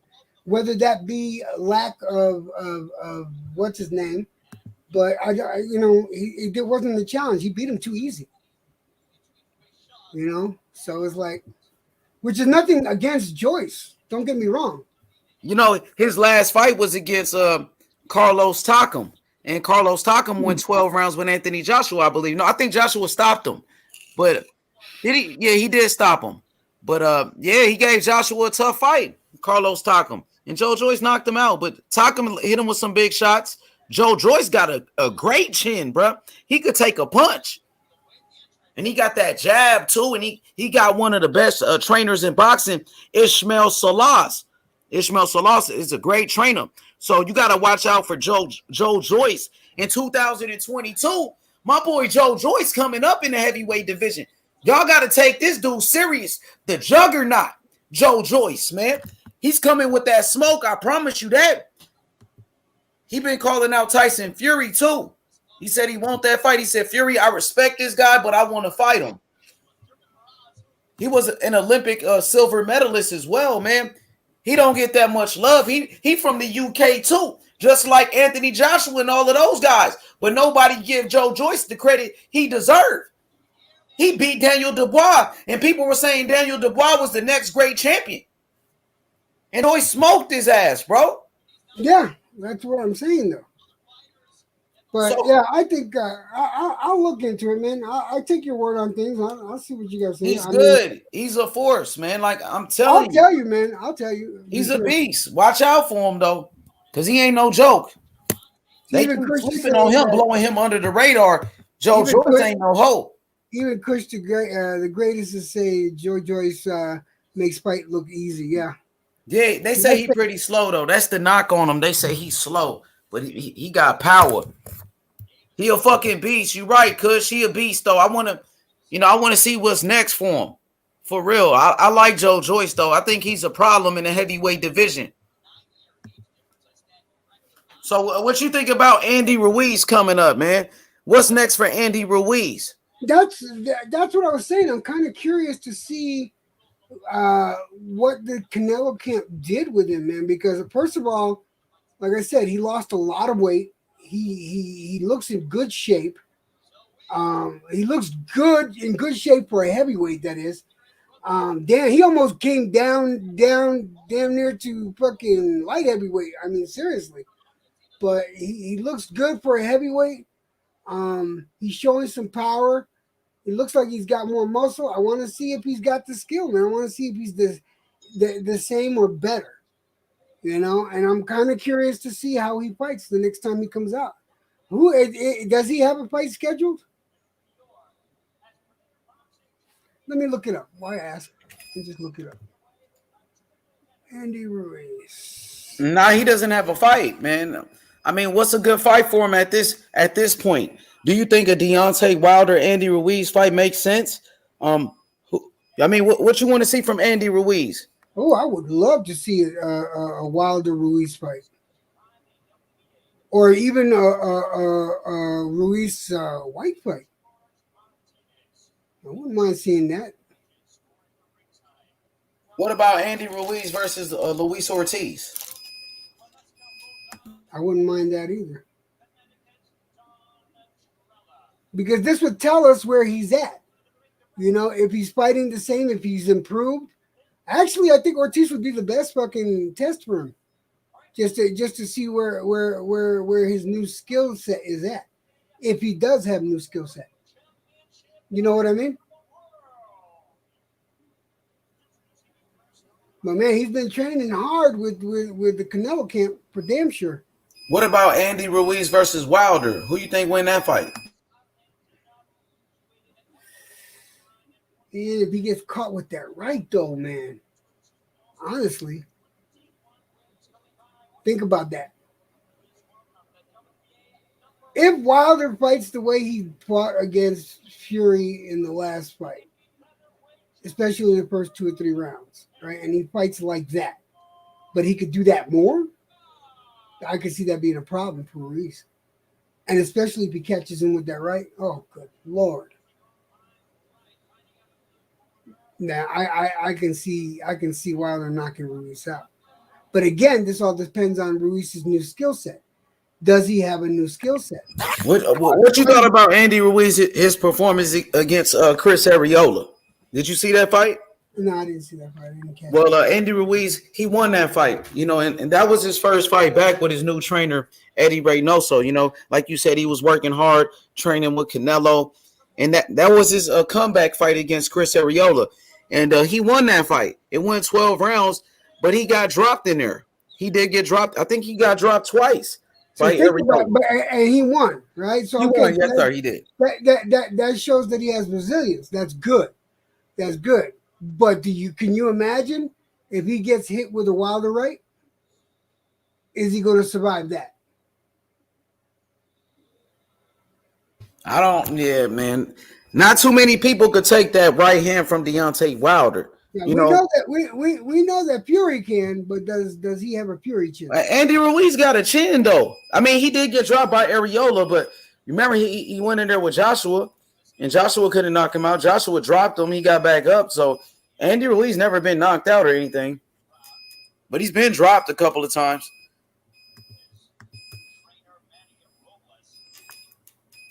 Yeah, he's been dropped a couple of times. These are some interesting fights we're calling, man. I would, you know what? Yeah, I wouldn't mind seeing him fight Wilder, but will Wilder fight him? Yeah, for the right money, I think he will, man. That's a big fight. Now you got Andy Ruiz, former unified heavyweight champion, the first man to beat Anthony Joshua. He knocked out Anthony Joshua. Andy Ruiz. Andy Ruiz is the first Mexican heavyweight champion in the history of boxing. That man made history. Now with Deontay Wilder, former heavyweight champion, the knockout artist Deontay Wilder, that makes for a great fight, my brother. I want to see it. I don't disagree with you. That's the thing.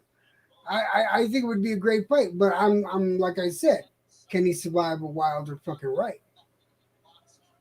And how would he fight? I mean, how is his skill set against, like I said, his new skill set, training with the Canelo camp and everything like that. How comfortable is he with it? Is he a better fighter now because of it? Or is he the same fighter but just lighter? Those are questions that I need answered. And I'll tell you.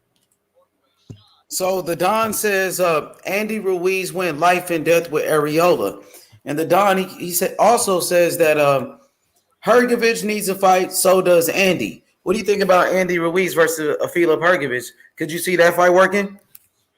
That'd be a good fight too. That's a dangerous fight for Andy Ruiz, man. That's a dangerous fight. Hrgovic ain't no slouch. Now, that's what I mean. He's another one coming up. He's a very good heavyweight right there. He's an Olympian, bronze medalist, tremendous power, very tall. He reminds me of a young Klitschko. He reminds me of a young Vitaly Klitschko or a Vladimir Klitschko type of guy. Hrgovic is the next Vladimir Klitschko for me. See, like Mr. G was saying down there, Wilder of his last performance beats Ruiz of his last performance. This is what I'm talking about, If Wilder can improve on it, if Wilder fights like he fought against Fury, right? Like especially those first 2 or 3 rounds, okay?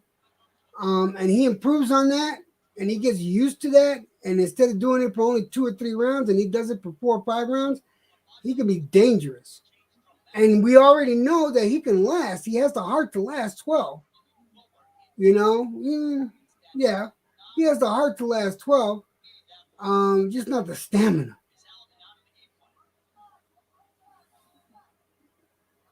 We already know Ruiz can fight 12. He fought 12 with all that fucking fat on him. And now he's lighter? But I didn't catch the Areola fight. I'm going to have to watch that, man. And they say it was a life or death. The Don said it was a life or death fight. Who said Andy Ruiz versus real big baby Jared Anderson? That fight? Which fight you talking about? Man, don't put Anderson with a Ruiz. That's what the fuck, man. No, the Don. No, what's wrong with you? You don't throw Anderson in the deep end like that. What the fuck? Like shit. That's how come I was saying, Kawanaki or something like that. No, you don't throw him in it. Fuck, you want to throw him in with the Sharks. Dude, that's brutal. Shit. The Don says Andy versus King Kong Ortiz. Yeah, that's a good fight right there. Well, no, we already discussed that one. That would be a good fight. It looks like they're trying to set that one up, but I would like to see Deontay Wilder versus Andy Ruiz. Me personally, though. Now, EJ, what you think about this rematch with Anthony Joshua and Usyk? Who you picking that fight? I've been watching some of the training videos of Joshua. He's going through some different training right now. All right. Much needed improvement in his technique. It could be a better fight than people are giving credit for. And like I've been telling people, Joshua does learn from his mistakes. Maybe his head might not be in it. Like his head wasn't in it during the last time when he fought Usyk. You could tell his head just wasn't in it. But if his head's in it and he's training as hard as I've seen, yeah, that's going to be a better fight than the last one for goddamn sure. And he's got a chance. He's got a chance of taking this shit back. I'm not taking anything away from Usyk, but it is what it is. He's the way he's training, he's trying to counter Usyk's style.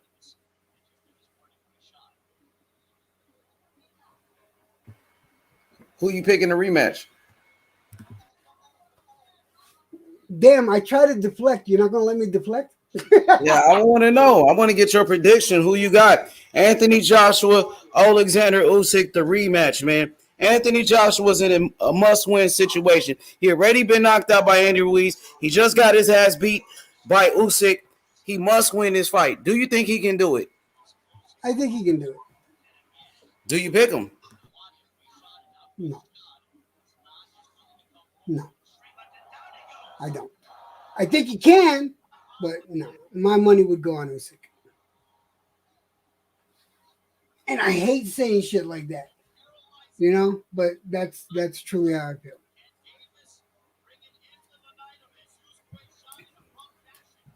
You got Usyk? Huh? You got Usyk? I got Usyk. Yeah. Dang, so you don't believe in him that much. No. You don't believe. No. You heard what I said. Yeah. All right. Please pay attention to what I say when I say it. I said he's training. I said he has a chance. And it's going to be a better fight. I guarantee you it's going to be a better fight. He has a chance. All right. But if I was going to put money on it, I'd have to go with Usyk. It's just that simple. But I do think he has a chance. I think he has a definite chance. But I want to see how he looks after training, and I want to see how he looks on the weigh-in day. Man, I see a lot of people counting out Anthony Joshua. I'm going with Anthony Joshua in the rematch. I think so, man. I think he comes back in the rematch and wins, redeems himself. He's done it before, right? He has, and that would be great if he does. I fucking commend him if he does. I really do. But like I said, I do believe it's going to be a better fight than the last fight by a huge margin. But Usyk is a hell of a fighter, man. Yes, and he is. And but Usyk is that fucking good. I am not taking anything away from AJ though. He is going in there trying to learning how to counter how Usyk fights. Yeah, because Usyk, he's going to come back better in the rematch. It's not going to be like Andy Ruiz. Andy Ruiz in that rematch with Joshua came in overweight. He wasn't training. He was partying. Usyk, he doesn't do that. Usyk is always training. He's going to be on his A game.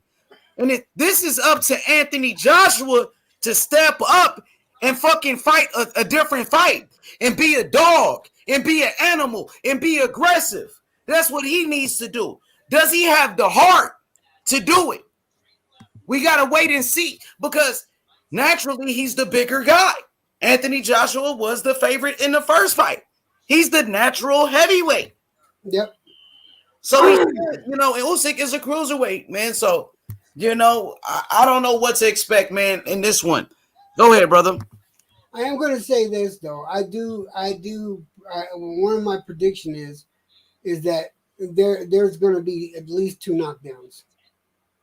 I do believe there's going to be at least 2 knockdowns. And if it's stopped, it's going to be stopped in the later rounds. It's going to be stopped past 10. EJ, the Don says AJ is finished. No, AJ is not finished. No, Don, come on. The Don, he's not finished. He's not finished. Let's see what happens with this Usyk fight. Because I'm telling you, if Anthony Joshua lose that fight against Usyk, is he finished then? Would you say it depends on how the fight goes. Honestly, even if he loses the fight, depending on how the fight goes, think about this for a second. If he fights a fight that's like fight of the year with Usyk, where both these men will never forget that fucking fight, let's say like a fucking Ali Frazier. If he fights his career ain't over. Nope. Man, I don't know what to expect, man, in this rematch. I really don't know, man. You know, Usyk, great boxer, tremendous skills, great footwork, speed. You know, he has great boxing IQ. He's a technician in the ring. Usyk is sharp, great defense. You know, great lateral movement. He got it all. He's like Houdini in the ring. He's like a heavyweight version of Lomachenko. And then you got Anthony Joshua, who's the natural heavyweight, big, strong. He can box too. But I think in this fight, in this rematch, Anthony Joshua got to be a beast. He got to be an animal. You feel me? That's how he got to come out in this fight. But he got to let his nuts hang, man. Did you see the training videos? Did you see the recent training videos? I mean, anybody looks good on the pads, right? Like we seen Wilder doing the same thing. No, I'm saying, just hear me out. Watch for it. Watch it. I got you, but hear me out. When Wilder did the same thing, right? When Wilder got knocked out by Fury, he started training again, putting out these videos. It didn't mean anything when they got in that ring because Fury destroyed him and knocked him out. Wilder did drop him. Wilder fought a good fight. He dropped him, but Fury destroyed him. Here's the thing. Look at how Wilder trained. The motherfucker can't jump rope. He didn't want to jump rope. Oh, the rope is heavy. What? Seriously? No. Get your ass in there and do that fucking cardio. You know, that's the type of shit you look for. You know, fucking Joshua ain't doing that shit. The coach says do this, and he's doing it with enthusiasm and emphasis. So that's what I look for when I watch these training videos. Man. I look at, you know, what's going on, how they're doing it, how much aggression is in it when they do it, especially when they hit the bags.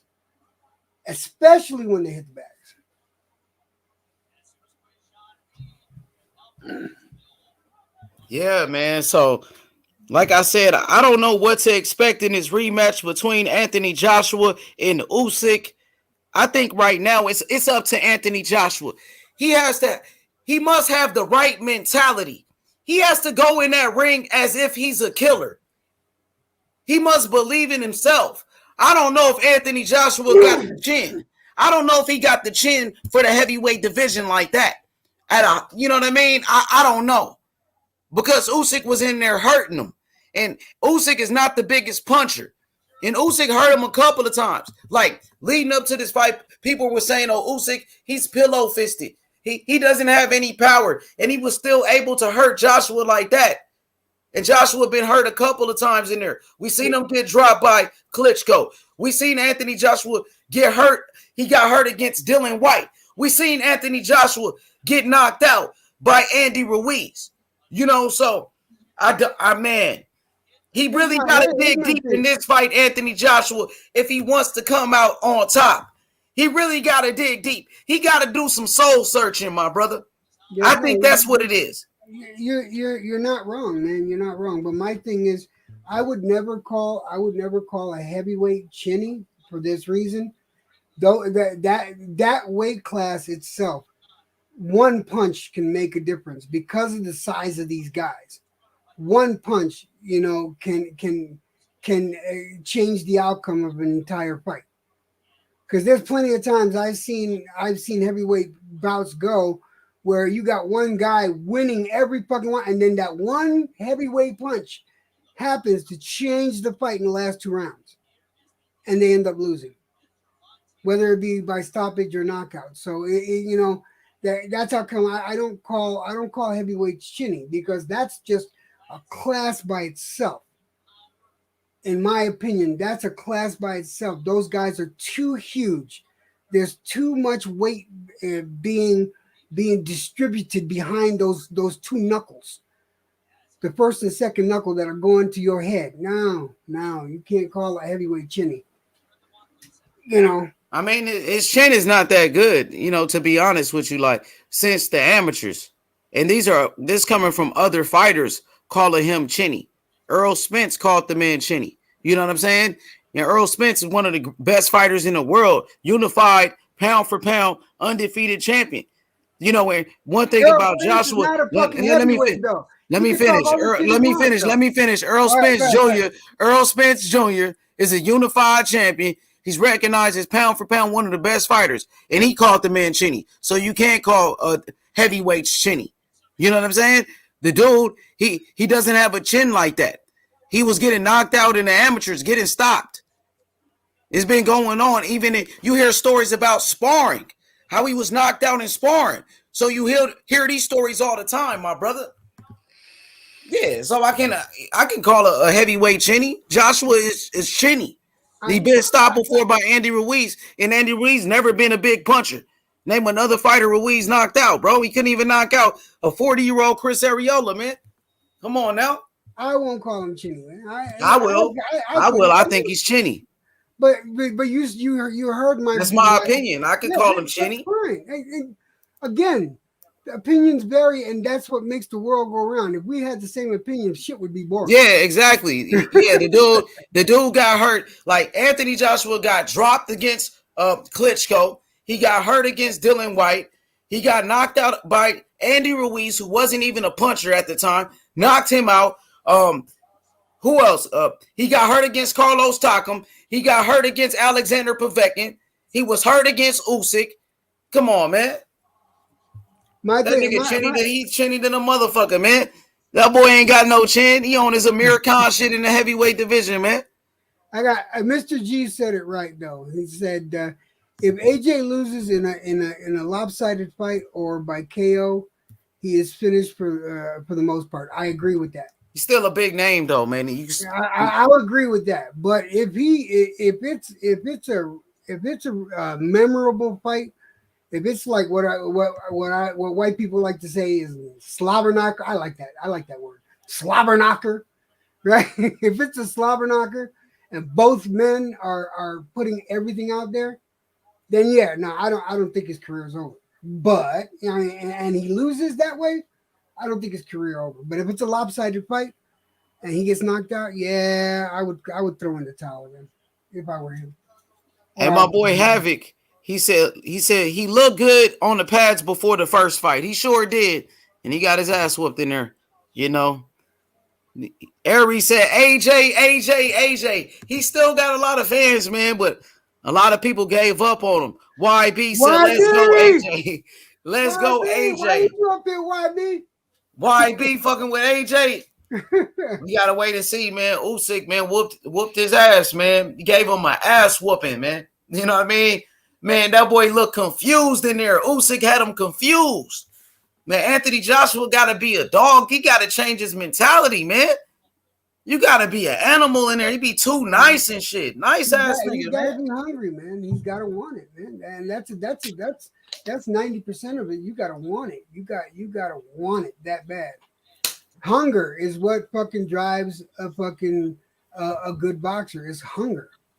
He gotta be aggressive. He gotta be mean. He gotta be a dog. He gotta let them know that he come back.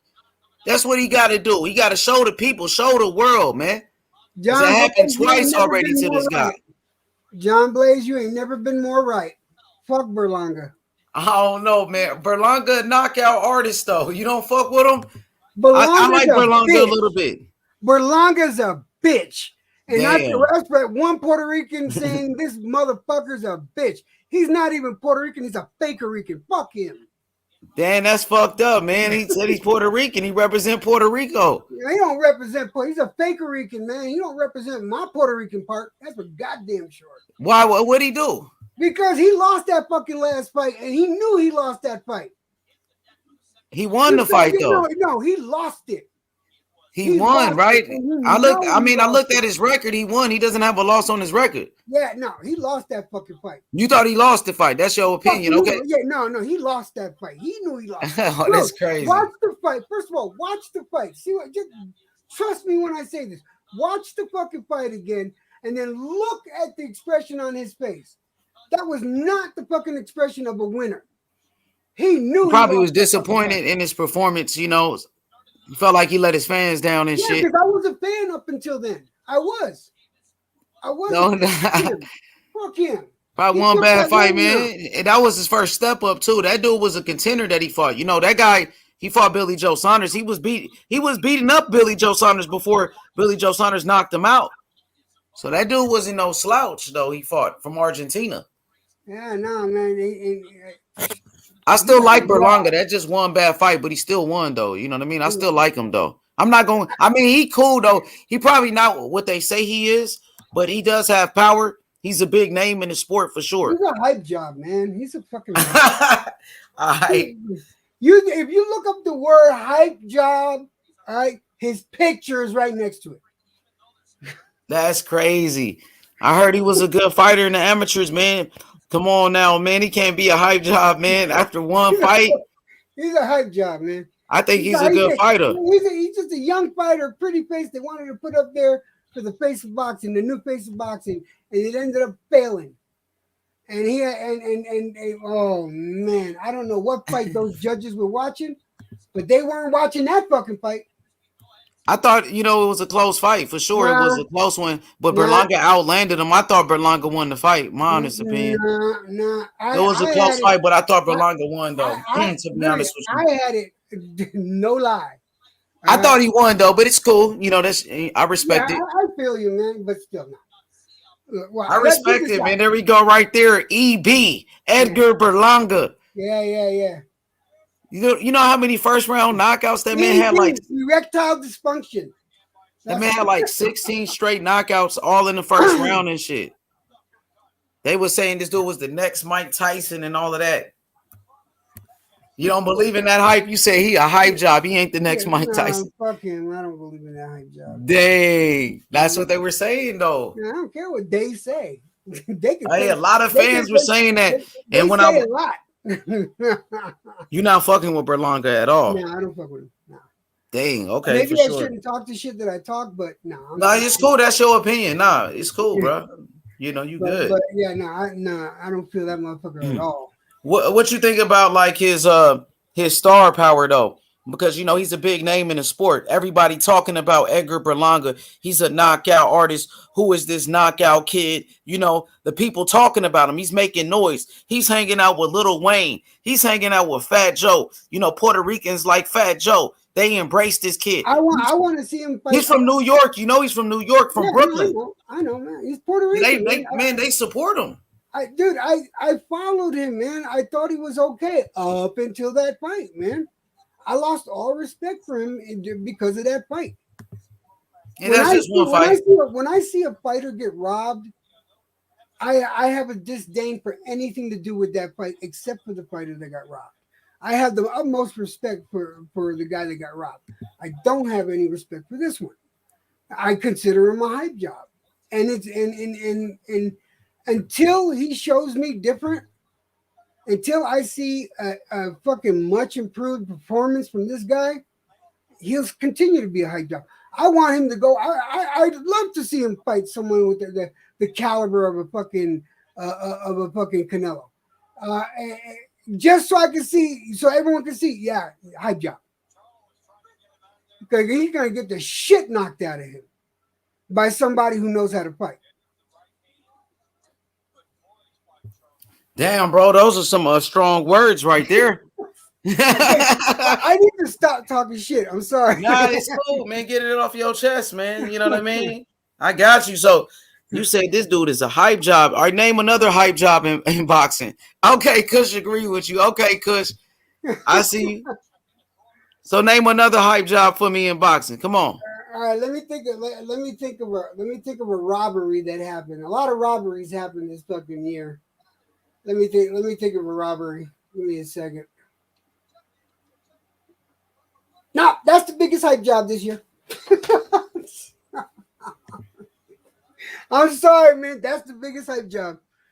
That's the biggest robbery I saw this year. So you said hype job of the year. Yeah. Name another one though. Who's another hype job in boxing besides him? What you think about Ryan Garcia? I think Ryan Garcia got issues. I think he's how do I? Is he a hype job? No, he's a talented fighter. He's proven he's a talented I think Berlanga is good too. I think he's a talented fighter, but that's your opinion, though. I respect you. Here's the thing about. Here's what I think about. I think Ryan Garcia needs to shut his fucking mouth, and I think he needs to man up or nut up. You know, that's what I think. Philly Zoe said. Benavidez called out Berlanga, but he don't call out Morrell. He won't call out Morrell, who got a belt. Berlanga don't have a belt. Why is he calling him out if that dude is a hype job? And Morrell is the one with the belt. He should be calling out Morrell. Think about it. Think about what you just said. Rewind, re-say it, and then you answer your own question. Why would he talk about a Berlanga instead of a Morrell? Because he know he'll beat the shit out of this boy. I feel you. Facts. Oh, we got a special guest. Look, David Morrell, the Destroyer.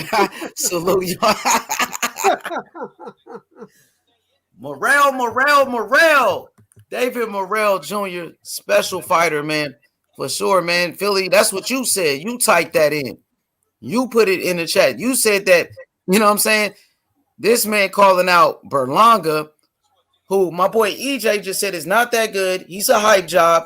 But he won't call out Morrell, who's the champion, the man that's on his same network. They both with the PBC. That's crazy. I'm disappointed in Benavidez, man. Do you get where I'm coming from with that? I feel you. Yeah, I got you. Man. That's crazy, Zoe. Man, come explain that shit, Zoe. I don't understand that, bro. You know what I mean? We got David Morrell, the Destroyer, up in here. And look, he said, love the support y'all showing David Morrell. They creating accounts of David Morrell. He becomes a star. You know, I'd like Morrell to fight Berlanga, just so Berlanga can see what an ass whipping is going to feel like. Oh, yeah, Morrell said he want him, too. He want to fight him.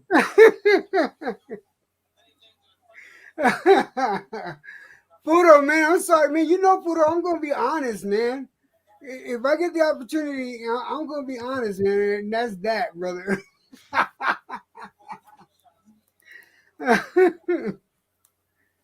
Like, Fudo, are you a Berlanga fan? I don't think so. I think he likes Ryan Garcia. You know, that's his boy. You know. Oh man! After I hooked up that interview with Ryan. Oh shit! That's right. I forgot. Fudo hooked me up with an interview with Ryan Garcia. That was funny. But yeah, no, man. Yeah, that's the only reason Benavidez called out. He'll call out a Berlanga over a fucking Morrell any day. Because you don't have to worry about that zero, man. You don't have to worry about that. Oh, not fighting Berlanga. All right, so pretty much you got Edgar Berlanga as the biggest hype job, the biggest hype job of 2021. So let's go through the list. So who's your fighter of the year, 2021? All right, fighter of the year, 2021. Yeah, I'm gonna ask you all these questions. We're gonna remember this. And let me explain why. All right, just so you understand. All right, it was a toss up between Kambosos and Kiko Martinez. All right, and for me, Kiko won it out because he was, you know, even though I think Kambosos was a 12-1. Somebody, I think Paulo was telling me he was a 12-1 underdog against Tio. And Kiko was I think an 8-1 the way he beat Galahad, holy fuck, that was just insane. You know, so yeah, so I went with Kiko. For me, fighter of the year was Kiko. Okay, Kiko Martinez. All right, we got my brother Puro. What up, P? My brother, salute. My bad, I just took a bite. My bad. It's all good, P. Whenever you ready, tap in whenever you ready. So we gonna go to my brother EJ again. So fighter of the year, you got Kiko Martinez. Right. In honorable mention, you said George Kambosos. Yeah. Okay. All right. I would say Kambosos for me. I got George Kambosos as my fighter of the year. The way he beat Teofimo Lopez as the underdog, he shocked the world, man. You know what I mean? I gotta go with Kambosos for me, fighter of the year. You know, and whenever Apiro is ready, we can go to him. You know, so talk to me, brother. Talk to me. Who's your fighter of the year? And we want to do the nominees as well for fighter of the year. That would be Canelo, Kambosos, Kiko Martinez. I guess we put Kiko Martinez in there since EJ said him. Tyson Fury, Usyk, Ugas, Josh Taylor. Who? That's five right there. Oh, yours is Josh? No, mine's is Canelo. Yours is Canelo. A lot of people are picking Canelo. Yeah. You go ahead and say why you picked Canelo, and I'll tell you why I didn't. Oh, just because he unified the he went undisputed in the 11 months and shit. You know, he did it fairly quickly. It's impressive. Yes. And that was a great feat. I'm not denying that. Yep. Me. Who's yours, EJ? Go ahead, EJ. What was the question? What's yours? Mine was Kiko Martinez. Oh, Kiko Martinez. Gotcha. Yeah. Only because of how much of an underdog he was and how he beat Galahad. You know, 2 knockdowns. The first knockdown was at the end of the round, and the knockdown was at the beginning of the next round. So, yeah, you know, it was not pretty. Well, actually, it was pretty. I'm not mad at it. Here's the thing. Here's why I didn't pick Canelo, so people don't understand. I'm not a Canelo hater. You know, my thing is we knew Canelo was going to win who he was fighting. We knew it. Everybody knew it. There was no doubt. The only people that talked any shit about Canelo losing any of those fights were fucking haters and LDVC. Okay, so it's that easy. The fights were good. He made a grand achievement. Yes. He unified all the belts at 168. Great achievement. He made history as the first Mexican boxer to do that in so many different. He was the first Mexican to do that, right? In the 4-belt era, yes. Yeah. Okay. Yeah. All right. So, yeah, that was a great achievement. But again, I'm basing it on the fight, on the individual fight. And none of his fights this year were that kind of exciting. You know what I mean? It wasn't an upset. This fight with Kiko, that was an upset, and he destroyed Galahad. So that's why I picked Kiko. I'm not mad at your pick. I just gotta throw a little pushback on you. You know, like the fighters that Canelo defeated, yeah, he made it look easy, and most people thought, and I agree with you, other than Canelo haters, that he was gonna win those 3 fights because he's out, you know, highly skilled. But you know, Callum Smith, you know, he was undefeated. So was Billy Joe, and so was Caleb. You know, I mean, Caleb didn't have enough experience, so I didn't think he was gonna win that one. But I mean, the Callum Smith and Billy Joe Saunders. I mean, I picked Canelo to win, obviously, but I mean, I didn't know if he was going to win, you know, beyond the shadow of a doubt. That's just me personally. All right, fair enough. What about you? What about you, H? You said fighter of the year? Yeah. Man, I gotta go George Kambosos, man. You know what I mean? Like, the way he beat Teofimo Lopez, man, that performance to me was on. Man, it was spectacular. To be the underdog, to beat this man in his own country. But to wait, beat, man. But wait. Let me finish though, brother. Go ahead, brother. I'm sorry. Go ahead. No, but don't you remember Tio had that 8 rounds to 2? What you say? What did he say? You said Tio did what? Don't you remember Tio had that 8 rounds to 2 though? Man, oh yeah, Tio said what? He said 11 rounds to 2, right? Them niggas said like with 13 rounds in the fight or something. That was crazy, man. You know, he couldn't believe he lost, man. That shit was crazy the way he beat Tio like that. You know, nobody expected that, man. So I gotta go Kambosos, man. You know what I mean? No, Kambosos to me the fighter of the year. To do that, EJ, to beat Teofimo Lopez in America, in his country, came from Australia.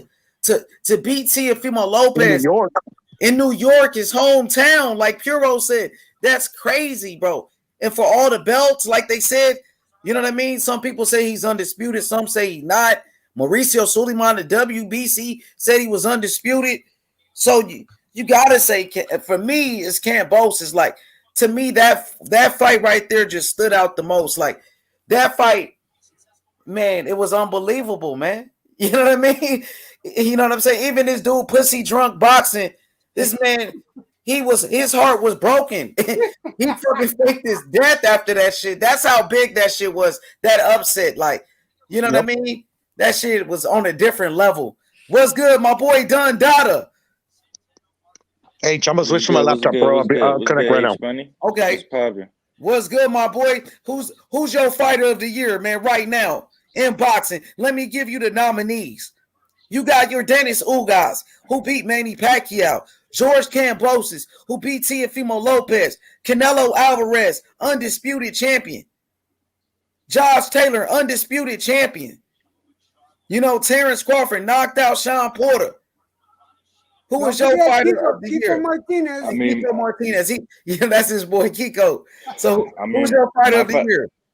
I mean, I think it's obvious, man. It has to be Canelo Alvarez, man. Everybody wants to talk about, they want to see undisputed fights. They want to see champions versus champions. But somehow when it comes to Canelo Alvarez, it don't mean shit. So, I mean, obviously he beat Callum Smith, undefeated champion.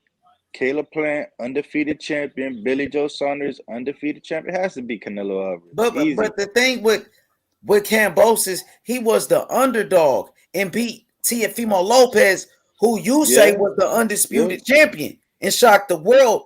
And he beat him in his country in America. I agree. And beat him in his hometown, New York. I agree, but we could also say, Canelo's Mexican. This is not his country.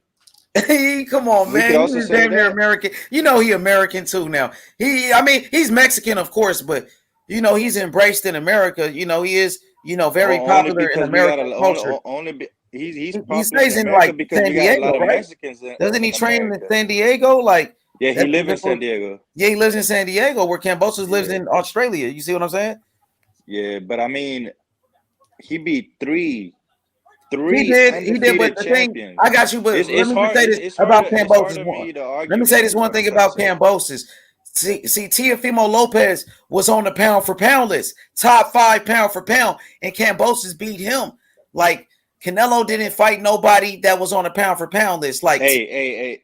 Champside had Caleb Plant on his pound for pound. Man, he's a joke, man. Fuck Champside. I'm just saying. He's a joke. His pound for pound list don't mean shit. But yeah, go ahead though. You say Canelo. I respect that. Most people got Canelo, but I'm just telling you why I got Kambosos. But go ahead. You say Canelo. And if not Canelo, it has to be Josh Taylor, man. He beat Reggie's Prograves. But that wasn't in 2021, though. That was in another year, though. We talking about the fighter of the year of 2001. For this year. Okay. I see where you got Kambosos then. But he beat Jose Ramirez, Josh Taylor. Okay, I see why you got Kambosos then. Yeah, because Kambosos was up against the odds. He was. Yeah, that was Okay, I see crazy. why you got. Okay, I can see But that. I see why you got Canelo. Like you said, he beat 3 undefeated champions, right? So you got to respect that. Yeah. But a lot of people like what Canelo did. Yeah, Lionel Hicks says he says not upset of the year, fighter of the year. All right, let me rebut that real quick. See, on upset of the year, I would have Kambosos on upset of the year. Or we can say breakthrough fight of the year. Breakthrough fight of the year. Say that, but the reason why I gave Kiko fight of the year is because the backstory of that, because Kiko was a former champion. Okay, Kiko was a former champion, and they had him pegged as a fucking like a gatekeeper or something like that, and he came back. I mean, that's more like upset of the year to me. Yeah, but I got upset of the year. I got that Kambosos upset of the year, but I put Kiko for fight of the year because of how much work he put into that and how he beat the shit out of Galahad. Galahad was supposed to be all that and a bag of chips. You know what I mean? And he got put in such a deep state of check. He's left back in the 80s somewhere. So we don't have a consensus for fight of the year then. Everybody's picking different fighters for fight of the year then. Well, yeah, we had mentioned some names. That's the list that you got Kiko, I got Canelo, H-Money got Kambosos. So there's no real consensus of fight of the year then. No, it's just Puro got Canelo. Puro got Canelo. Puro got Canelo too. Yeah, and Dundala got Canelo. How you feel, man. It's how you feel. Me being a fight fan, I weighed a lot of things out because I did think about the Canelo and I thought about Usyk. I thought about I thought about Kambosos and stuff like that, but the one that stood out the most for me was the Kiko. That was like a really good backstory to it too. So when it comes to Canelo, we got to remember a lot of these YouTube channels when it came to Billy Joe and Caleb Eggplant, they had Canelo losing against these guys too. We can't forget about that shit. We can't just say Canelo was. But those are haters, though, man. Come on. That is true. Those are the LDBC that were saying that they just hate Canelo. Facts. All the LDBC had Caleb Eggplant beat. I know, because they hate Canelo. Yeah. So I guess we got to take that into consideration as well, then. Yeah. So a lot of people are picking Canelo. For me, it's Kambosos. I seen my boy Hawker Mustang. He said Kambosos upset of the year. Man, I got him as my upset of the year and fighter of the year. That's for me. You know what I mean? But I'm not mad at Kambosos. I'm not mad at Kambosos for that. Yeah, I got Kambosos upset of the year. Nobody saw that coming. For upset of the year, I got either that Mikey Garcia fight or the Josh Warrington and Mauricio Lara fight. Those are my two top upset of the years. All right, upset of the year. Let's see nominees. You got Ugas Manny Pacquiao. Ugas beating Manny Pacquiao. Kambosos Teofimo Lopez. Usyk Anthony Joshua. What else? The Josh Warrington versus Mauricio Lara fight was a huge upset. Yeah, but it wasn't on the level of those fights. When it comes to popularity, it wasn't. When it comes to popularity, it definitely wasn't. Was supposed to lose against what's his face? Don't forget that one. And Sandor Martin wasn't. Nobody knew who Sandor. Yeah, Sandor Martin, Mikey Garcia. That one. That's a huge upset. Piro, we was watching that shit together.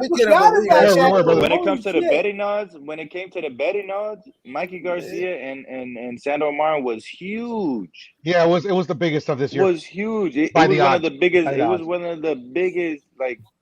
When you come to gambling, it was the biggest fucking upset of the year, basically. Dude, I didn't even think about that one, man. I didn't even think about that one. But you're right, man. That's a huge. But ahead of it was the Mauricio Lara beating Josh Warrington. And then Mikey Garcia Mikey also Garcia, Kambosos. that fight with Sandor Martin, that had to be probably one of the biggest upsets, man. The biggest upset. Why is he still ranked in the top 10? Who, Mikey? Yeah. Because he's Mikey. That's At what why. weight? At what weight though? He only has two losses. Chad. Yeah, Mikey's Mikey, man. You can't deny that he's a real.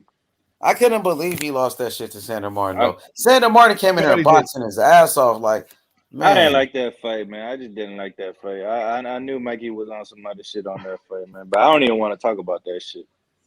That's one of the biggest upsets. We talking upset of the year. So you got Mikey Garcia. Mikey Garcia getting beat by Sandor Martin. Kambosos beating Teofimo Lopez. Usyk beating Anthony Joshua. Ugas beating Manny Pacquiao. And Mauricio Lara. Mauricio Lara versus Josh Warrington. What else? That's about it. Kiko Martinez. Kiko Martinez knocking out what's his name? Kid Galahad was a pretty big one too. Hey, I got one more. When it comes to the gambling odds, right? To the sports book. Do y'all know this kid named Vito Melanecki got beat up. Yeah, he got beat. He got beat earlier this year. Yeah, early in the year, he got beat. And that was the biggest, in terms of sports book, that was the biggest upset of the year. Yeah, that shit was crazy, man.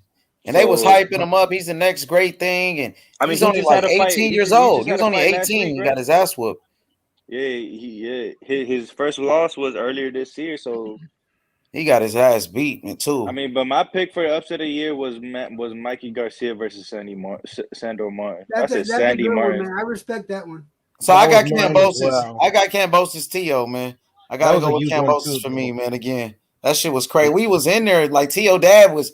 He was on the channel the day of the fucking fight. You know what I mean? Like, that shit was crazy, man. You know, so he didn't think they was gonna lose. I didn't think Tio was gonna lose, and I gotta go with Kambosos, man, for real. Man, Tio Senior was over there dancing in the ring, like right before they was fighting and shit. He was over there doing Fortnite celebrations and shit in the ring before he fought.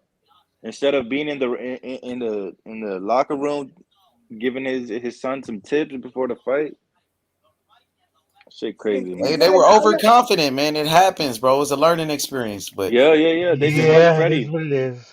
H, I gotta get going because I forgot. I got me and my wife were gonna check out the Expanse and shit like that. The next for sure, man. Hey, EJ, man, appreciate that, brother. Thank you, brother.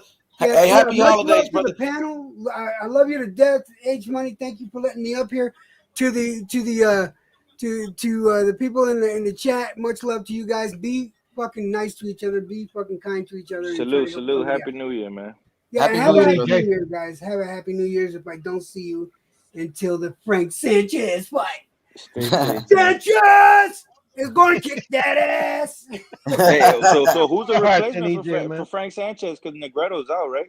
Yeah, he's gonna fight Christian Hammer. Christian Hammer.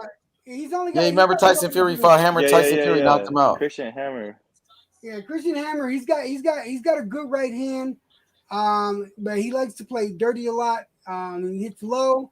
He likes rabbit punches, and he'll hit on the break. And if he can get away with it, even if he can't get away with it, he'll hit on the break. So yeah, that's what Sanchez got to worry about. But anyway, my brother. Peace, guys. I'll talk to y'all later. See ya, bro. Peace. Hey, so what's everybody else pick on the panel? All right, we got So who you got a pure upset of the year? Hold on. Give me a second. Can y'all hear me? Yeah, we can hear you. Okay. Well, I wanted to show you. Yeah. It has them by like the biggest odds.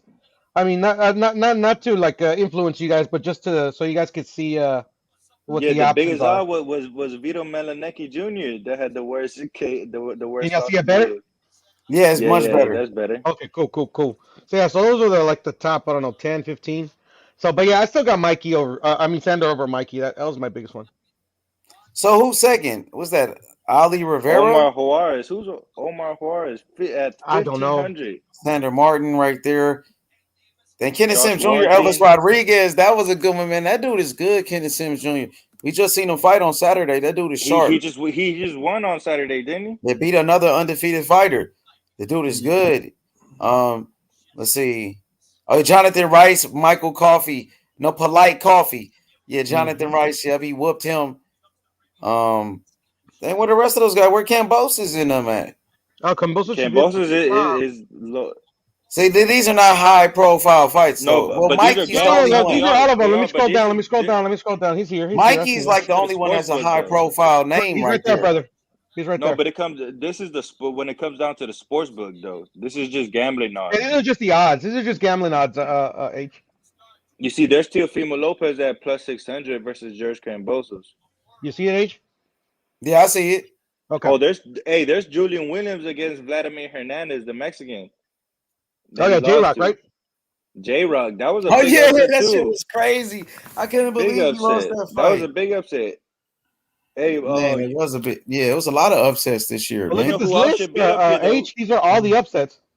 Hey, that shit is crazy. No. Hey, zoom in Yes, again, and then just go back in. Just go zoom in again.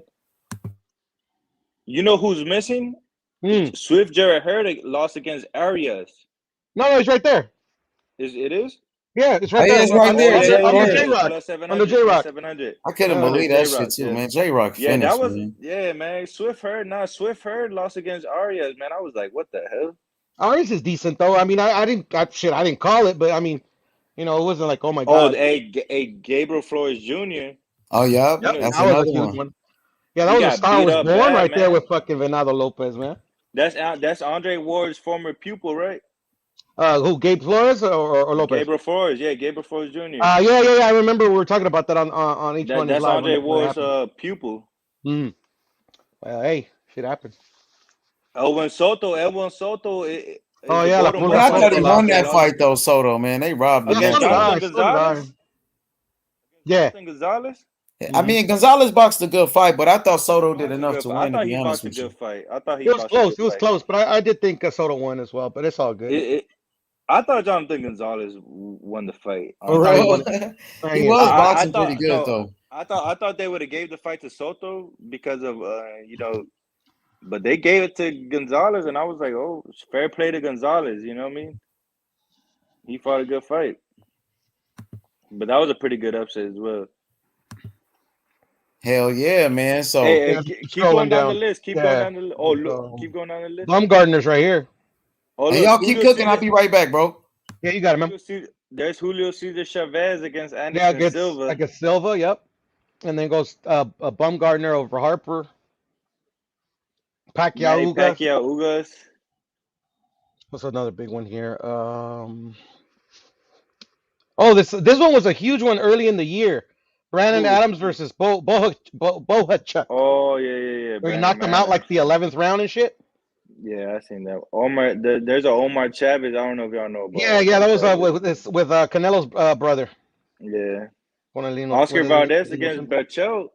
I don't know. That was an upset as well. Yeah, that was I don't know if y'all want to talk about Oscar Valdez and shit. No, I mean, a lot of channels. This one he didn't get popped.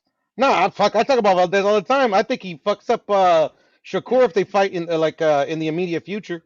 To be honest, but you know why they don't want to talk about Valdez because of because of the fucking fentanyl or whatever. Yeah, supposedly whatever. Yeah, no, trust me, I had my fights on YouTube over that shit, bro. Literally it's a stimulant, but nobody talks shit about David Benavidez and shit. And I was on a lot of channels. I was on a lot of channels saying that Valdez had the knockout of the year, but they said, "Oh no, we don't count PED users."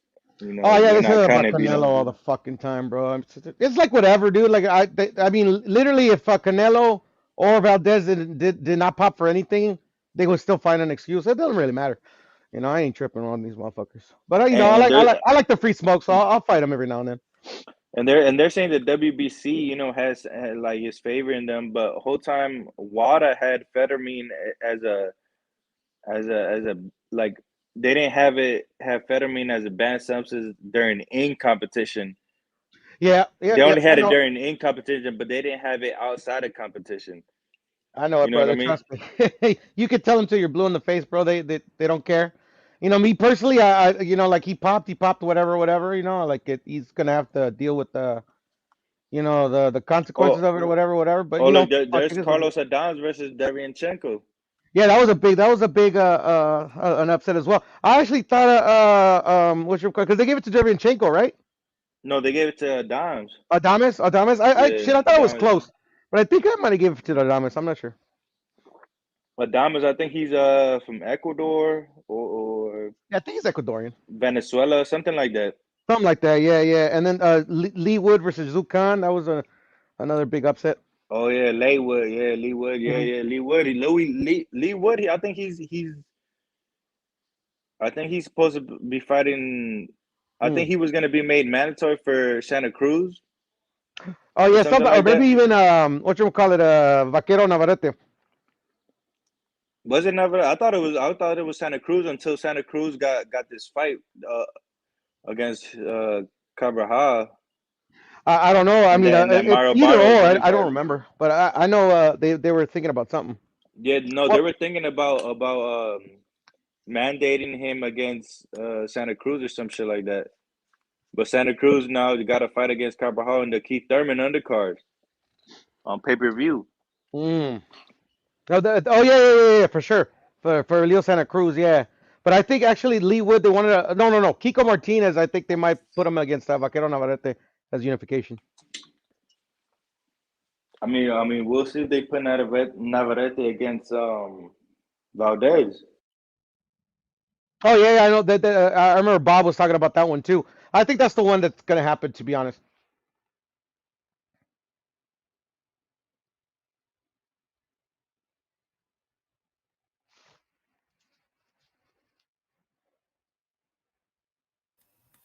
Hell So what? yeah. So Go ahead. So what's y'all upset of the year then? Like I said, I got Teofimo Lopez, man, and Kambosos, man. You know what I'm saying?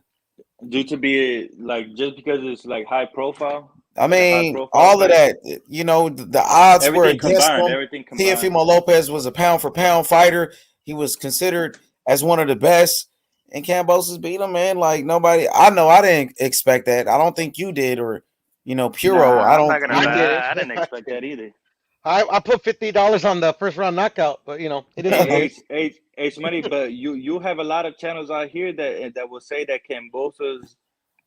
That a lot of people saying, after the fact that Kambosos was gonna win. So I don't know how big of an upset Well, some it of is them for. really didn't believe it, man. I think some people Cap, just was cap, hating on cap, Tio, but bro. some people actually did pick Okay. Kambosos. I think Taco picked him over here.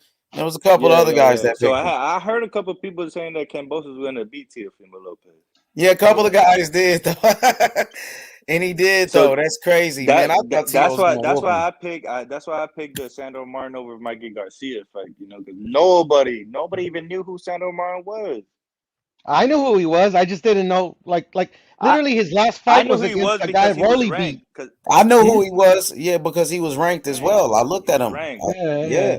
But Rolly beat. I mean, look excuse at me. everybody. Yidget beat him. Yidget beat him. That was his last fight. So I'm like, oh, Mikey's gonna lost make to quick work of Rolly? this. Who lost Hell to no, that Rolly? dude Yidget that Rolly knocked out beat him? Mm-hmm. Yes. Oh my god. I'm telling you, bro. That's why I was like, So okay, it made easy it- work. And then when that That's the shit only happened, reason. I'm like, what the fuck? That's the only reason I knew about him because he lost to Yige, who lost to Rolly. That's the only reason I knew about Sandro Martin. Facts. Fuck it, man. There's I a new mean, player in the fucking that's my division, upset bro. of the year. That's my upset of Fucker the could year. box, bro. Sandro Martin went over Mikey Garcia. Yeah, a lot of people like to cap over Mikey and be like, oh, he came in out of weight, this, that, and the other, whatever. Mikey was like literally still like, how old is he? 34, 35? Like 33 or something, Mikey. We Probably can't like cap. 34, 33. Let's not cap. He was out of the ring for like 2 Yeah, years. So yeah. I mean, that's a like, fact. I don't want to make fact. excuses. That's You not get an what I'm saying? opinion.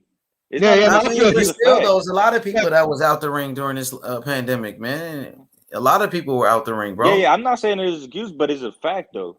He got outboxed, And that's what I was gonna say, H Money. I don't think the weight had nothing to do with it, man. I just thought he, like literally he went up Because to a boxer didn't they that was fight like. at a catch weight? I think they fought at a catch No, weight. they did fight at catch weight. They did fight at a catch weight. Like at 145 or something. 145, I think 145, something like that. Yeah, it was 145. So I don't think the weight had nothing to do. I mean, yeah, me either. Maybe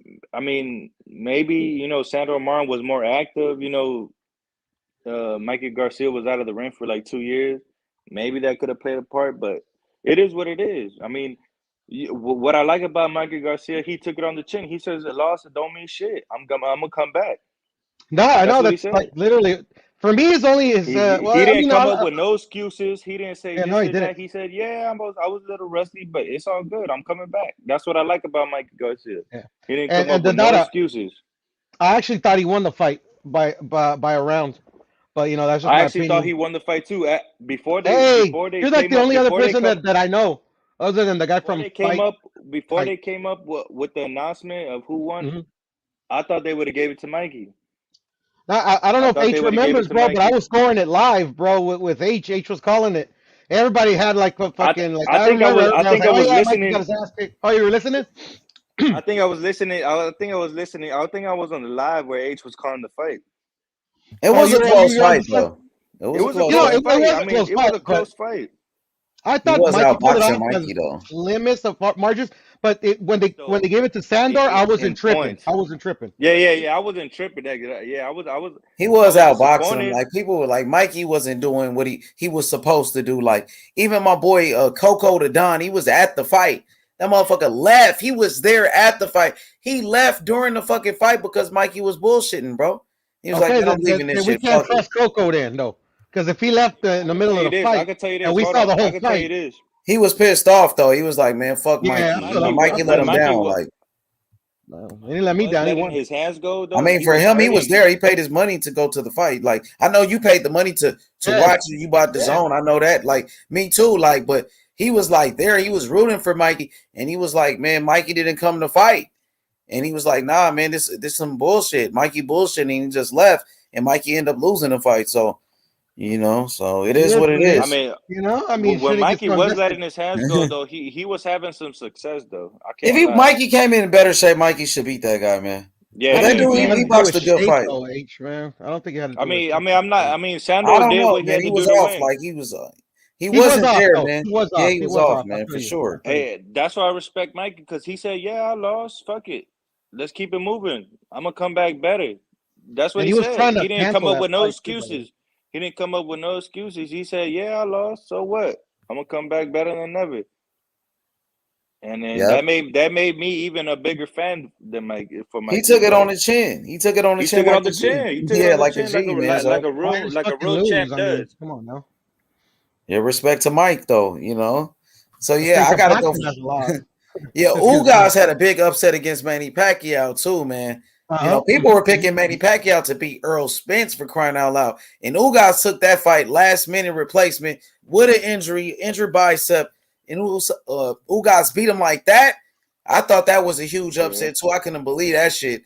So It was definitely an upset, but check it out, H. I picked it. I picked Ugas to win that for fight. real, yeah, a couple of A I lot think of Lewis people, did too. picked Ugas. A lot of people picked Ugas to win that fight, though. I'm not gonna lie.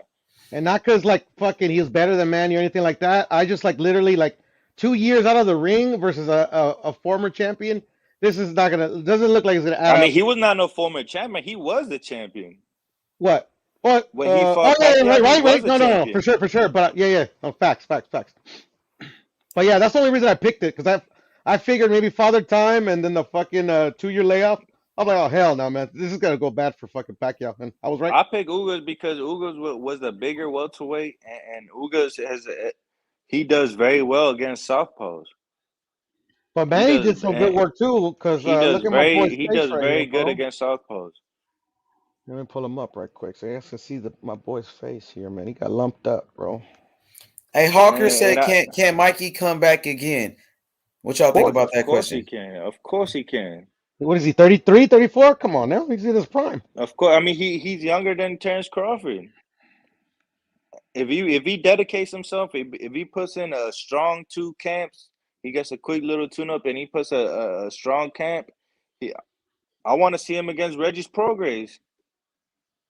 If he can't get like a Haney fight or somebody at 135, I want to see him against Regis Prograis. That might be a dangerous fight for Mikey. Hey, that might be a dangerous fight for Regis. I mean, but let's You not know? take care. But let's not take care of Mikey. Mikey, we got to throw him to the wolves. I mean, He's what's old next for enough. Mikey? Does he take a tune-up fight, come back, you know what I mean? Then go for a Regis? I say he just tune-up. Rematch Sander Martin? Yeah. You think Sandor Martin rematch Mikey? They got to give him the bag for that. Mikey Yes, don't have a belt or anything. Like he gonna have to, to rematch. They gonna have to pay Sandor Martin, or Mikey would have to come to his country in Spain to probably fight him. But if you remember, they asked Sandor Martin if he would take the rematch. He said, "Mikey gave me the fight. I would definitely give Mikey the rematch." Oh yeah, I want to see That's it. what Then. he said. Hell yeah, I'm with it. So let's see the rematch, and then let's put in Mikey and Regis Prograis at 140. That's the one I wanted actually instead of Sandor, but it is what it is. They said Mikey calling out Kambosos right now. Man, Kambosos at 135. Man, Mikey need to stop playing, man. Man, that's I don't know how reliable that is, but I'm sure he's mentioned his name. But that's unreliable. I have not seen nothing from nowhere that Mikey's calling out Kambosos. So he needs a rematch of Sandor Martin if he can. That's a rumor. If he can, rematch Sandor Martin and then get in there with Regis Prograis. Because if Kambosos doesn't fight Devin Haney, if Devin Haney don't get that fight, Devin Haney will move up to 140 to fight Sandor Martin, though. Hey, if anything, I was hearing that Mikey Garcia was calling out Devin Haney. He said he'll come down to 135 to fight Devin Haney. That's what I was hearing. And Dondada, they were looking at him even before. That's why he was at the fucking Sandor Martin fight, actually. Yep. Well, one of the reasons. One of them was to do that little exactly. show That's why Devin Haney was and there, because if he would have beat Sandor Martin, they would have pinned Mikey Garcia with Devin Haney. Devin Yep, Haney. you 100% right. Well, I remember talking about it with H and with all the homies, That's why Devin Haney was there. You 100% right. If y'all, because a lot of people forget. You feel me? A lot of people just is prisoners of the moment. But if you really look in the past, who went to the Mikey Garcia Sandor Martin fight? Devin Haney was at that fight. So was Tio. We all remember that. Yeah. So was Tio. So the zone, what the zone and Eddie Hearn was trying to do was trying to pin these guys against each other. Unfortunately, Mikey Garcia lost. So it is what it is. It is what it is. What was I gonna say? So after upset of the year, so what's next? Knockout of the year? That's easy for me, but I'll let y'all go first. For me, so we got to do the nominees. So nominees, I gotta put David Morrell Cazares, first round knockout. The way he knocked out Cazares, one punch knockout. Morrell, I forgot about that. That's a good knockout, though. Yeah, Morrell Cazares. We got Tyson Fury knocking out Wilder. In round number 11. Fury knocked out Wilder. Kiko Martinez, Kid Galahad. Yeah, Kiko Martinez, Kid Galahad, another one. What else? Man, who has Taylor Smith versus Lennon Castillo? I heard it was a brutal knockout, but oh hell yeah, man! This man had Lennon Castillo's having a seizure in the fucking ring. Yep, facts. And we cannot forget about, and that's my pick personally, PEDs aside, Valdez over Berchelt, man. That's one of the smoothest knockouts of the year, man. That was a good knockout with the left hand. That shit was nice though. That was a good knockout. And then I guess we can't ESPN counted Jake Paul versus Tyron Woodley. I ain't gonna count it. Yeah. It's H. It's your platform. Nah. Piro said nah, so fuck it. Nah, bro. Nah, because that's some circus shit. We talking about real that's boxing. Not boxing. That's not real boxing. Yeah, like real shit, he didn't man. do it over a Even real though I boxing, do shut him out for helping out the women. What else though? What else was some good knockouts? Come on, Ryan and Luke Campbell. Luke Campbell. What about what about Dylan White and Povetkin? Darrell had a big knockout. What about Dylan White and Povetkin? Was that 2021 when Povetkin knocked out Dylan White? Well, no, it might have been 2020. The first one. You talking about the first fight they had? Yeah, the first fight might have been at 2020, if I'm not mistaken. Salute, Joe. I think I'll look it up though. What else, man? Some good knockouts, man. Jose Zabeta, Jose Vargas. That shit was sick. Jose Zabeta. I mean, Tank Davis knocked out Mario Barrios too, but with a body shot. That was beautiful, man. That was pretty good. But that Zabata shit was nasty though, man. Yeah, it was. In the first round as well, man. Motherfucking Tio should have done that fucking. Man, he fucked them up, man. That Zabata had a good knockout. What else? Some good knockouts, man. But are we talking like are we talking about stoppages or are we talking about like one some knockouts quitters? like But are we talking about one hitter quitters though? No, it's the same thing. TKO to KO, it goes on the same thing as your record, bro. So whatever, as long as it's a TKO or a KO, I'm cool with it. Lomachenko brutally stopped Nakatani too, man. Yeah, Nakatani is in the. That shit was brutal to me. It was in the running. No, to me as well. And then you got the real big baby Jared Anderson knocking out everybody. Back to Bully and Rosado. Oh yeah, that was good too. Yeah, Rosado. That was a good one. What else, man? I know we had some more knockouts. Let me see. Let me look through the heavyweights. Like big knockouts like that. We didn't really have that much one hitter quitter knockouts like that this year. For real? No, we did, bro. We had like 6 or 7 of them, bro. I'm talking about like high profile fighters though. Yeah, we had like 6 or 7 high profile fighters. I mean, we had the Burchell. Yeah, Burchell. We had Ryan. We had Castillo. Fucking Rosado. We had the Rosado. We had the Rosado. That's already 4. And we had a Taylor fucking Smith.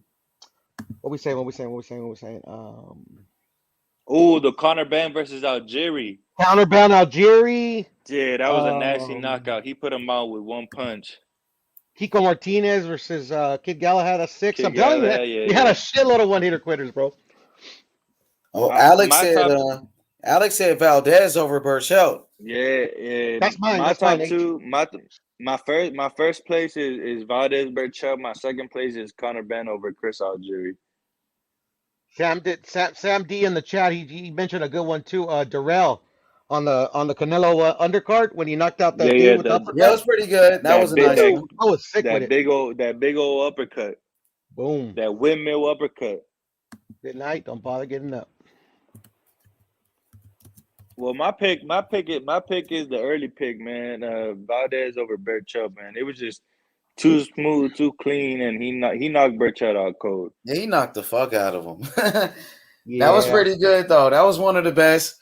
But I gotta go with David Morrell over Cazares, man. The way he knocked out Cazares, bro, and then after the fight, this motherfucking Cazares had a neck brace on. You know what I mean? And his fucking leg was stretched all the way back. It was a one-punch knockout, too, in the first round. You know what I'm saying? I got to go with Morrell. Hey, it was a good one because Cazares was coming in with momentum. Yeah, he just beat Chavez. He was talking all that shit, and people hated that dude because he beat Canelo in the amateurs. So people, they wanted to see him get knocked out. So when Morrell knocked him out like that, Morrell, he kind of became a hero, though. Because he knocked out Cazares. On Telemundo, right? Interviews. I saw it. I saw it. Hold on. On Telemundo interviews, Cazares was telling everybody, I beat Canelo. I know that's what I'm saying. He was saying that he made Canelo cry in amateurs and shit like that. Yeah, and people hated that dude. He had a lot of noise. Shit. Like, he was making a lot of noise. He was coming in hot. And then that's what made Morrell. That's what gave him. What made Morrell hot. Because Morrell knocked him out. Yes, sir. Morrell knocked him the fuck out. He had that motherfucker in a neck brace, dog. You know what I'm saying? Like that nigga was in a serious car accident and shit. Now he accused him of hitting him in the back of the head. The most underrated knockout of the year was Kayla Smith moving up to 175 and knocking out Leonard Castillo in the second round. And if y'all don't recall, Leonard Castillo did 12 rounds with Bevo. He went full 12 rounds with Bevo. He did. And Kayla Smith knocked him out in 2 rounds with a devastating knockout. He made this man have a seizure in the middle of the ring. I feel you. And to be honest, like the community over here, like if you would listen to them, you would thought Callum Smith had no chance of doing what he did just because he lost one fight. But damn, man, he fucking put him out. I mean, that Canelo win over Kenny Smith just looking better and better day by day. Yeah, well, I mean, like that's why, like, literally, like, I mean, you just gotta look at the guy was undefeated. He fucking he had to go through all the top 168ers to even get his belt. You know, I mean, in my opinion, the Billy Joe the Billy Joe fight was the more competitive of the three, but of like the ones with the better pedigree, it was definitely Callum Smith, in my opinion. He made it look easy. Okay, so who you pick up, Hero? Your knockout of the year. Who you got? Oscar Valdez over Burchelt, and honorable mentions to my dudes Tank and Ryan. Okay, so who you got? My boy Don Dada. Man, I got the Oscar Valdez over Burchelt, man, and the honorable mention Caleb Smith over Lenny Castillo. Okay, so now let's move on to the next topic. Who is the prospect of the year in boxing? Nominees: Xander Zayas, Jared Anderson, the real big baby, Mark Castro, Keyshawn Davis. I like my Castro. Keyshawn Davis. Ooh, I forgot about him. Keyshawn Davis is my shit, man.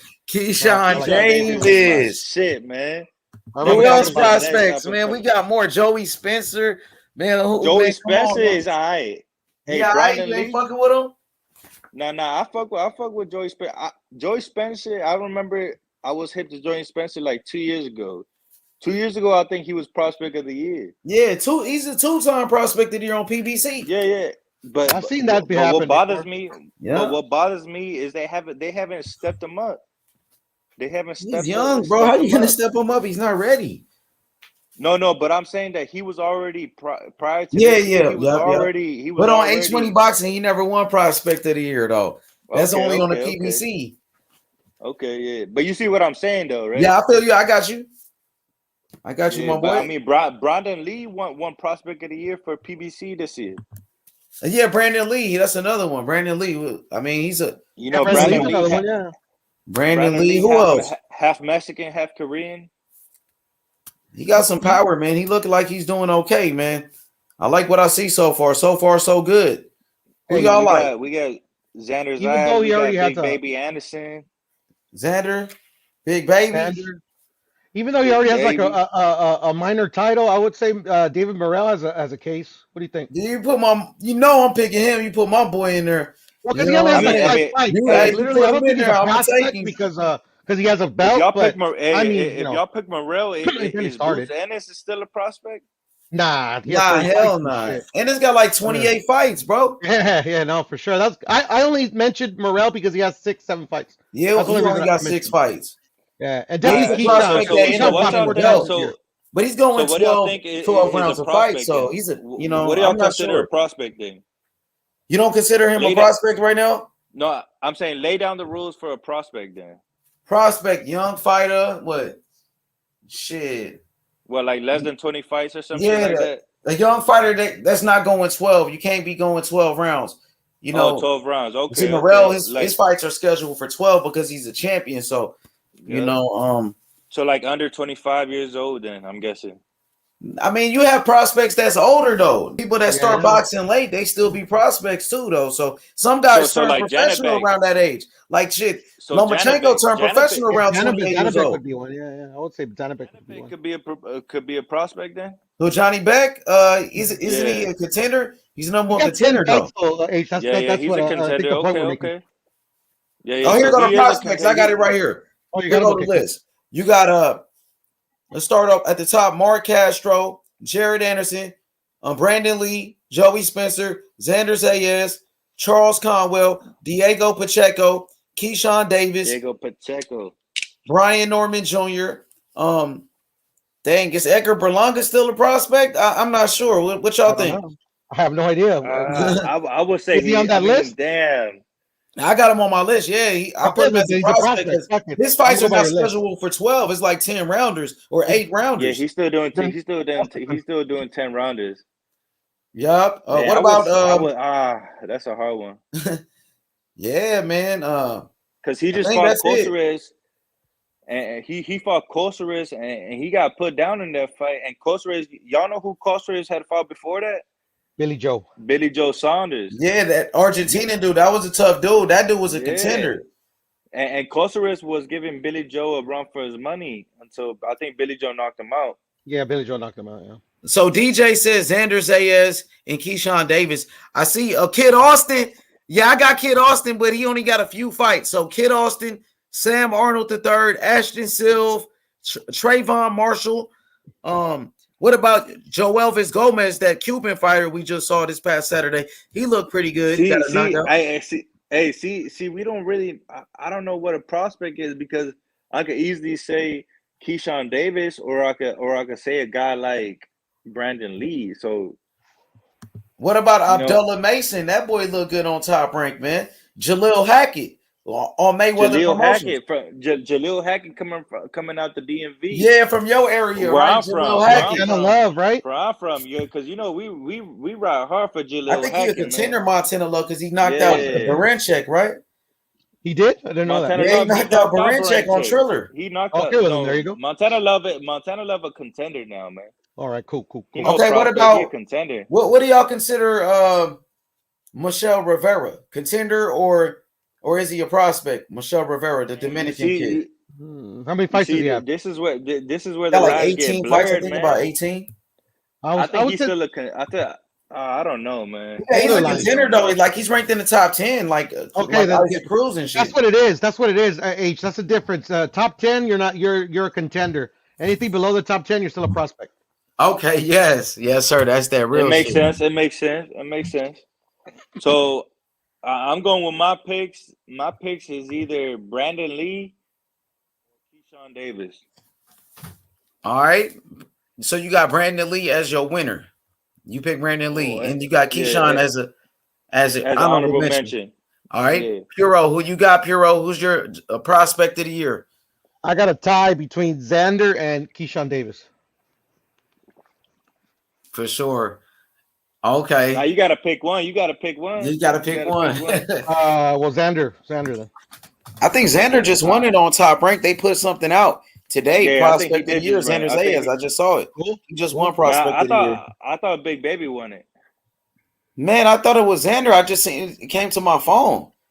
Well, all these on Instagram. Somebody look it up. Somebody look it up. Awards. So. But I got Big Baby. My pick, Jared Anderson, the real Big Baby.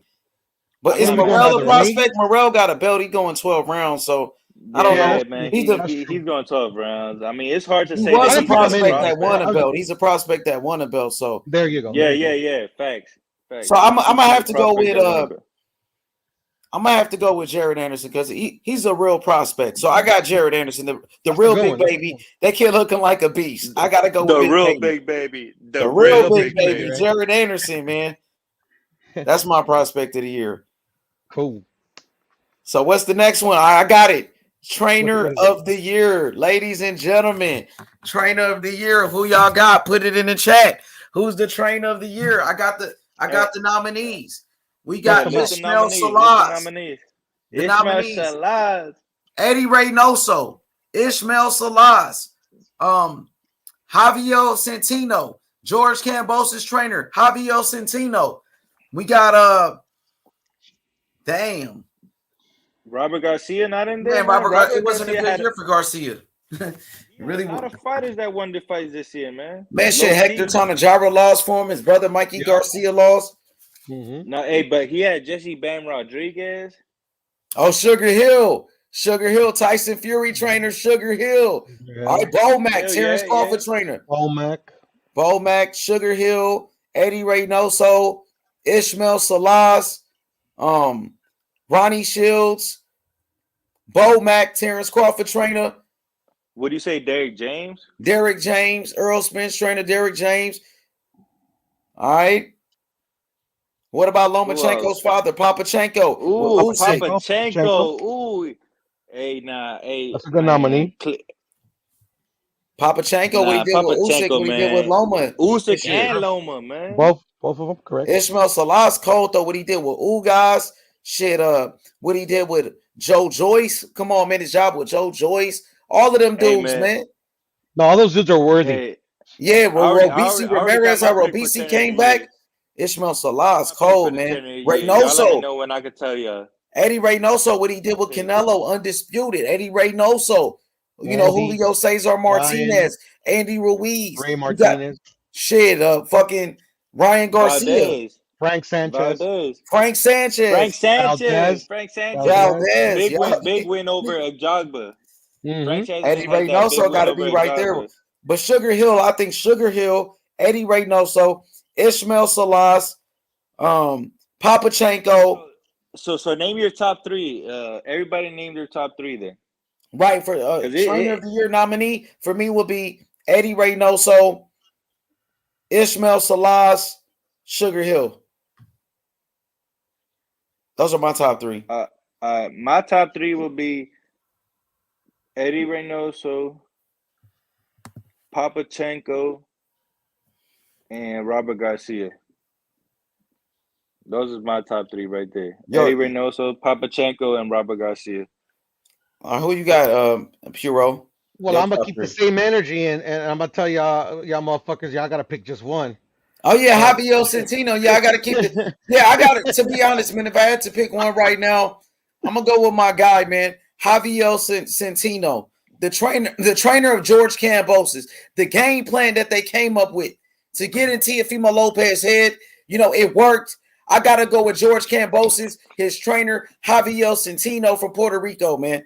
That's what I'm going with, man. My ACP brother, man. ACP for life. You cannot be mad at that, man, because he had a historic win. It's a year for Kambosos. 2021 for me was the year of Kambosos. The year of Canelo as well. But for me, the star of stars was George Kambosos for 2021. I got to give it to his trainer from down under, man. His trainer. Oh, okay. Alex says Sugar Hill, Reynoso, Bomac. Okay, Alex. DJ says Sugar Hill got Tyson Fury and Nico Ali Walsh, Muhammad Ali grandson over there. I see him. And he had, who his name? Man, DJ, Darrell? I think panel, man. Darrell. Hey, tell DJ to hop on a panel, man. Speak with his chest, man. Stop tapping in the chat. DJ, you know what that is. Your boy Don Dada, he want to go another round with you, So, yeah, man, I'm going to go with Javier Centino, man, the trainer of Kambosos, man. I got to go with him. Hey, look, y'all might disagree with me, man, but I'm going with Papachenko, man. Lomachenko had 2 dominant wins, and then Usyk over Anthony Joshua. I'm going with Papachenko, man. Trainer of the Year, Papachenko. Cool. It's all good. I mean, I almost always disagree with you, but it's all good. And I'm just fucking with you. That's a good pick, Papachenko. I'm gonna go with Eddie. I'm not mad at Eddie either. I'm not mad at because I would have picked Eddie too, but Papachenko, oh my, what he did with Usyk and what he did with Lomachenko, man. I feel you. No, you gotta go who you feel the coaches. They just had 2 dominant fighters, man. Usyk dominated AJ, and then Lomachenko dominated Nagatani and Richard Coleman. Yeah, no, it was impressive what he did, especially, No, I feel you. I ain't mad at you, but I'm not mad at Eddie Reynoso. Eddie Reynoso had a hell of a year too, man. Yeah, no, he did. All right, I want y'all to come up with a category now, man. What's the next one? I got the categories right here. The next one is hold on. So we did Fight of the Year. Did we do Fight of the Year? Yes. Yes, you pick Canelo. Yeah. Y'all both pick Canelo, and I went with Canelo. No, not fighter, fight. Fight of the Year. Man, yeah, let's do that. Fight of the Year, Deontay Wilder, Tyson Fury, Teofimo Lopez, Kambosos, Canelo, Caleb Plant. Hey, you're forgetting about Chocolatito Gonzalez versus Estrada, man. Yeah, Chocolatito versus written down here. Versus Estrada. Ugas Manny Pacquiao versus Manny Pacquiao. Kambosos versus Tio. You said which one? Charlo and Castaño. Charlo Castaño. Yep. Hey, another one. Who you say? Castillo and who? Dundado. Who you say? You just said somebody. No, I said Tio versus Kambosos. Yeah, Tio Kambosos for sure. I got two more. But y'all might be surprised though. Jermall Charlo versus Montiel. Nah. That was an exciting fight. I mean, if you want to throw that in there, it's up to you. It was a pretty good fight. It was exciting. Everybody talked shit about Maul, but he won. You know? Yeah, he Shit. won, But it bro. was an exciting fight though. Like I don't know. Yeah, well, that's the thing. Like, I don't understand, and I get it. Trust me, I get it. You know, yeah. It's just like me. I like Tank and I like Ryan, and I hold them to a standard. Sometimes, you know, to my detriment and to theirs. But you know, we also got to realize that the fighter in front of them, you know, they fucking he came to win. Is what I'm trying to say. Fucking Montiel, you know, he didn't come to lay down. Did Inoue fight Nonito Donaire this year or was that last year? No, that was last year, brother. Oh, But I got was two. last I year. got two more though. I got a Navarrete versus Gonzalez, and the That was a chat good out to fight. That was a toughest decent G, I believe, put it up there. Figgy and Fulton. And Fulton. I got T.O. Man. Kambosos. T.O. Kambosos, to me, the fight of the year, man. That shit was the most craziest shit I've ever seen, bro. You know what I mean? One of the biggest upsets, whatever. Like, that fight right there, to me, had the biggest impact on boxing. You know, I got to go with T.O. Kambosos for me, fight of the year, bro. I still can't believe what happened, you know? Right, all right. T.O. Kambosos, who you got? Who y'all got? Who you got, Piro? I originally had Charlo and Castaño, but I changed my pick I don't know, midday today, so I'm picking Wilder Fury 3.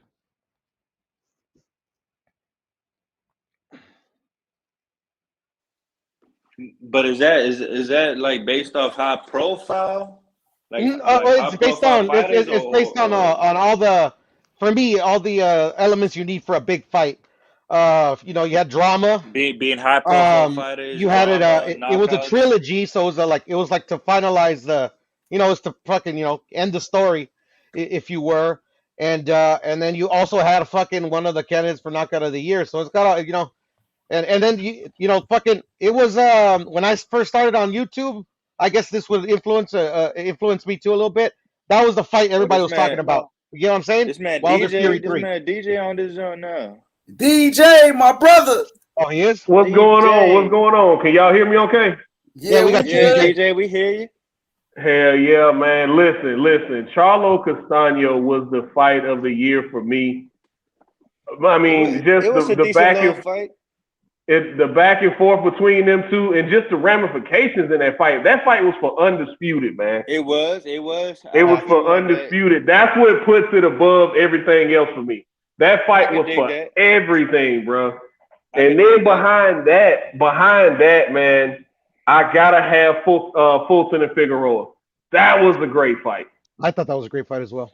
That was a great fight, man. And even though I'm salty about the results, man, Wilder Fury 3 was a great fight too. Hey, unpopular opinion, man. I still think Chocolatito versus Strada was the best fight, man. It was a very good one too. When you're talking about competitive fighters, top A-level class fighters, man, and when they went at it, man, I still think Chocolatito Strada was the best fight of the year, man. That's just me, though, man. I feel you. And y'all were trying to define what a prospect is to contender. Go ahead. What's your thoughts on that? To me, a prospect is somebody who's still fighting 8-rounders, bro. Like if if you unranked and still fighting 8-rounders, like you still a prospect to me, man. That's just me.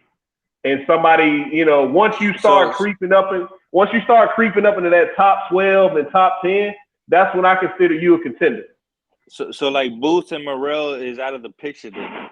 No, they contenders. They definitely title contenders. Like they're one or two. But like they're not prospects. Morrell's already. No. They're not. Morrell's not a prospect anymore. He's got a belt. Boots is what one. Yeah, Boots has got what 1, maybe 2 fights away from getting the title shot. So, but he's already fought 12-round fights. Well, they were supposed to be 12-round fights. Yeah. So I mean, he's a contender, man. He's definitely a contender now. So I mean, let's hear DJ because you know DJ just got on. So let's hear his picks for the year. All right, DJ, who's your fighter of the year? Fighter of the year, man. The nominees. You got Ugas. You know Ugas beat Manny Pacquiao. Tyson Fury knocked out Wilder. George Kambosos, who beat T.O. Canelo Alvarez. Canelo, who was undisputed. Who else? Josh Taylor, who became undisputed champion. Josh Taylor. I think that's about it. Who else? You got anybody else? Hey, I'm gonna give it to Canelo. He got his pick. Okay. He got his pick. I'm gonna give it to Canelo, man, just because he fought 4 times in 11 months and became undisputed. I'm gonna give it to Canelo. Who's this? DJ? Nah, yeah. DJ. Nah, DJ Look, can't be bro, rocking with Canelo. Nah, yeah, I mean, hold on. I'm not welcome to the real DJ. Nah. Hey man, I might feel a way about how he did it, but he did that shit. Like, you know what I mean? And he about to do the same shit at 175, dog. I hate to say it. He about to do the same shit at 175, man. Once Joe Smith Jr. shit clear up, he going after him. Then he gonna go after Benavidez, and that'll be a great fight. I want to see him fight the Terminator. I want to see him fight the Terminator. Then after that, man, we gonna see what happens. Hey, DJ, hey, I'm the biggest Canelo fan, man, but I still think he's too small for 175, man. I still think he's too small for 175, man. But go ahead. Keep going. Yeah, I think he knocks out Joe Smith Jr. I think he knocks out Joe Smith Jr. Nah, hey, we'll have that conversation after we have your picks. Yeah. Go ahead. But prospect of the year, God, man, we splitting hairs when we start talking about Keyshawn Davis and Xander Zayas. That's what I'm saying. What about Jared Anderson, the Big Baby, though? Big Baby is creeping on that contender territory, man. So that's why he's only got 10 fights. His last fight was I know. Yeah, man. That's I got Big Baby, and I like Big Baby, man. I like Big Baby, but I'm high on Xander, dog, because I got to see him in person, man. Oh, I saw him with I saw him with the catch and shoot. I saw him switch from offense to defense, man. This kid is special. I saw how quick he is. I'm telling you. Yeah, man. Xander Zayas is special, dog. Nah, I don't know. I think y'all overhyping Xander Zayas a little bit. Just a tad bit. Nah, hey, I'm telling you, this kid is the goods, man. I think I see. I think I see a little bit. I think I see a little bit more from Brandon Lee, but y'all might not see it because he's on PBC. No, I saw him. I just saw the knockout that he got. And how can y'all not say that the Beck Bully knockout was not the knockout of the year? That was a good knockout. That was a good knockout. Gabriel Rosado left that man sleep with his ass in the air. Like, I mean, it wasn't an impressive knockout, but I stick by my pick. Hey, so is that your knockout of the year then? Yeah, that's my knockout of the year. When Gabriel Rosado, because you remember Gabriel Rosado was a cherry pick, man. He was supposed to go in there and make Beck the Bully look good. Yeah. He was supposed to lay down. He was supposed to lay down, and he was supposed to go in there and lay down, bro, and he didn't. Somebody forgot to tell him he was supposed to lay down. I mean, he was losing every round. He was losing every single round up to that point. Right. Remember, he got dropped in the first round. He was getting the shit brutally beaten out of him. He got dropped in the first round and came back and slept the man, dog. And what about the what's his name? The Kiko knockout of Kid Galahad. Yeah, no, we brought it up. We brought it up. Starched him, man. He did. Hey DJ, but can you not admit that Valdez knockout over Berchel was not the smoothest knockout you ever seen? He outboxed him the whole fight. I'm gonna be honest with you, Don Dotto. I'm gonna be honest with you. Don't come with the PD shit. No. I ain't even gonna because that's hindsight, right? Hindsight. Yeah. I go back. That's hindsight. At the moment, I thought he killed him. Right? I thought he killed him too. Hey, facts. I thought he killed him. I thought Lenny Castillo died too, to be honest. Hey, we just said, bro, it reminded me. It reminded me of that Tank knockout. Pacquiao Marquez. No, that's the second time. That's the second time I saw a guy get knocked out, and I thought he killed him. I thought Tank killed Leo Santa Cruz. Yeah, I thought he killed him. I thought he killed him, dog. In front of his pops. I thought Marquez. Man, I swear to God, I thought Tank killed him. Just the way he went down and the way he folded up, dog, and the way Berchelt hit the canvas, just straight face planted. It was brutal, man. That was a great knockout as well. Yep. Yeah, man, it was some great knockouts this year. There's a lot of them, yeah. Hey, what other category did DJ didn't hit while he wasn't on? Trainer of the year. Trainer of the year. Trainer of the year. Trainer of the year. Man. It's I think I hard had not Papachenko. I think I had Papachenko as my number one. It's hard not to say Reynoso for what he did with Valdez and Canelo. Sugar Hill had Tyson Fury and Nico Ali Walsh, man. I'm telling you, those are great. Those are two great guys, man. So I don't know. Man. A lot of people say They all have Nico a Ali case. Walsh is They all have a case, though. If I gotta pick one, I'm gonna go with Reynoso. Because he's got the next heavyweight champion in the stable, Frank Sanchez. Yep. So, maybe, but he's look good. Yeah, man. I've been saying, man, him and Big Baby are gonna be fighting for undisputed within the next 5 years if boxing don't get in the way. That'd be cool. Yeah, you're not lying. You're not lying. Hey, so I mean, I don't think you said upset of the year. Did you say upset of the year? No, I don't think he said upset of the year. Yeah, I don't think you said upset of the year either. Oh, it's got to be Kambosos. It's got to be Kambosos. Kambosos? It's got to be Kambosos. Kambosos is the fucking man. I picked Mikey and Sander. I picked Mikey over with Sander as mine too. Yo, what's good, man, Paulo? What's good? We doing this hindsight. We doing this hindsight. You got to remember, at the time, everybody was saying how Kambosos was a cherry pick. Hey, but if you're talking about hindsight, nobody knew who Sandor Martin was.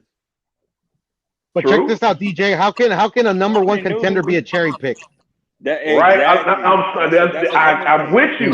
I'm with you. But that's what I'm saying. I'm going hindsight. Everybody's talking from hindsight now. But nobody knew who. No, there was plenty of channels on here saying that Kambosos was going to win, but no channels were saying that Sandor Martin had a chance, though. Nobody thought Sandor Martin had a chance. Nobody even knew who Sandor Martin had a chance. That's a good point. I didn't hear nobody picking Sandor. Also true. He was supposed to be a tune-up fight for somebody else. Hey, Mikey was just supposed to use him as a tune-up fight. That's also true. Mikey used him as a tune-up, and then he was supposed to fight Regis Prograis or Devin Haney. That's why they were both at his fight, if you don't recall. Devin Haney was at that Sandor Martin Mikey Garcia fight. Was he? I didn't know that. Yeah, he was. Yeah, DJ, that's where they had the big altercation. You know, in the right. Okay, yeah. I remember I got that. more followers. I remember that. So this was supposed to be a showcase fight for Mikey Garcia. Really? It was supposed to be like a this was supposed to be a fight, knock the rust off, you know what I mean, get in there, see what kind of shape you in, and he ended up getting his ass whooped. And then have Devin Haney come into the ring and talk shit to Mikey, and then make the fight, build up the fight, but the opposite happened. Fucking Sandor Martin won. So I see that as a big upset, and Mauricio Lara beating Josh Warrington. No, that's another huge upset. Because if y'all remember, Gary Russell Jr. didn't want to fight Josh Warrington. He turned down the Josh Warrington fight, and that's on wax. So that's another big upset too. I'm with you. I'm trying to think of Gabriel Rosado and Bector Bully. That's another big upset, man. That was a huge upset. That was another big upset, man. It was a lot of upsets this year. Baumgardner over Terry Harper. Alicia Baumgardner, man. I'm riding with her till the wheels fall off, man. That was an upset. Baumgardner, man. I'd like to ride her too. Yeah. Pacquiao Ugas. Yes. That was another, man. We had a lot of upsets in boxing this year, huh? There was 25 or 30 of them, bro. I had a list up earlier. Everybody I talk boxing with, I always tell them this is the year of the upset, man. That's why when Canelo was about to fight Plant, I was like, man, a lot of people had Caleb Eggplant winning. And I said, man, you might be right. It's a year of the upset. Everybody has been getting upset. But then Canelo knocked his man out. So I was like, man, this just proves how great Canelo really is, man. You know what I mean? If you know your boxing, it wasn't about being great, man. It's just it's simple experience, bro. Like literally, this guy. I don't know who. I remember having this discussion, so I'll just keep it short. I don't know why he won. He beat Uskatagi for the title, and then he fought like 2 or 3, like kind of like literally He like fought Caleb Truax, a soft former touches, champion. soft touches. But Truax was like super long in the tooth already.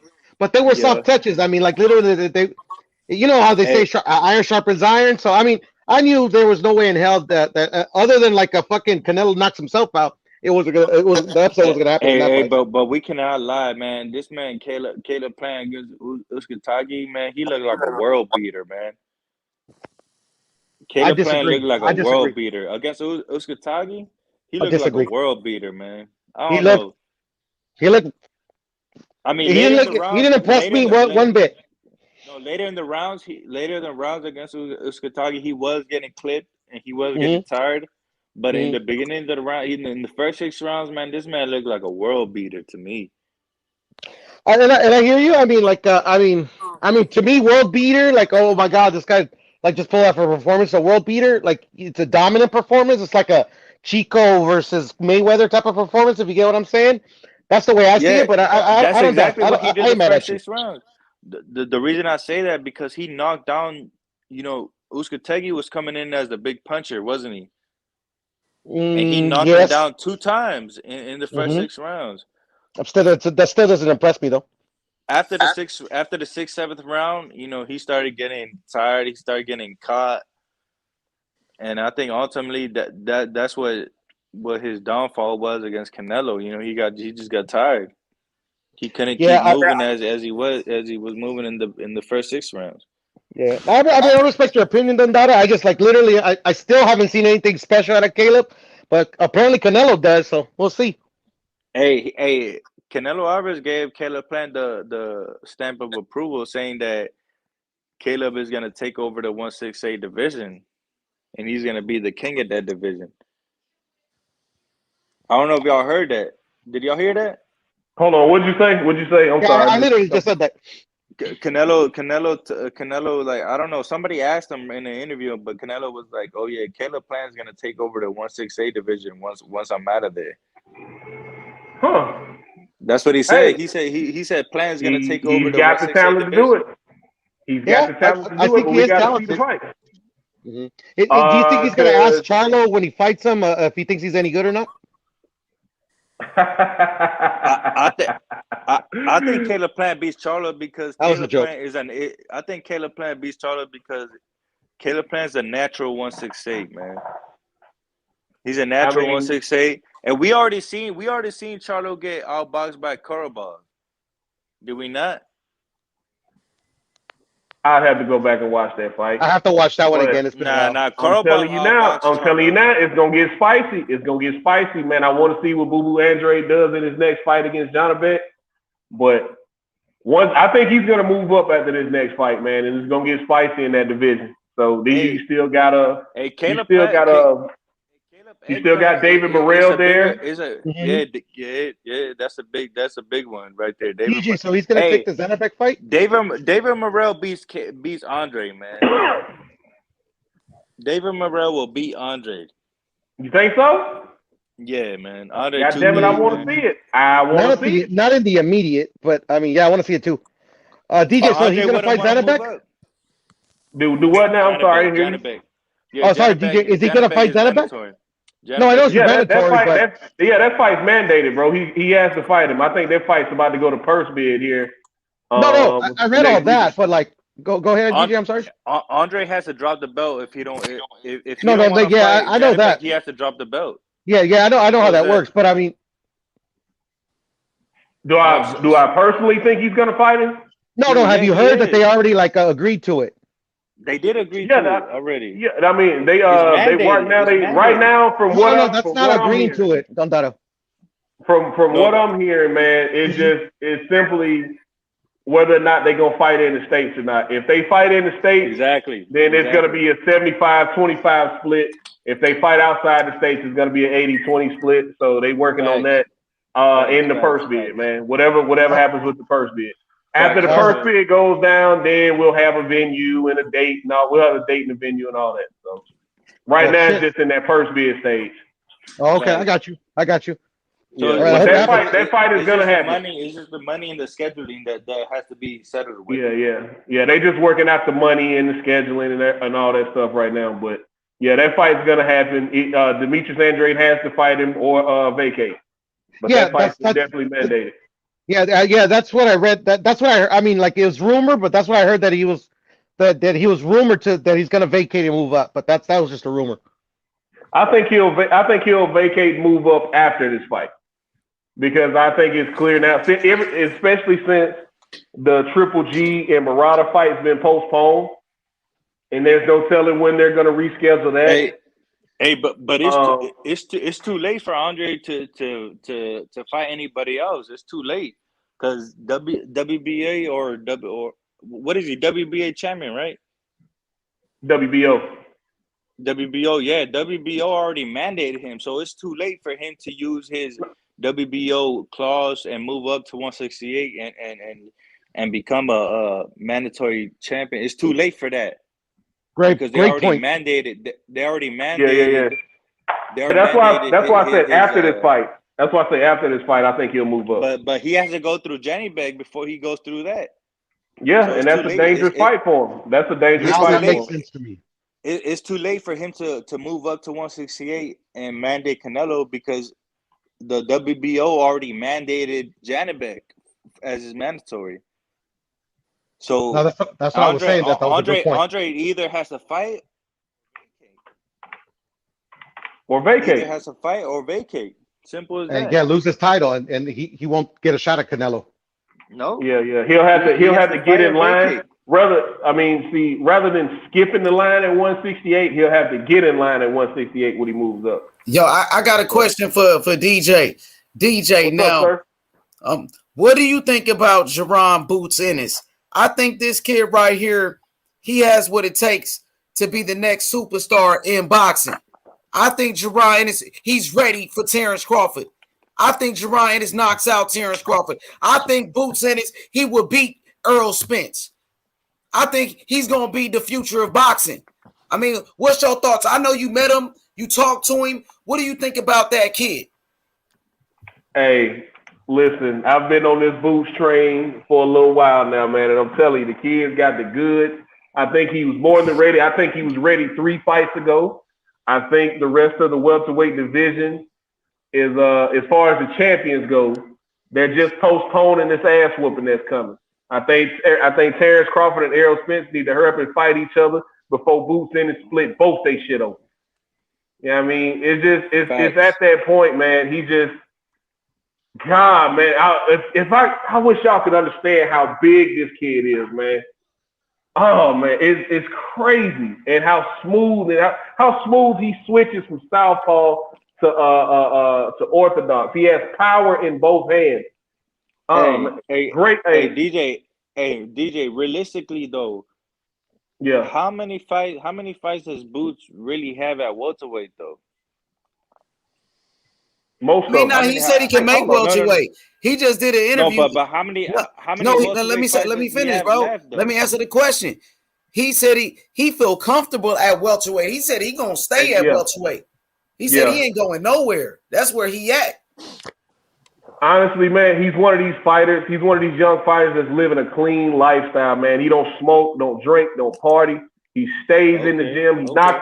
He knocked out Delorme on Saturday. Was back in the gym on Monday, and he teaches. So his technique. I did hear that. He be coaching this. So his technique stays sharp, man. Nothing gets sloppy because he still has to teach the fundamentals to younger fighters and the young kids growing up, man. So. And he has 2 older brothers. His father has kept him on the straight and narrow his entire life, man. He's had those guys to look up to. So he's ready, man. He's more than ready. I just think only reason I bring that up because I mean we can all admit that Boots is a huge welterweight, man. He's big, man. He's big. He's a big welterweight. That's the only reason I asked that question. You know what I mean? Yeah, he said he makes welterweight comfortable. I think his last fight he weighed in at what, 146? Like Yeah, 146, man. He's 146 and a always half? training. He's always Yeah. in the gym, like DJ said. DJ, you was right about this kid. I agree with you. I think he's gonna beat Terrence Crawford and he will beat Earl Spence. And the longer they wait, bro, the worse it's gonna be. You know what I'm The saying? worst is gonna get for them. The worst is gonna get for them. This kid is the real deal, DJ. I think he's the future of boxing. Like this kid, like the LeBron James of boxing. He's a phenom. He doing some crazy shit. Some Sugar Ray Leonard, Roy Jones Jr. type of fighter. That's what I see from this kid. And his work ethic. He's gonna fight at 168 before his career is over with. Man, he was definitely. DJ, I love his work ethic. Him and his dad, like he come from a family of fighters. His dad was a fighter. Both of his brothers. You know what I'm saying? He was born to do this shit. Just like the Mayweather, just like the Garcias, man. Like that. He was born into this shit, man. Man, that kid is sharp, DJ. And I talk to the other fighters. They speak highly of him. You know what I'm saying? I mean, David Morrell, he said he liked to watch Boots. And Morrell, that's another fighter I look at like this kid Morrell, he's going to be a great fighter. I think Morrell and Boots are the two best young fighters because they got something the other fighters don't have. They can box. They can bang. They got one punch knockout power. Man, the combination that Boots that he hit Thomas Delorme with to end the fight, man, that shit was nasty, bro. Dropped him with both hands, man. I get it. It's Delorme. Delorme's been knocked out a couple times. Delorme just went 12 rounds with Stanionis. You know what I'm saying? He knocked him out in 1 round. Terrence Crawford went 9 rounds with that dude. Has Boots Ennis been battle tested though? Yes, man. He been in there with fucking former champions like Sergey Lipinets. We can keep trying to downplay him. Oh, he ain't did this. He ain't did that. You can do that with all of these fighters, man. They were just doing that with Terrence Crawford. Said Crawford ain't never fought nobody. Sergey Lipinets, he went 12 rounds with Mikey Garcia. And Boots knocked him out, bro. Mikey couldn't finish Lipinets, but Boots did it. And he's a young fighter. I'm telling you, that if your name, if your name ain't Bud, if your name ain't Errol Spence, if you get in the ring with Boots Ennis right now, you're getting stretched out. I gotta knock it out, Crawford. I like Crawford. I think Boots gonna knock him out. Once Bud and Spence are gone, man, this welterweight division is gonna open up because you're gonna have Virgil. Virgil's gonna be right there. Josh Taylor's gonna move up. He's gonna be right there. Then you're gonna have some of these guys that are gonna move up from 140 that are gonna be right there, man. I think Regis Prograis will move up eventually. He's gonna be right there. I think Gary Antoine Russell will move up eventually. He's gonna be right there. So it's gonna be real interesting. What's up with Crawford? Hey DJ, Crawford need a fight. He need a dance partner. He need a dance partner, man. Earl Spence is fighting Ugas. Keith Thurman fighting Barrios. You got all these other fighters, man. They got fights. Virgil Ortiz fighting a nobody from the UK. You know what I'm saying? So McKinson. Yeah, I mean Virgil fighting that dude, so he can't fight Virgil. What Crawford gonna do? He need a fight. Jerron Ennis, he's the best available. Jerron Ennis is the best available. Now these guys can keep ducking and dodging, but Jerron Ennis, he deserves a shot. He's a top 5 welterweight, bro, and he want that smoke. Philly, stand up. Shout outs to Bernard Hopkins, Joe Frazier, and Sonny Liston, Tyrell Biggs, and Meldrick Taylor. It's the new takeover. My boy Jerron Ennis. Jerron Ennis, man, the LeBron James of boxing. This kid is special. He's a phenom. I'll tell you what's gonna happen. Where's the paperwork at, H? I need to see the paperwork, or if not, he's ducking. He ducking. You damn right he ducking. You damn right he ducking. Hey, I'll tell y'all what's gonna happen. Bud Crawford is gonna sign a 1-5 deal with Top Rank, and he's gonna go over to Scotland and fight Josh Taylor. Man, he gonna keep ducking. Undisputed Earl Spence and Terrence Crawford, they can keep running away from Boots all they want, man. You know what I'm saying? My boy Boots gonna knock out Crawford. He gonna knock out Earl Spence. Everybody ducking him, man. Nobody won't smoke, man. And what's up with Virgil too? And Virgil can get it too. You know what I'm saying? All of that. Virgil could get a Hey, somebody said Gerard Ennis versus Mikey Garcia. Mikey Garcia wouldn't sign that contract. Well, I take that back. He did. Man, come on, man. Mikey got Sandra Martin. Hey. Come on, man. Sandra Martin. Hey, I'm not gonna let y'all disrespect I love Mikey. Hold on. I'm not gonna let y'all disrespect Mikey, man, because everybody and their mama knows that Mikey Garcia is a fucking lightweight, man. He moved up though. You can't say that. He was a super lightweight, yeah, but he was lightweight. Mikey moved up though. He moved up to be great. Man, shout out to Mikey though. Mikey bringing that free smoke though. I ain't gonna lie. Mikey gonna bring some free smoke. I can't say that. I can't say that. Mikey bringing that free smoke though. No, we already talked about this earlier, man. We already talked about this shit earlier, man. Mikey Garcia took all his L's on the fucking chin. He didn't make no fucking excuses. Yeah, nobody talking about that, but I'm just saying, like, you know, shout outs to Mikey. He bringing that free smoke. But he take his loss like a man. We know Mikey take his loss like a man, but we know Boots gonna knock him. He might knock him out though. You know what I'm saying? Hey, B18, let's not mess B18, I just said that. Mikey don't want no smoke with Boots, man. Let's be honest. That's not disrespect. It's just the Mikey gonna get retired, man. You know what I'm saying? Let him get that rematch with Sandra Martin, man. Let him go fight Sandra Martin, though. Exactly. It's all good. Fuck yeah, let's make that fight. Sandra Martin, you're ducking, man. Let Sign him the get contract. that Sandra Martin rematch. You know, let him Mikey get his revenge with that one. That's what I'm saying. That's what I'm saying. But right now, Terrence Crawford. But Terrence Crawford versus Jerron Ennis. Let's make that one happen. You know, Terrence Crawford gonna wait it out. He playing the waiting game. You know what I'm saying? We'll see. But hey, I'm gonna tell you though, my boy DJ, you was right though, DJ. I appreciate it, H. You know, I don't get to hear that at home much. You know, my wife wins all the arguments, or I let her win. So, you know, I don't get to hear you right much. Hold on. So is Crawford gonna wait till Spence and the Ugas is over, or who is he gonna fight in between time? You think he should? See, this is the thing though. This is the thing though. Did Stanionis, because I think Stanionis and Butayev are gonna fight.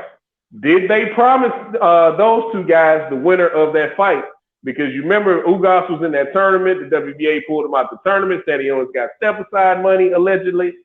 So did the winner of that fight get guaranteed the winner of the Ugas and Spence fight? What's going to happen with that? So it's a bunch of wait and see, man. And if that happens, then Terrence Crawford is probably either going to fight Boots Ennis or Josh Taylor. If Josh Taylor wins. Because this has been the year of upset, so you know anything can happen. Nah, Josh Taylor's gonna spark Catterall, man. He's gonna knock him out in like less than 3 rounds. Say so? Don Dada, are you saying Crawford's gonna fight Josh? I think the best fight for Crawford to take is Josh Taylor, man. But what about that's the biggest money fight to take.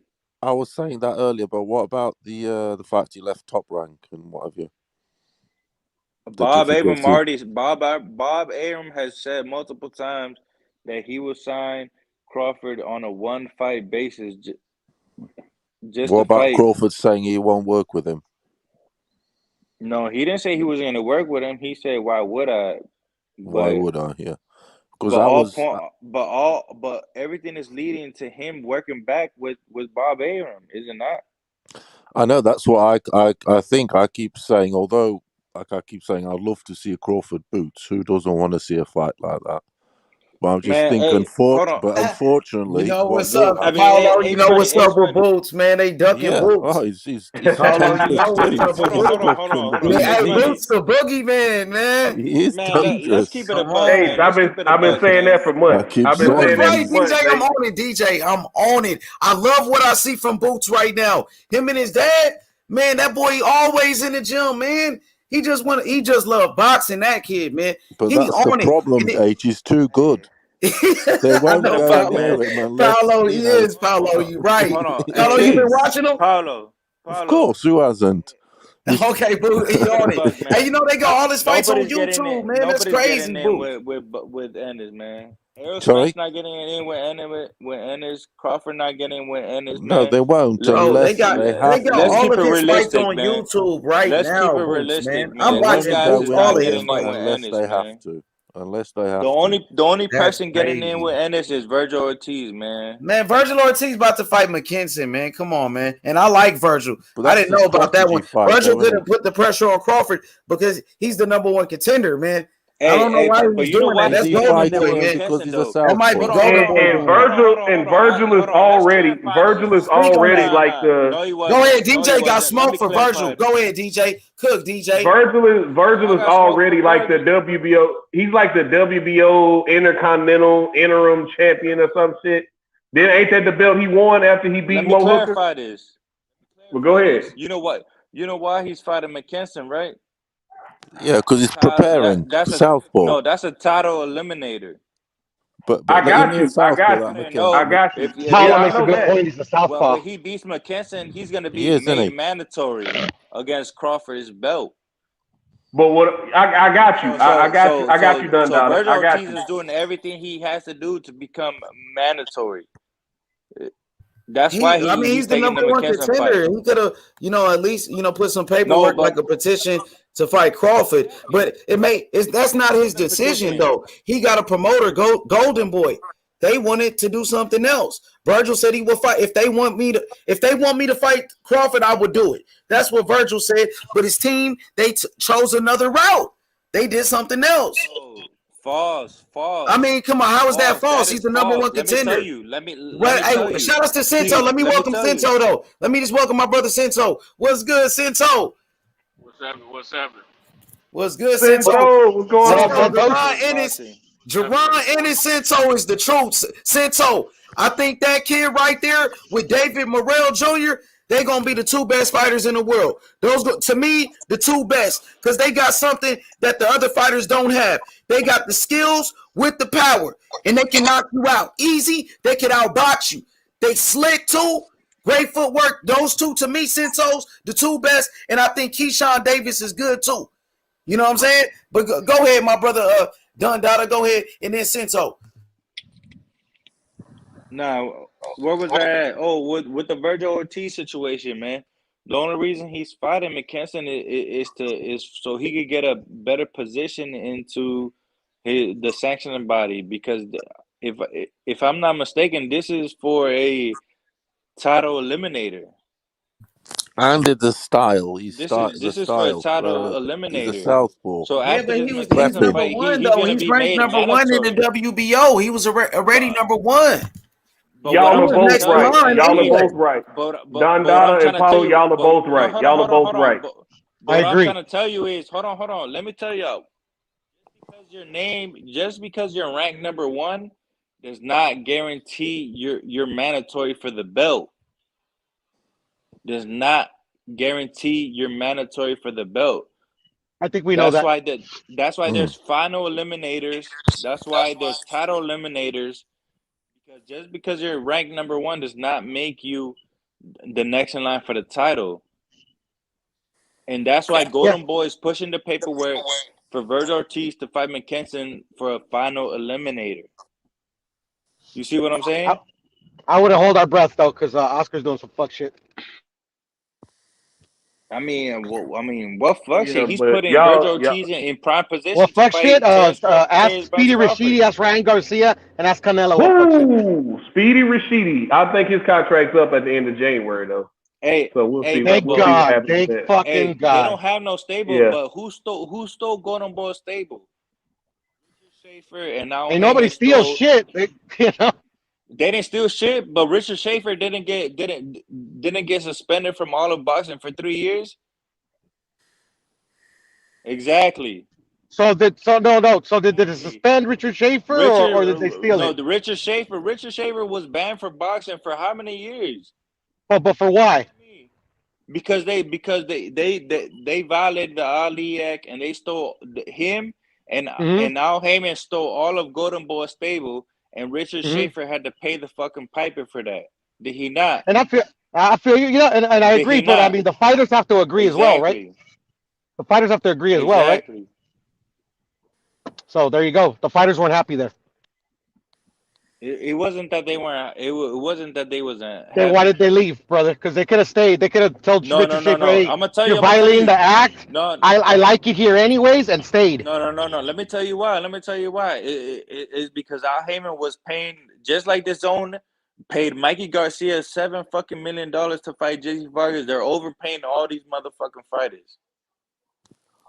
Let me see what I understand that, but I mean, like, literally, they're overpaying all these fucking fighters, man. Go ahead, man. Not everybody cares about money, you know. Like Canelo stayed. That's Canelo, man.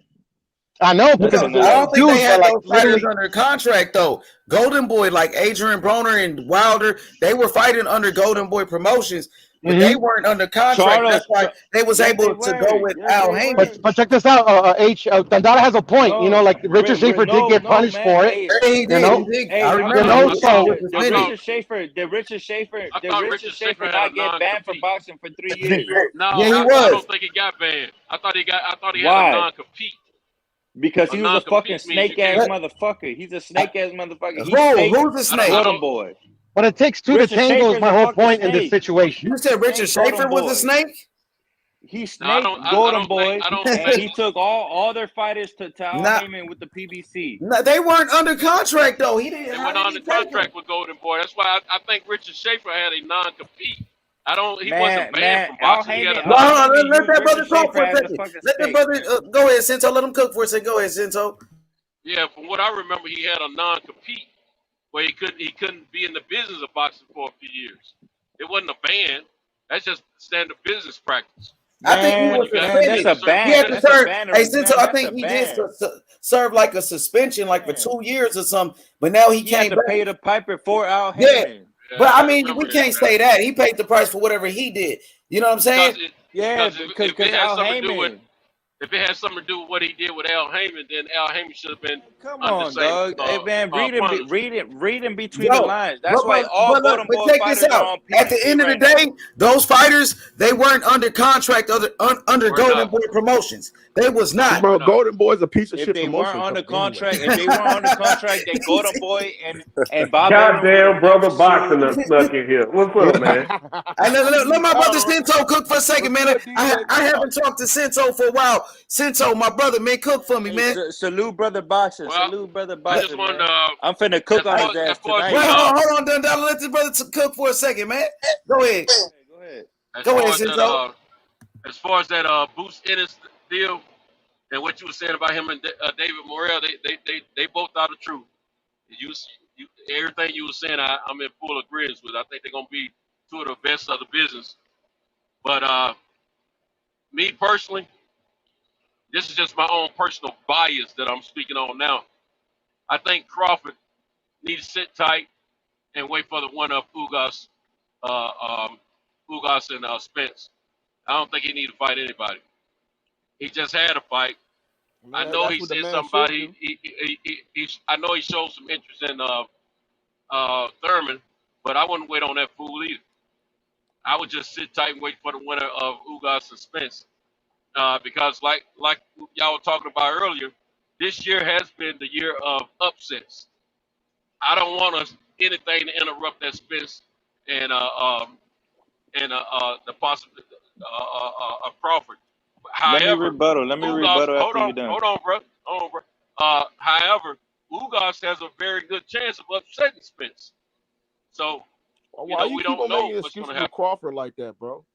How's that making an excuse? How's that making an excuse? Because I don't think Bruce deserve a shot. Like, I know you said wait for the big fight, the undisputed, just wait for the winner. But at the same time, you got Jerron Ennis, who's calling out Terrence Crawford.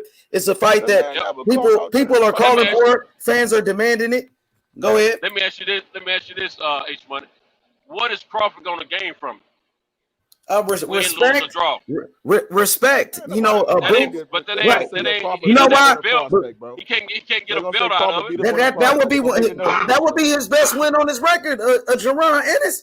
Jerron Ennis, who's a boxing phenom. Bro, come on. I don't know if I would say that. I mean, you know why? Because Jerron Ennis is a beast. Come on, H, bro. Jerron Ennis is a beast, bro. Jerron Ennis, come on, man. Sean Porter wanted no smoke with Jerron Ennis. Who's Crawford best win?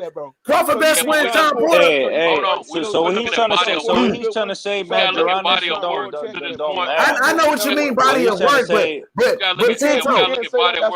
Cinto, you know, even Sean Porter, this man that dunked Jerron Ennis and said he wouldn't want no smoke with Boots. I understand. I totally understand and get But everything. we can't say okay. I'm just saying on paper in the history of boxing, when you 10 or 15 years from now, you're gonna look back and you're gonna on paper we're gonna be looking who had the best body of work.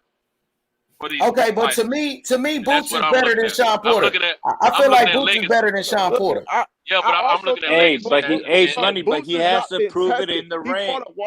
Fights have to be fought. No, but none of these guys want to fight him. None of the time. He want to prove it by fighting Terrence Crawford. That's how you prove it, by fighting Terrence Crawford, and that's what he wants to do. That's all I'm saying. But go ahead.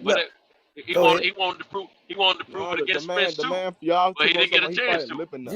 He didn't get a chance, exactly. Right. So I mean, it's same different. I mean, I hold the same energy for both of them, but I don't want to see either one of them fight him right now because I want to see that fight happen. But it's a possibility that fight still may not happen because we still got to worry about Spence and Ugas. So there it is. I got in it, but for the record, I got in it for the record.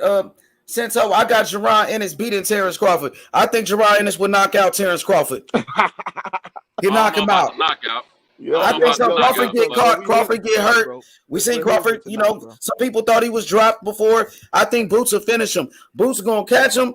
And Crawford, his fight with Porter, I thought was up on the scorecards before the knockout. Even Terrence Crawford, his corner, they was telling him in the corner that he was losing the fight, and he went out there and knocked him out. Turn it up. See what I'm saying? That's the thing about Terrence Crawford. He can let that dog out at any time.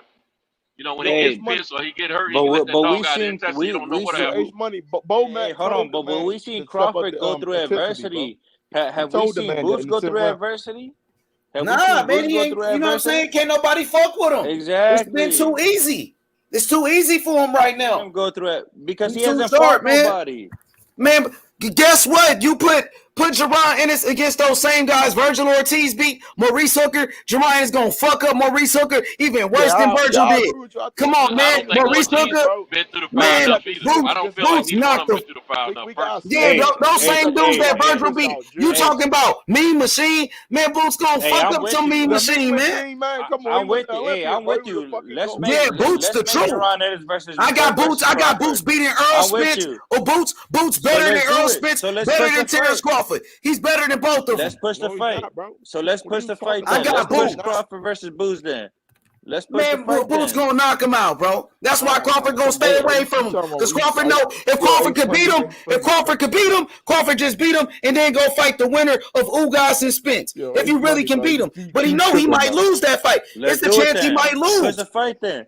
Push the fight then. That's what we doing. How much money you think he can get for fighting? I'm with you. I want to see. How much money you think he can get for fighting Boots right now? Maybe the same amount he got for it don't even matter how much money he get. It's about money though. It's been hold on. At this point in Terrence Crawford's career, it's about money, man, as well as legacy. The only reason why he won't fight Boots is he knows it's a chance Boots can beat him and ruin the undisputed fight. Boots can ruin everything. You know what Bud is gonna do to Boots? Y'all know what Bud is gonna do to Boots? Y'all remember what Floyd did to Canelo at 23 years old? That's what Bud is gonna do to man, Boots. He's not Mayweather, man. Bud ain't no fucking Mayweather. He ain't no Floyd Mayweather, bro. Don't even put him in the same sense with Floyd Mayweather. But Bud ain't no Floyd Mayweather, bro. Don't even do it. Don't even do it. He's not on that level, bro. He's not on Floyd Mayweather's level. And Boots ain't not no even Canelo close Alvarez to no Floyd Mayweather, bro. And Boots ain't Come no on, Canelo man. Alvarez You didn't see Crawford last fight. Sean Porter was on his ass in there. Sean Porter was on his ass. And Mean Machine got on his ass. So did Gamboa. Boots ain't Canelo. Boots gonna get on his ass. Boots gonna get on his ass and he gonna knock him out. That's what he gonna do. You let Boots get on his ass, Boots gonna finish him. And you know it. That's why he gonna stay away. If he can beat Boots, he just fight him, knock him out, and get it over with. and just beat him. But I'm with you. Let's push for the fight. I'm with you. He gonna stay away from him. But it's all good. I respect Crawford. Crawford and I Boots. think Boots is better. Crawford and Boots. Let's make it happen. I like Crawford, but Boots is better, and Boots will beat him. That's all I'm saying. I like Earl, but Boots is better. That's how I feel. That's how I feel, bro. You know what I'm saying? But hey, Senso, did you meet Boots with DJ that time? I wasn't at that fight. Okay. We went off topic, man. We was doing end of the year awards. Nah, we gotta set it up. Make that shit happen. What's up? What's up with Crawford? He gonna stay away from him and wait on Earl Spence and Ugas. That's what he gonna do. Senso just told you. He just gonna wait for the winner. Stay away from Boots. I think that'd be the smartest thing to do. I understand. Okay, that, man. Let's keep going with our end of the year awards, man. If your end goal is to get beat, if your end goal is to become undisputed, the smartest thing to do is wait for the winner of that fight. Yeah, if you want to be undisputed, you would duck Boots and wait for Spence, man. Would you call it a duck? You call it what you want to. Dundada, you call that a duck? It's still a smarter move. Hey, it's a better business move. Hold on. You just said it was a duck. You just called it a duck. Duck.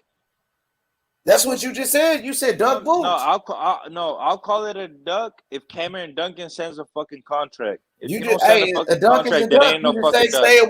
Stay away from somebody. That means duck is somebody. Staying away from somebody, that means it's dodging them. Yeah, dodge that guy. Fuck it. Duck him. Fuck it. Dodge him. Yeah. Okay. Crawford, right. Crawford, just dodge checking. him. You're right. Just checking. You 100% right. Crawford dodges, man.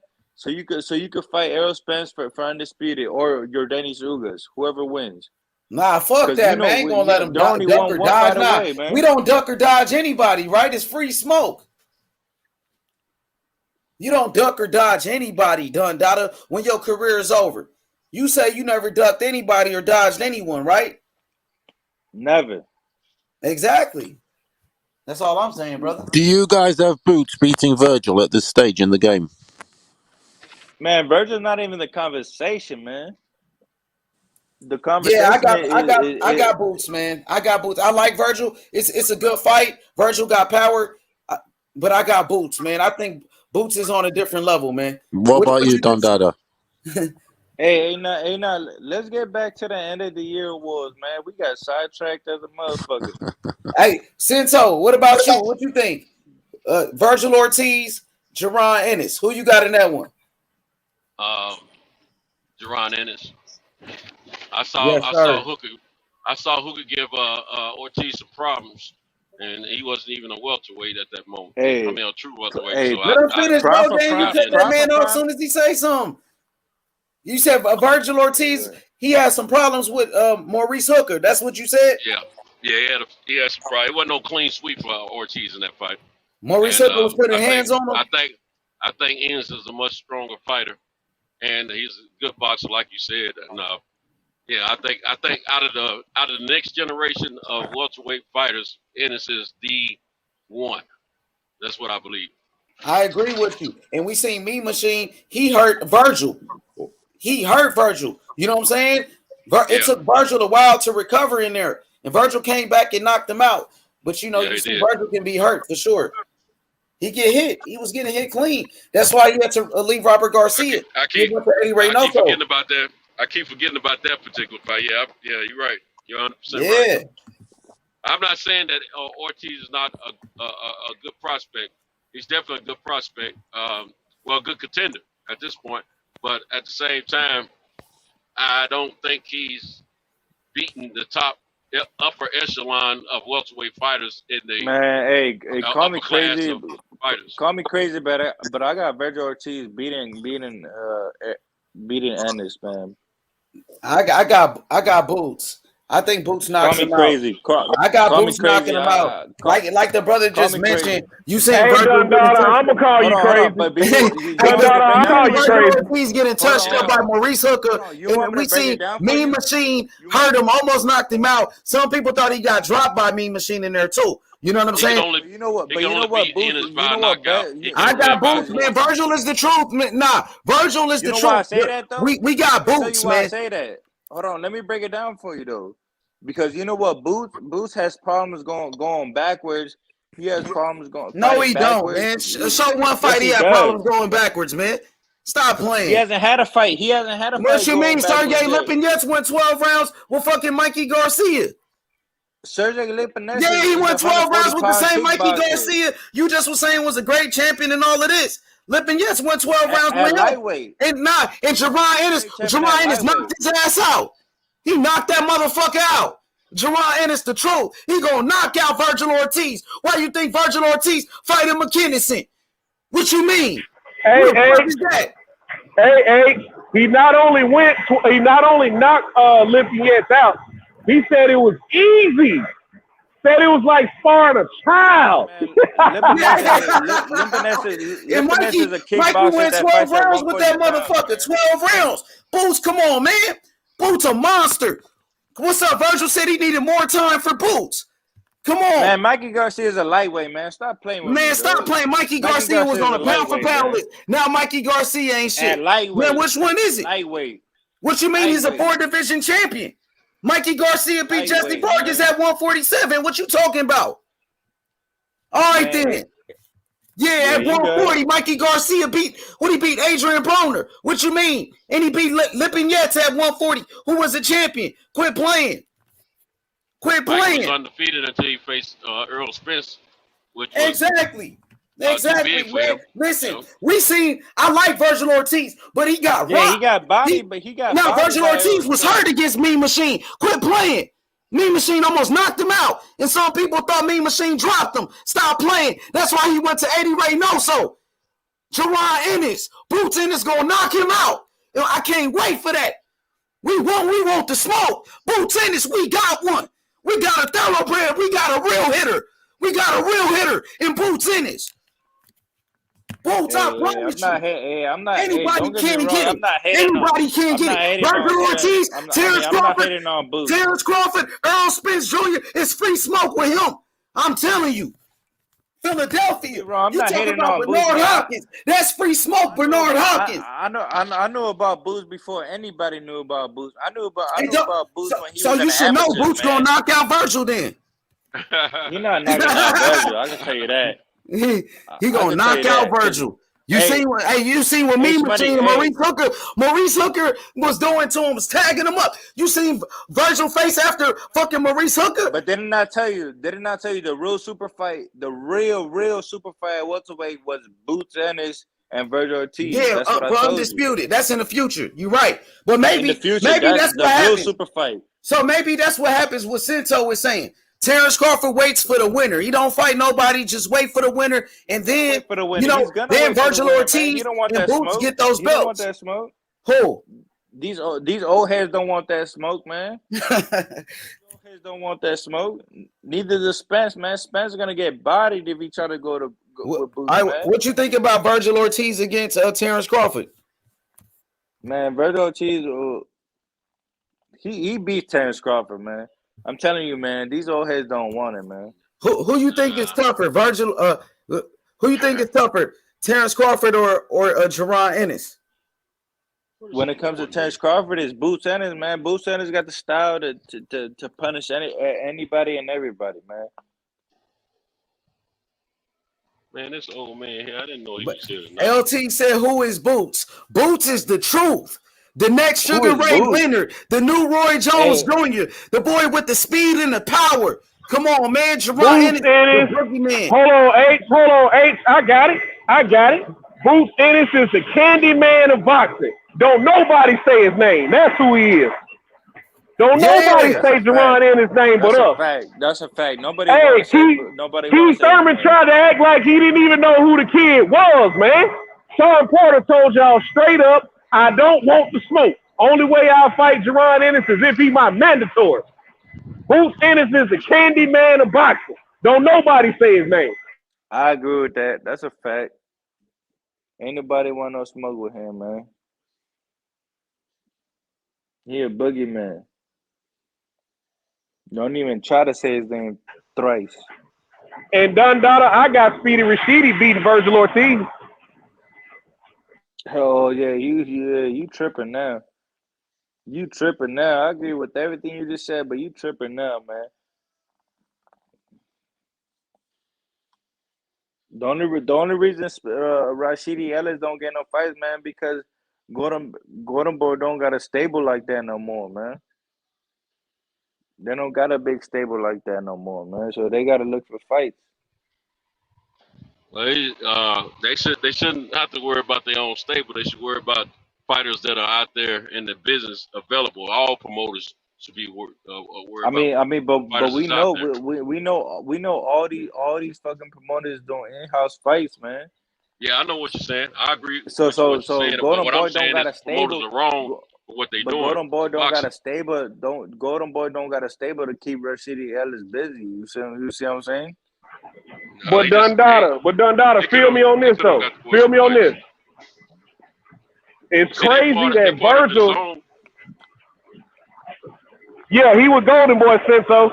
But I think it's crazy that Virgil got what 2-3 fights last year, and Speedy Rashidi couldn't get one.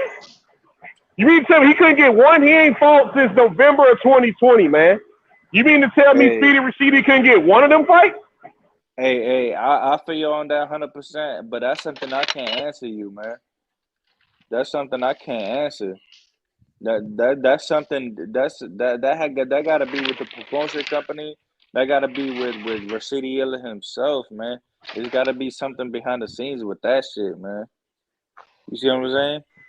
Yeah, they locked in a contract dispute from what I'm hearing. But it's gotta be something else, man. Yeah, it's gotta be something else. He probably fucked somebody's bitch or something, you know. Yeah, he did. He probably shagged Austin DeLoyer's side chick or something, man. I don't know. I don't know what he got going on, man. But I think it's borderline criminal. He ain't had a fight, man, and he healthy. And you sitting here with Virgil with 3 fights. Hey, but how many times did Virgil fight last year? I know it was at least twice.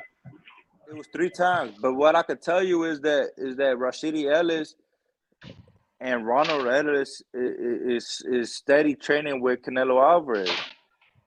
They've been training with him for like 3 camps. So they getting good work in, man. Him and Ronald Ellis, man, they getting good work in. I can tell you that.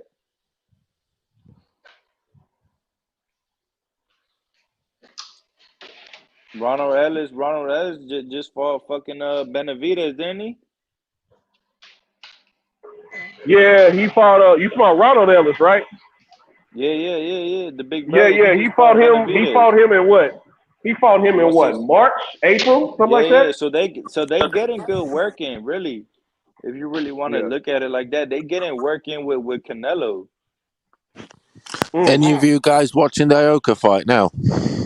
About to start. Oh, the Ioka, which ESPN has Ioka as a top 10 pound fighter. Who has? Ioka. ESPN has Ioka as a 10-time. Yeah, that's why I'm watching. I'm going to watch it. He's about to start. I want to watch it, see what it's all about.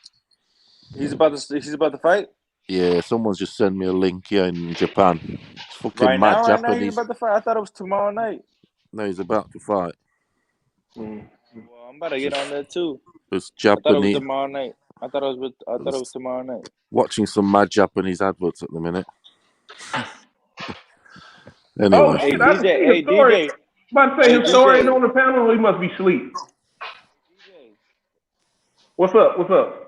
Hey, but you never told us who your fucking upset of the year was, or your fight of the year and shit like that. I said Kambosos. What? I said Canelo was my fighter of the year, and Kambosos was my upset of the year. Knockout of the year was Gabriel Rosado over Beck the Bully, and fight of the year was Charlo versus Castaño. Simply because it was for Undisputed, man, and we got that great fight for Undisputed. Dondada, mine was fight of the year Canelo, fight of the year Strada Roman, event of the year in boxing, as in the whole thing, was Usyk. Fury versus Wilder. No, for me it was Usyk, AJ. The whole event, everything. Yeah, look at what happened. Also, he's gone and beat a heavyweight. The whole event, I'm on I will about. say Usyk was like the performance of the year. I Yeah, will the say whole. Usyk was a There's actually performance. that category, the whole event of the year, as in, and then there's fight of the year. But the event for me was Usyk, What AJ. about you, Sento? I'm interested in hearing your list. Fighter of the year, trainer of the year, knockout of the year, prospect of the year, and what was the other one? I really hadn't got that far with all that, but as far as like upset of the year, for me it was Ugas Pacquiao, and Okay. then because I kind of felt like Kambosos was going to come out ahead on that fight with my man because of the way things were going, and then when it came down to Usyk, I felt like Usyk was going to beat AJ. So neither one of those were surprises to me. For me, it was I didn't give. I knew Ugas had a chance, but I didn't give him as much of a chance as I gave those other two guys. So that to me, that was my upset of the year.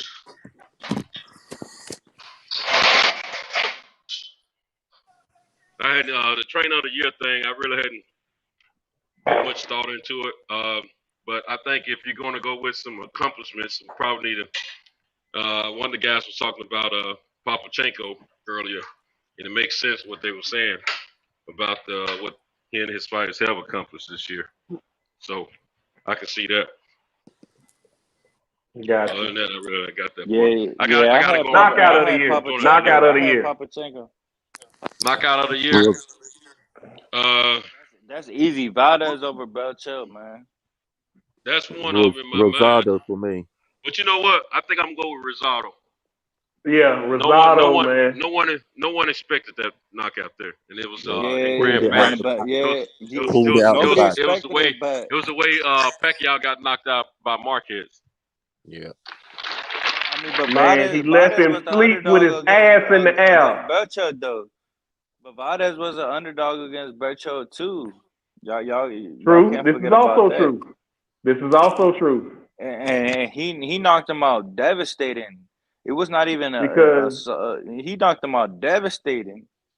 Yeah, wasn't that Valdez's like first or second fight in that weight class, something like that? Nah, it was like his 6 or 7. Like it was like his. Really? Yeah. Okay, I'm thinking about somebody else. But nah, but yeah, that Valdez knockout, it was very. Go ahead. It was very devastating, but he was winning that whole fight. Yeah, but he was the underdog, though. But he was, but Valdez was the underdog, though. But Rosario, not only was he the underdog, but he was also possibly losing the fight when he caught. Oh, he was getting the shit brutally beat out of him in that fight, man. Bektemir was landing some devastating body shots in that fight and dropped him in the first round. You talking about Valdez was undefeated, and he had a possibility to win the fight. Rosario never had. He was the underdog. Yeah, but Rosario never had in the eyes of boxing, had a chance to win that fight at all. He was supposed to just go in there and make a fight, and that guy was supposed to win and come on up out of it. I mean, he messed up the apple cart. The reason I say it was the best one because he totally dominated the fight while he was the underdog, and then came out with a fucking a brutal knockout. But he was already on his way to He was already on his way to a win. Somebody said, who's that? Mad Dog said Kiko Martinez versus Kid Galahad was the upset of the year. All right. Nah, my upset of the year was Kambosos, man. Personally, because I picked T.O. in that fight. I thought T.O. was going to get him out of there inside of 5. So, I agree with you, Center, because of the magnitude of the fight. What's at stake? Nah, hey, my upset was still Sandor Martin over Mikey Garcia, man. That was just nobody on this panel could tell me that they knew who Sandor Martin was. No, absolutely not. I knew who Sandor Martin was. You did, but you didn't think he was gonna beat Mikey Garcia. I've never seen him fight, but I've heard of him. I've never seen him fight though. But I heard of Sandor Martin because he was ranked in the top 10. Yeah, that way, yes. I've That's never the seen only him reason fight. I knew about him. I did my research. That's the only reason I knew about him. But nobody could tell me that he was gonna beat Mikey Garcia. Just like nobody knows who McKinson is. I've only seen him once, and I he's don't know who that left is. to me. He's the guy who Virgil's about to fight. Yeah, no, I He's know that ranked now, like but I just don't know. Yeah, I got you. yeah. He's ranked like number 2 or 3 in the WBO. He's a slick southpaw, but to me, he's left-handed Paulie Malignaggi. He doesn't have what I call "fuck you" on his punches. I think he's got like DJ, 2. DJ. Yeah, But that's why fights have to be fought. You feel what I'm right, saying? We right. can't just assume shit. This is why fights have to be fought. Oh yeah, Yeah, I think we oh all You know know what I'm that. saying? Yeah. But I think this year has proved it more than everything. I think we can't just assume that he's the favorite, he's gonna win. I think fights have to be fought. No, I mean, right, but because that's what I'm you saying. couldn't tell And me. I think everybody knows that on this And panel. then Yeah, and then but and then and then when they are fought, we have to give credit when the credit is due. Like when Canelo beat Caleb Plant, beat Billy Joe. Even though a lot of people thought that he was gonna win, the fight still has to be fought. You see what I'm saying? I agree. I think we all know that. So like we can't keep we're like it's like we're downplaying I tell every you single what, of these guys win. I'm watching this Ioka fight. He's got a very strange What style. what Very. channel is it on, Paulo? Oh, so I'm gonna watch that fight. I've just got a link, mate, on the Discord. Can you put it on? Oh, it's on the Discord? Okay, cool. Yeah, Thank you, bud. it's on the Discord. Philippe's put it on there. It's just the first round just finished, but he's got right strange style. High guard, like leans forward, like Hey, if you could put like No, jerking. I on the like private that chat, fighter. hey, Yeah, if you could put he's it on the very private different. chat. Very different. I got you, Very Dondada. interesting. I got you. No, hey, I've been hearing a lot about Aoka, man, but that's what I hate. Nobody in America and the United States pays attention to anybody below 130 pounds. Nobody. What's that? I said nobody in the United States pays attention to anybody 120, 130, 126. Yeah, I see what you mean. You like the big They don't boys pay there, Joe. attention. They I'm don't pay somebody, attention bro. to nobody. I'm somebody. I like the small guy. I like the small guys too. I think the hottest division is 115.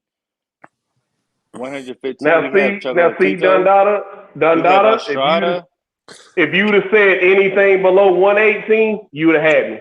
Like I admit I don't watch anything below 118. The fight telling I you. want to watch the most next year out of anything, fuck your Buds, Spencers, and everything, is Martinez, Sonny Edwards. Believe it or not, That's a good fight. That's a good fight. But look, that's what I Tell him, want. Paulo. Tell him. No, I'm telling you hey, that's now. a good fight. I'm so high on that fight. That's a Fucking good hell. fight. But Yeah. For instance. hey, look, everybody says that the four kings are at 135. Tank this and that, but they haven't fought each other. But you know who has fought each other?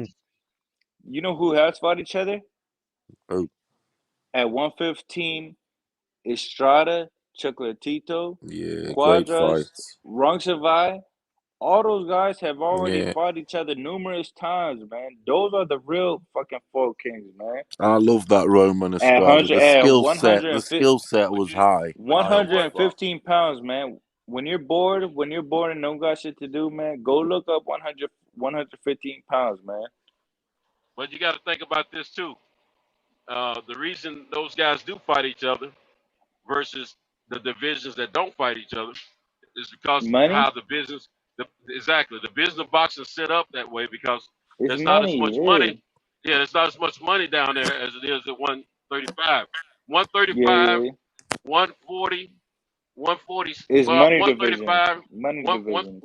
135, 147, and 160. I say one. I'm gonna say 160.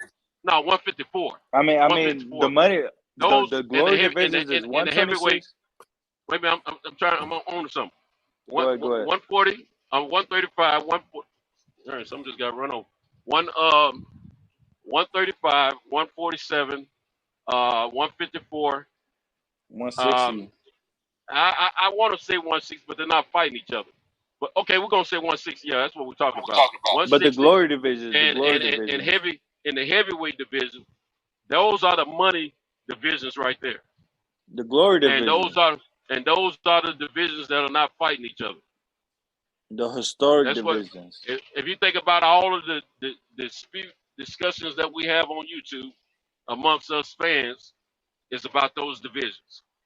So yeah, you don't. It's just wherever the money is where the problems are.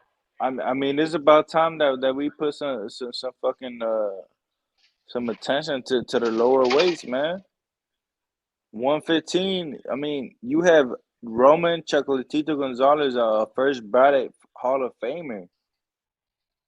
Yeah, he's going to Hall of Fame. Mixing it up with Estrada, mixing it up with Roncesvalles, mixing it up with Quadras. Those are the real four kings to me, man. And then when you got the other four kings at the 135 division, none of them have mixed it up. None of them have fought each other. You see what I'm saying? I don't really call the 135 division of four kings. I don't call them that. I mean, four kings should fight each other like the guys did yesterday. But that's like the narrative that's being pushed that 135 is the new four kings. Yeah, but I can't roll with that because of what I've seen in my years. I can't either. But we don't have to agree with them though. We don't have to help twist their narrative. That's their narrative. Exactly. Because I mean, the four kings fought each other back in the day. Exactly. So that's why I recommend you to do some research on the 100 the bantamweight division, the 115, 118 division. These guys are actually mixing up with the best in their division. You're right, but truth be told, man, the history of boxing, the history of the sport of boxing, those lower weight divisions like that are never gonna get their just due, man. Not for a long time. Never. You're right. So some of the best fighters have come out in the history of boxing have come out of those lower weight divisions, like you're saying. I mean, after Floyd Mayweather retired, I mean, everybody was debating: is Roman Chocolatito the best fighter in the world, or was Andre Ward the best fighter in the world? You know what I mean? Nobody wants to give credit to Roman Chocolatito Gonzalez. Everybody wants to say that Ward was a better fighter. But Chocolatito had it for a minute. He had it for a minute, but he got knocked out. When he got knocked out, that ended it. You know. Yeah. But he did have it for a second, didn't he? For a hot second, he had it. Yeah. A lot of people wanna say that he didn't, that he was never, the problem. Thank you. He was the guy. But with that knockout, that ruined it for him. And of course, you have to move on over to Ward at that point. Yeah, definitely. He was still winning. But even with the knockout, what I would tell you is that he was fighting the best of the division. Yeah, he definitely was doing that. I mean, that's what made him. That's what he brought a lot of excitement to those lower weight classes. I mean, everybody was. I ain't gonna say everybody, but a lot of people was checking for those weight classes at that time because the excitement he was bringing to it. Because of Roman Chocolatito Gonzalez. Yeah, he was doing such a devastating job. Exactly. People had to pay attention. Big facts. Everybody started checking up because of Roman Chocolatito Gonzalez. Yeah, I agree. Hey, so who is your breakthrough fighter of the year? Breakthrough fighter of the year. Yeah, breakthrough fighter of the year. Let me give that some thought. Breakthrough. Xander for me. Yeah. No, and I asked that for the whole pattern. No, not fucking like prospect of the year. I'm talking about breakthrough fight of the year. So not prospect, but breakthrough fight of the year. So what we saying then? The link is in the private chat, fellas, if you guys want to watch the fight. I say my breakthrough fight of the year, just to give an example, Yeah. will be Kambosos Jr. That'd be my Okay. breakthrough fight of Oh, the that year. sort of thing. Okay. Yeah. He might have to. He might have a it could be point there it could because be a I was thinking. beginner, it could be a veteran. Yeah, I was thinking Ugas, but you know what? Kambosos might be because Ugas will be a good one. Ugas will be a good yeah, one. and Ugas will be a good one. because we were talking about with Kambosos, we're talking about two active fighters at the time, and one was getting a lot more media light shed on him than the other, and he was expected to win, and he ended up getting cyclops. I mean, the final breakthrough, as in literally the final breakthrough for the guy after many attempts, it's got to be Kiko Martinez. If you get me, many attempts, always failed, and finally. Was it a breakthrough? I mean, he's an old dude. I wouldn't Kiko was say on the last. breakthrough. I wouldn't say breakthrough. He's on the tail end of his career, though, wasn't he? Yeah, but it's like it's still a breakthrough. Finally, kind of did it. If you get me, he's pushing. He broke through to the other side. I mean, it might be a Are we surprise. when we say breakthrough? Are we putting an age to it or what? Because then it becomes a somebody who hadn't been to the pinnacle and on going up one side of their career, coming down on the side of their career. Somebody that's on the way upward, who's got a they're moving, but the name hadn't got big yet, and then all of a sudden, perfect definition. Magic Perfect happens. definition. So Perfect definition. Kiko was a great fight. I watched it. He did a Kiko great job. will be more he was upset on of the year. They were thinking he was. They thought he was going to retire after that fight. It's upset, and you can also say it's finally a breakthrough. If you get me, I can't say that because he's been around for a while, man. Hasn't he been champion? Hasn't he been champion before? I don't know, and sure that's what I was trying to think on. But I know I think he has been champion before. He's been in the limelight before, and that's why I can't call him a breakthrough right now because that's what I'm saying. That's why my breakthrough fight of the year was Kambosos. Kambosos is what you call a breakthrough fight of the year. You know, never been in the limelight before. Yeah, he's not been in the won limelight. a big fight. He won a big fight. What about Kush's pick of Shakur? He's been in the limelight. I mean, he wasn't a surprise. He wasn't a surprise. He's been in the limelight. He hadn't been the biggest champion, but he's been in the limelight. I mean, we all know he's going to do great things. But I agree with you, Court. How many of us thought Kambosos would actually win the fight? Now, I felt like the closer they got to the fight that he was going to win, but it was a big surprise for the industry of boxing. And he messed up the apple card. Yeah. I see the plans in Bob Arum's mind. Tio wins the fight. He gets Lomachenko back in the rematch. That was his plan. One thing's for sure: the two most wanted guys in world boxing is Kiko Martinez and Kambosos. As in the perception of it being an easy, not easy. In terms of what? In terms of what? The one that beat Mikey Garcia? In terms of no, I think in terms of the five blokes at 135, think they can beat Kambosos. Yeah, and I think they can. Now Martinez, and Kiko Martinez will lose. He'll lose his titles. He'll lose his title in the next fight, I think. Because that was like a shock, if you get me.